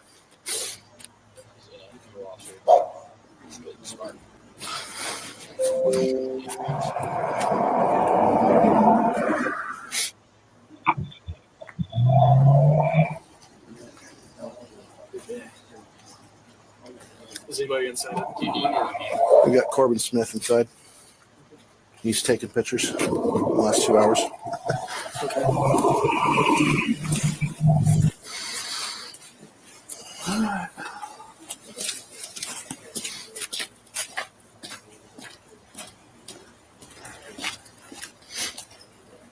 Yeah, they just got here. Okay, thank you. I'll be right there.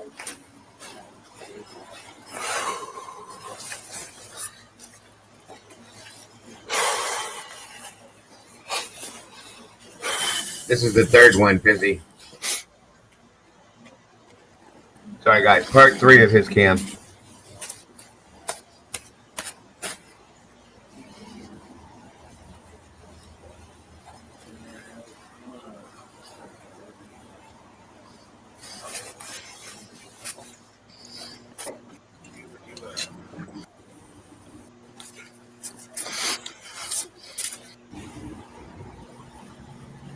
They could have gave him a chair to sit in. Good Lord.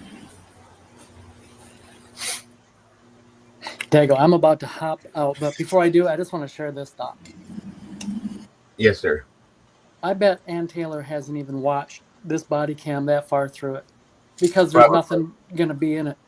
But here's the thing, is if we knew, and when I say we, I mean, there was some that knew early on. And when I was on your live stream that one time and I said, it's not that I believe that Brian Kohlberger is innocent. I'm saying it as a statement of fact that he is. That was so long ago and so early in to, this whole Idaho 4 thing. Who knows when it was. But at any rate, with what little we had in the way of discovery and all the little bits and pieces that we did have, precious few, it was evident that this whole thing was a charade. And if you think of what Ann Taylor had, she had the client. She had, and I know we're not watching it today, but she had the interview with Hunter Johnson laughing in the interview room. She had all of that by the time I said that. Think of how much earlier she would have known it. And if she has to know, and she's not like an individual, an island all on her own. She has a team of investigators and other in her peer group that she's corresponding with for sure. And collectively they must have known that this group, this agency, this networking of many agencies coming together to do what they're doing. You don't begin such an effort as that unless you have the will and the ability to see it through all the way to the end. It's not like she's ever going to get an aha moment in the courtroom and then they're going to capitulate and say, yeah, you got us. We almost got away with it too if it wasn't for you and your smarty pants Miss Massoff there. And I mean, there was no way that they weren't going to somehow, even if it means to, because we know the judge is in on it, but even if it means that the jury too is also compromised, they had to know. And I just want to know when they knew.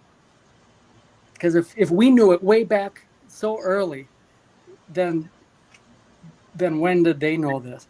And it's not like when they knew it, then the plea deal. No, they have to do their part and has to work it as if it's authentic, but knowing that the strangest thing is going on here, and the whole this is a state-sanctioned of her client, and there's to get out of that trap. She'll never be able to say it. I know she Right. knows it. And I know she knows that Judge Hippler is in on it. Oh, I mean, it's evident at this point that he was, yeah.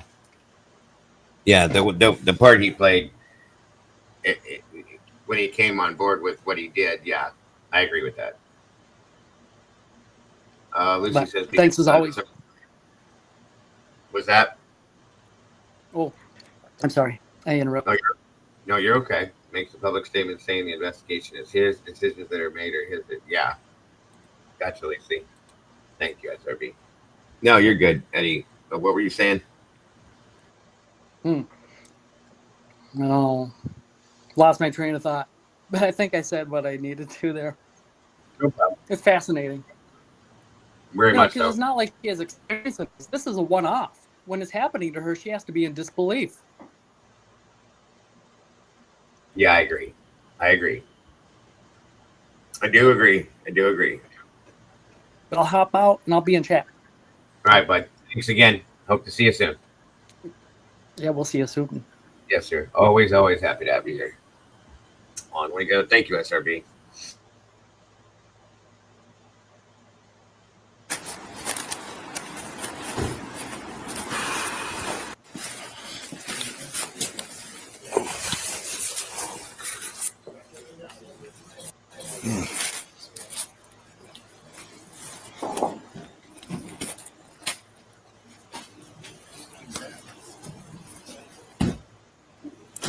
We took a picture of it. Yeah, caught our eye too.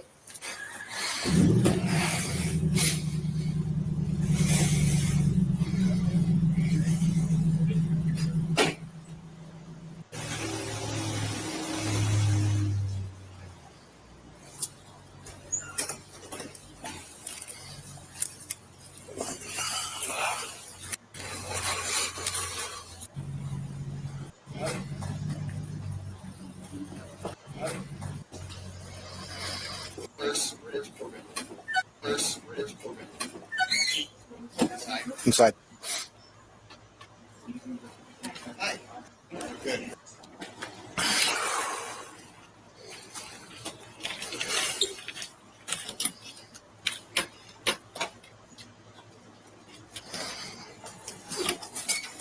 Yeah, I'm gonna go get some water, take a break. Yeah. Come back whenever you need. So Get some hydrated. Finish my lunch. That's what I got so far. Corbin's still inside. Oh, I should probably grab mine since you use your pen. So what is? I wasn't able to figure it out, Meg. I'm sorry, hon. I'm sure we'll go back and break it down again, try to figure it out, but for sure, pretty obvious when reading Twitter and IDG here, sample left off. But yeah, I agree with that too, Lucy. I do. In right here. Am I technically in? Yours at the door, so I'm not inside right now. I was out. I'm just the closest I've got. What is this right here? So before 12:15, I didn't really know any times, but I was outside. I took a picture of a dude I was interviewing right here at 12:15, 12:11. So who's in there right now? Corbin. Just Corbin? Just Corbin. All right, so I need to get their names when they come in. When they come in, yeah. So yeah, so out and still blank for him going out. Okay. Well, I won't write anything down for you then. So, do you want to run this up to Corbin? Oh yeah. We'll just mark me as going in then.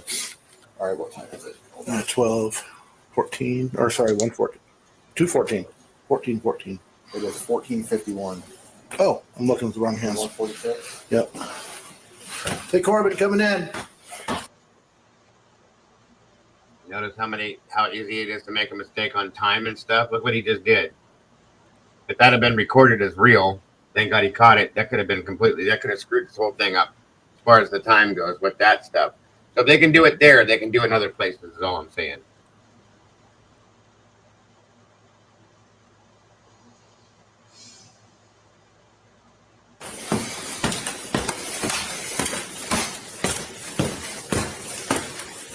How's your battery? It's 20%. Yep, I gotcha.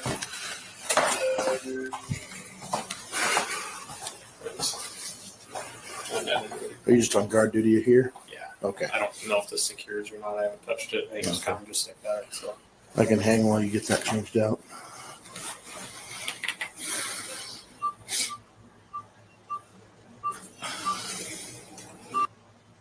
Yeah, Corbin was inside the house by himself at least 2+ hours. Becky. Very true. All right, down there. Yeah, I've been outside there for 2 hours, so I'm gonna take a little potty break. At least I have a spot to come hide in. I just sit back in here and warm up. That's why I was like at the door, like standing maybe just inside the threshold when it got a little windy earlier. So state troopers are outside. They're setting up the trailer. One thing that I found up here is right next to that highlighter. It looks like there's some blood on the ground. And Yeah. I got smudge marks right there on the window. And I got 2 palm prints on the outside of that window. Okay. And those footsteps. Out the outside? Yeah. Oh, jeez.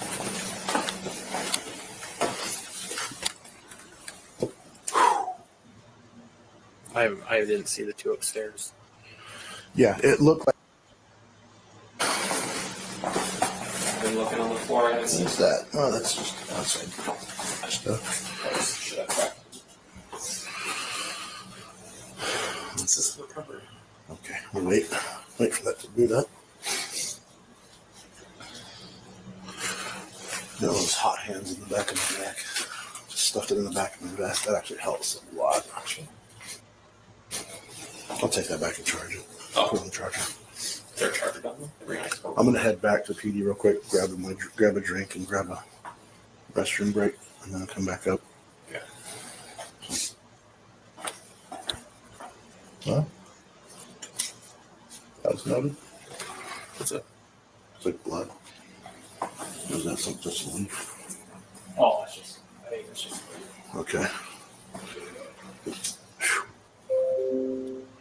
Okay. That's the same. Yeah. Oh, that's right. Do hard reset.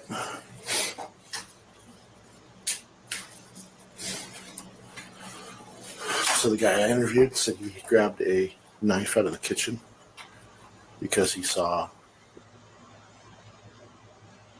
He was like, I don't know if anybody else is in there. So he grabs a knife out of here, checks the room, sees.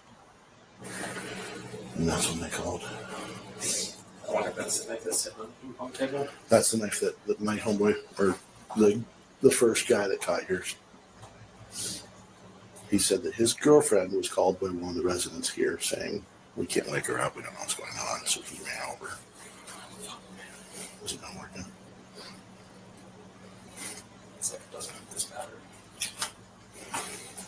Just hold on real quick. So shove the.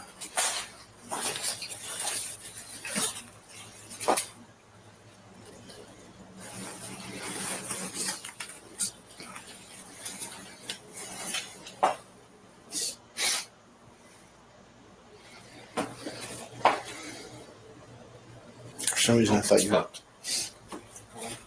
So I have to work without it. It's not like I'm doing anything anyways. The battery says system reboot. It just says system recovery and it's all locked up. Huh. You just double tap the bottom and turn it off, turn it back on. I don't do anything. What was the fix for it in the past? Power it off and then put it on the dock charger at the station. Let it fire up through that thing. You might be able to set it on a dock in the car. Would that work? It's alright. It's not like I need it. Okay. In case something happens. Yeah, you do. Right. Where's your spot on the charger base? It's the bottom right one, bottom left one. Oh, cool. All right.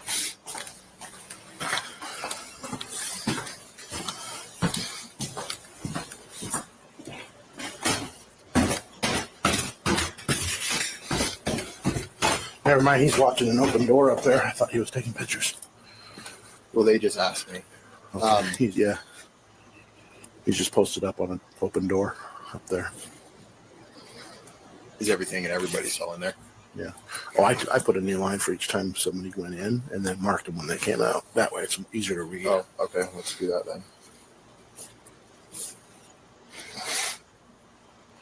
I just want to keep it the same format. Yeah. I'll have to probably type that out later or something. Yeah. Photocopy it. All right. And his camera's not working for some reason. It's all glitched out.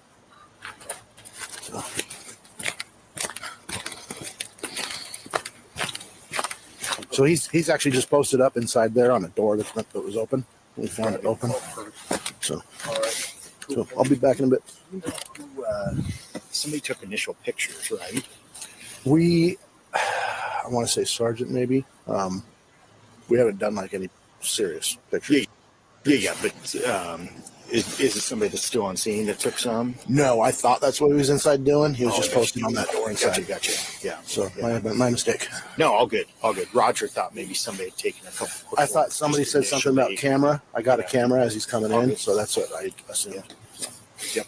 All right. All good. Thanks, man.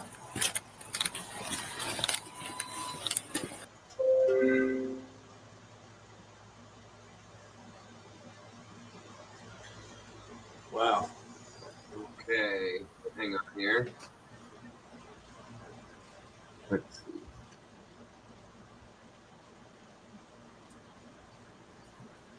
1 minute.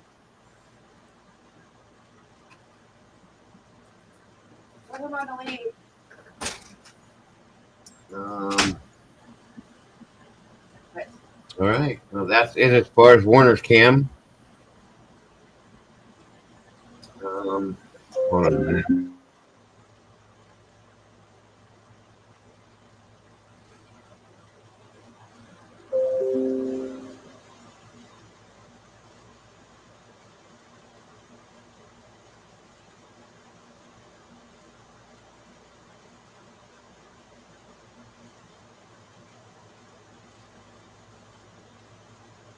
Now I want to hear something again after what we watched on that cam. I know we've watched this a couple times already. Just bear with me. I want to hear this again real quick.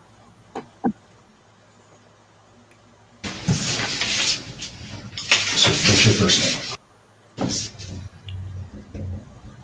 And what's your middle initial name?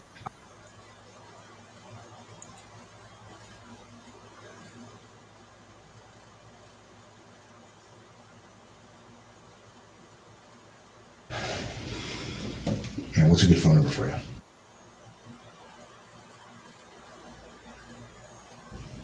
And what's a good address for you?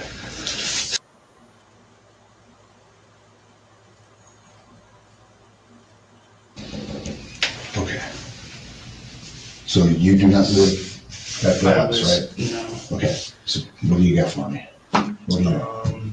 It was like right around noon, maybe just before then, and called my girlfriend that she thought something was not right in her house, and she heard and saw a man in their house last night, and she wanted us to come over to like make sure everything was okay, because they just locked themselves in I think is what they said. And so I was the first one to get over there. I left pretty quickly because I just wanted to make sure, and I got over there and I walked up the stairs, and I immediately went into Xana's room, which was the only room I went into. I went up the stairs, saw them.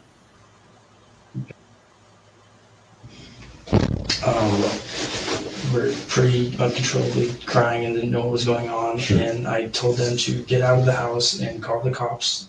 And I went to the kitchen and grabbed a knife from the drawer because I didn't know if someone was still in the house or not. And I grabbed the knife. It's probably still on the little table they have in the living room area. Downstairs? Like in the middle, like where the kitchen level, that level. There's like a little area there. Yeah, there's an area, and I put the knife there after, but I grabbed the knife and I went into the room and I checked like the closet and everything to make sure there was no one in there, and it didn't seem like anyone was in there. And then I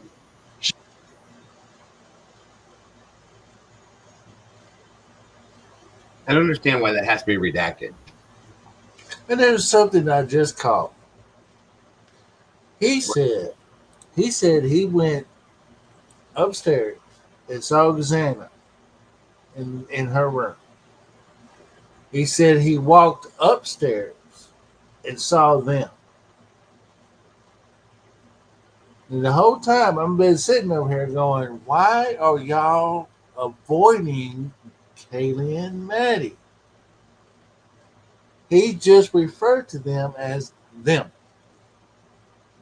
I walked upstairs and saw them. Right. I think he's talking about Xana and Ethan, though. That's what I was thinking too, Dago. Right. It's just, ooh. He did too, Eddie. That's right. See, there's a bunch of little things like that that make this kick backwards to me. There you go. Back it up just a little bit. Yep. To where he's starting his whole story. Start over again. I'm going to listen to that one more time.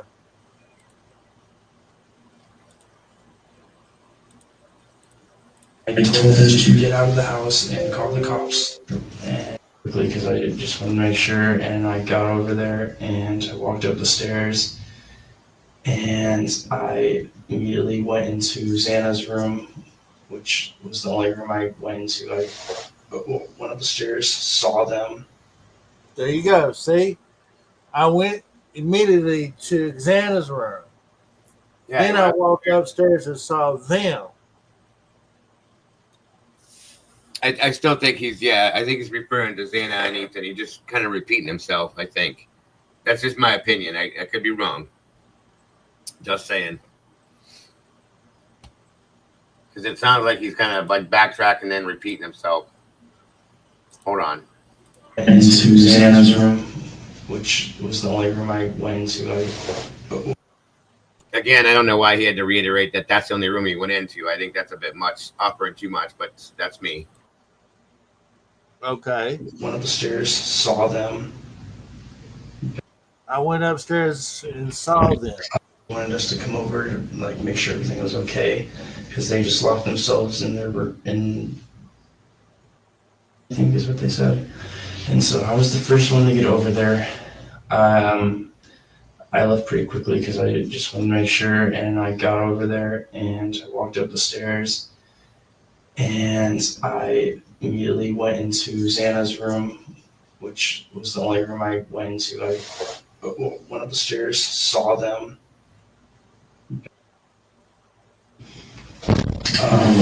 Yeah, he's just reiterating what he did and what room he went to is all I think that is. 100%.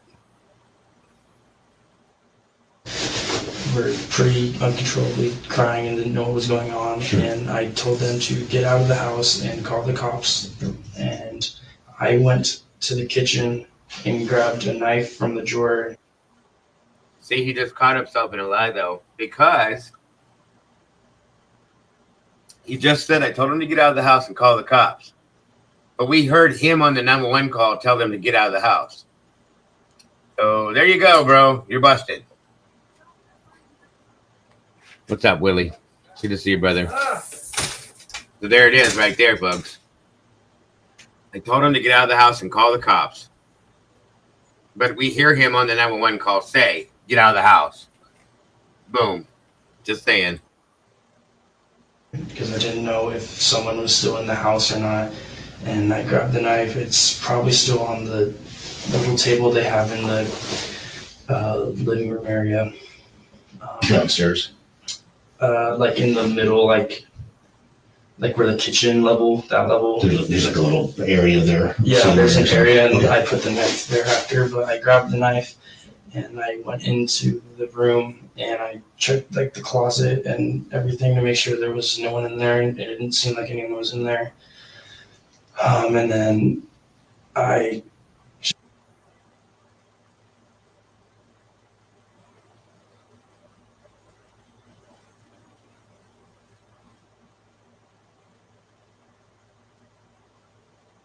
And see, Dago, with them retracting stuff like they're doing, it's kind of hard for us to really understand and put stuff together because we can.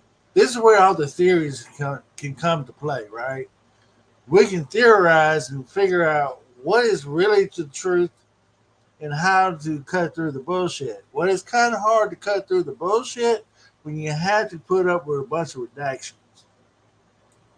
I agree. So it's always going to be a he said, she said kind of thing with this case because of that reason right there. It's crazy.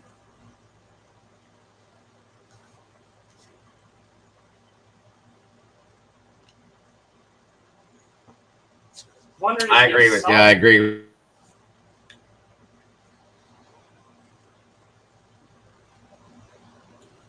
Good point. Good point. Yeah, don't get all wrapped up in getting confused because it'll stress you out even more. Try to keep it as basic as you can. I've learned that that's the easiest way to do it.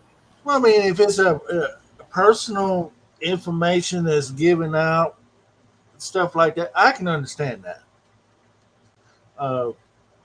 Rights to privacy, as far as the victims and the way they was found, I'm cool with that. That's totally understandable. But we're trying to get a story here, and we're only getting bits and pieces, so we're all theorizing, trying to figure out what does this mean.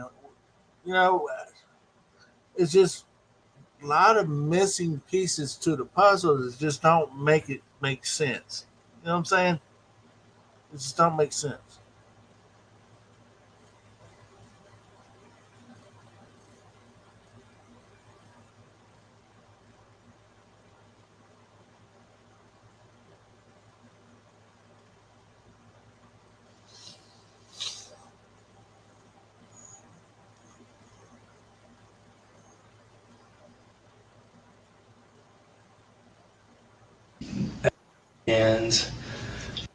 and shoot, I'm forgetting the other guy's name. Sorry, this is just a lot. What's his name? That's his name. They all came into the house. They were coming up the stairs, and I told them, get out. They do not want to come in. They need to get out. And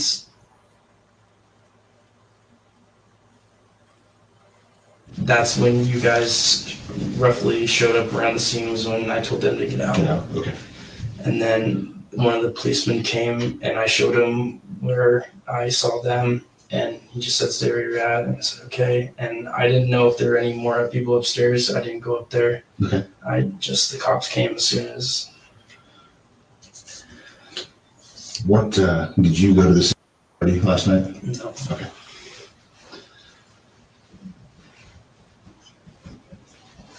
I was talking with Ethan. I have text from him most of the night. We were talking because he wanted me to come, and I didn't really want to walk all the way over there. Yeah. The text messages, were they just through Messenger or are they through? Just, normal message. iMessage or whatever. You got your phone on? No, I can go grab it though. Where is it? It's just in there. I'll do that in just a second. So how do you know Ethan?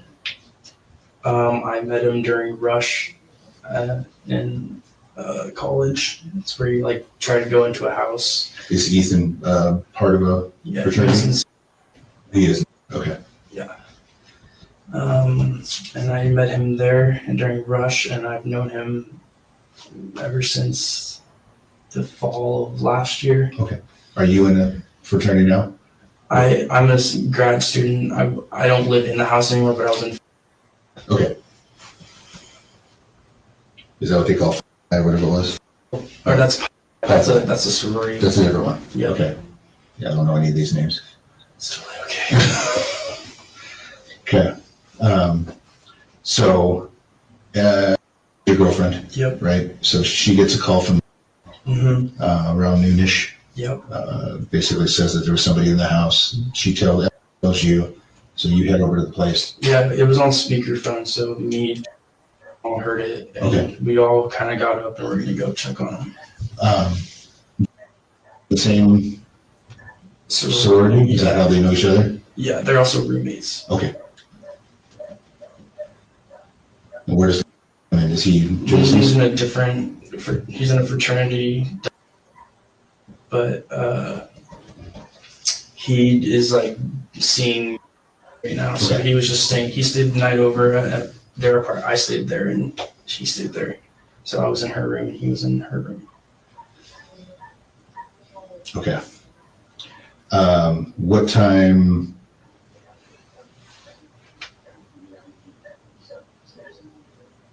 So I'm trying to figure out who's who now. Did not go to the party last night, right? No. That was what I'm thinking of. There was another vowel name there that I was getting at. Okay, so you and Aaron didn't go to the party. No. You guys just hung out? Yeah, they don't go either. Okay. And then other than you walked up the stairs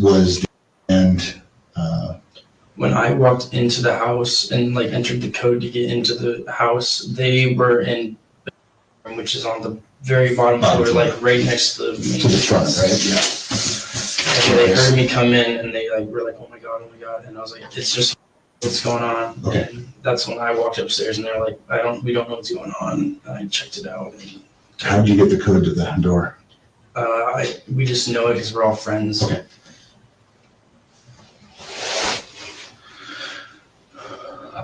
When was the last time that you were over at? The last time before today was yesterday. Okay. And what were you doing over there yesterday? We were pre-gaming the football game for the families. Gotcha. Was Emily there? No, she was at work at the football game.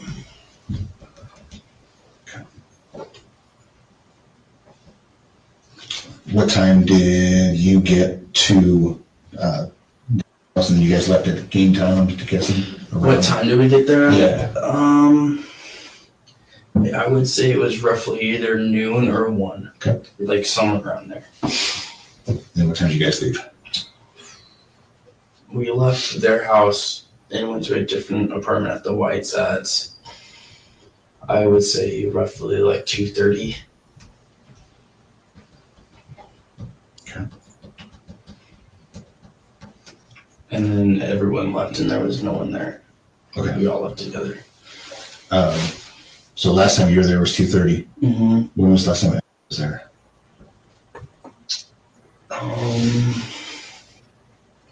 The night before. Okay. Like the night before yesterday. So that would be what, Friday night? Yes, Friday night. Okay. So you walk in the door, and are in the bedroom down the first floor. Yep. Obviously, they're kind of freaked out. You see them. Mm-hmm. You head upstairs. Yep. Hit that open area with the kitchen and all that stuff is. Yeah, like where the couches are. I walk in and then I look into Xana's room because the door was like somewhat open. Okay. And then I like opened it. And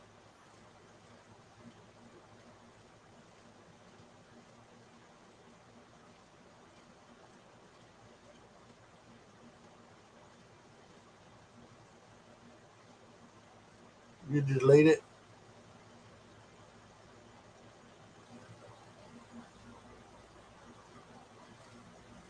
You still delete it? Oh, there we go. Can you hear me? Yeah. Yeah, that's what I'm saying. They multiple stories that they're telling. At that point now, we hear the door was slightly open, then he opened it. Before we heard it was closed, then we hear that it was all the way open. I mean, that's what I mean. This is the hard part with this. And they go, in my opinion, that goes to show the interviewer skills as an interviewer, because there's inconsistencies with the story, but yet I'm not hearing him. Hold up, wait a minute. You know what I'm saying? Now, you said this earlier. So there's ways that you can get to the bottom of it if you just ask the right questions. Yeah. And not a accusable kind of way of saying that you did something. We'll just tell me the story. keep it straight, and then if you get out of line, I'm going to be there to make sure you back where you need to be. Right. Because when you start getting into the lying part of it, that's when that interviewer needs to call it out and put him in the right place. Bless their hearts, they got a lot of training. They need a lot of training, and they were so ill prepared for this case. Badly.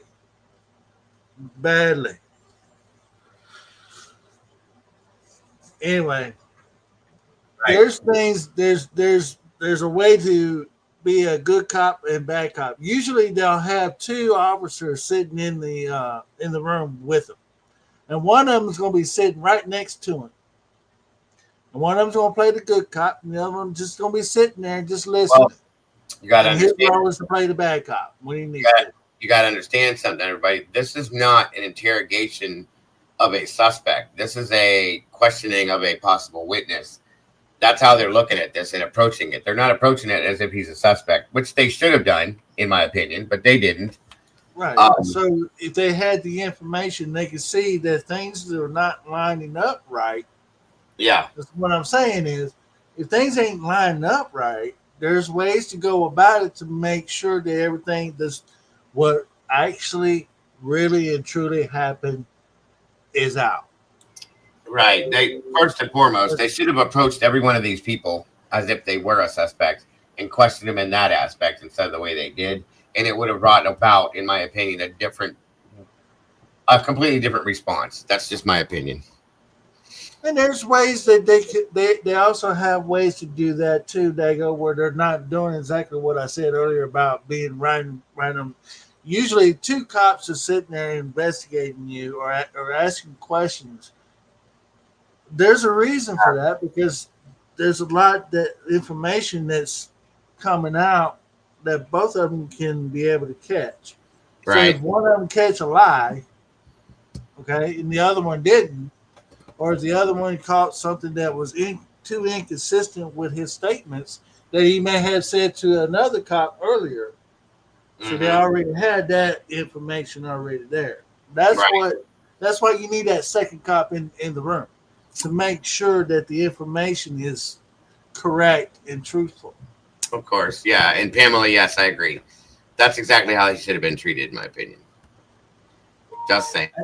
At the moment when they realized that this went from somebody just passed out and it got escalated into a quadruple homicide, everybody there is presumed to be a suspect.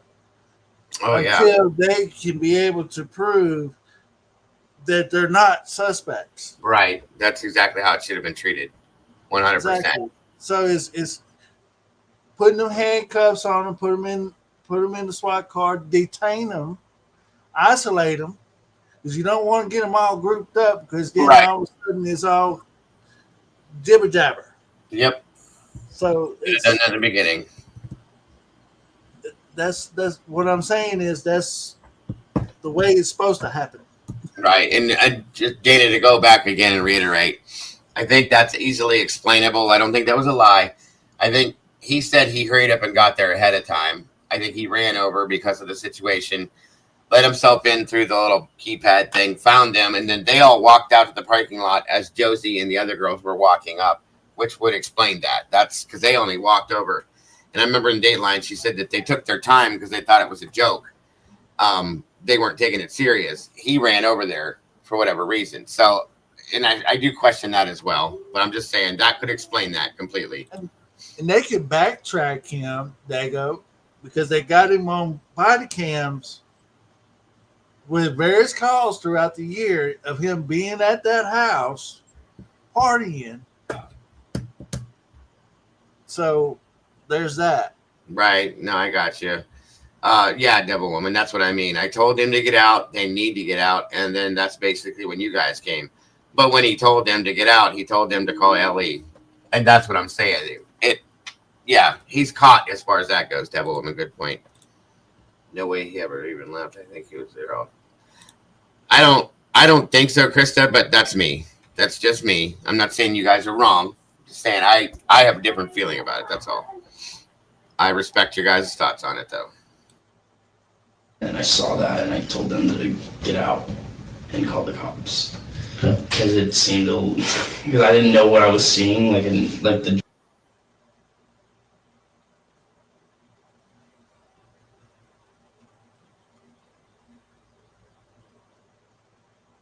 Anybody that you know that has it out or has a problem? And I heard the part I wanted to hear again. I don't want to drag you guys through this again, but again, it's ridiculous. And again, too much redacted.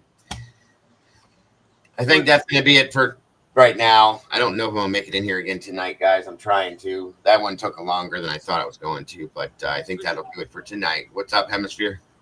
The only thing where I'm coming from is, let's just say, for example, both of us are police. We just got on the scene. We just seen a guy coming out of a room holding a knife in his hands and putting it on the table.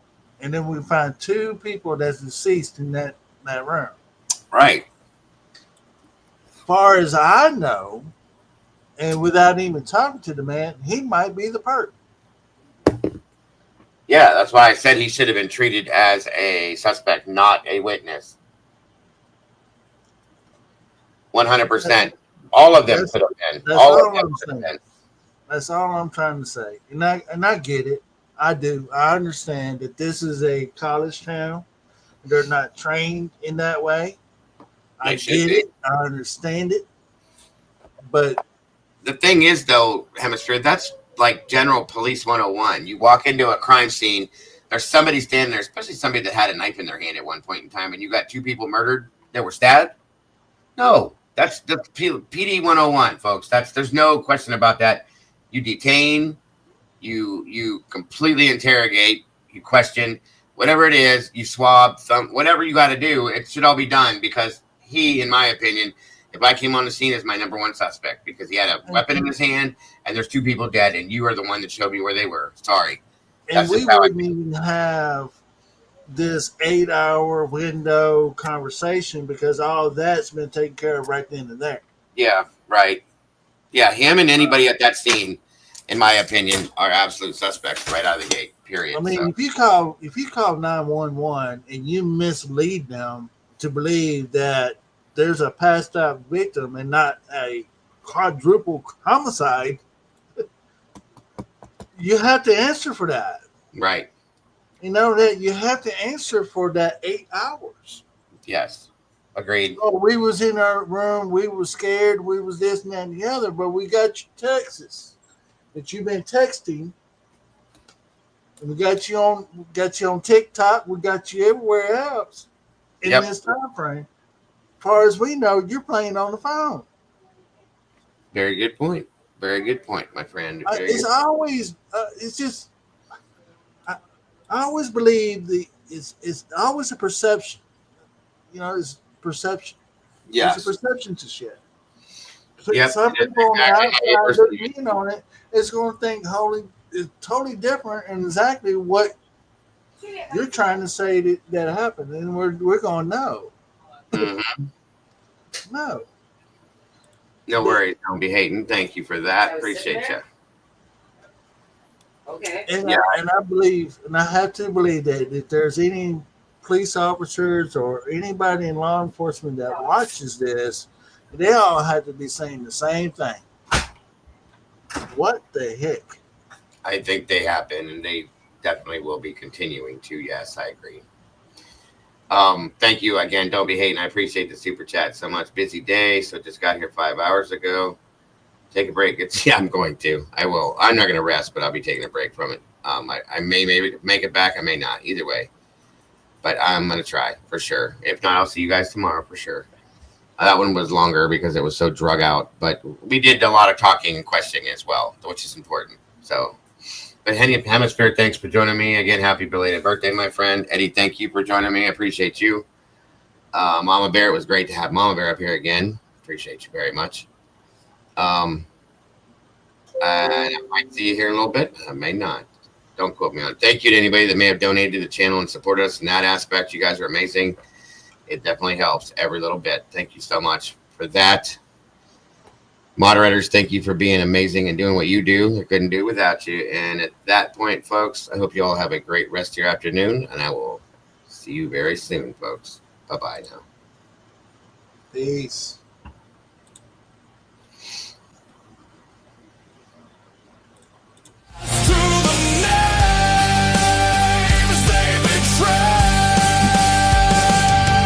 This is not a sermon, it's a battlefield hymn, a requiem dripping from the bottle's rim. The guilty write stories in invisible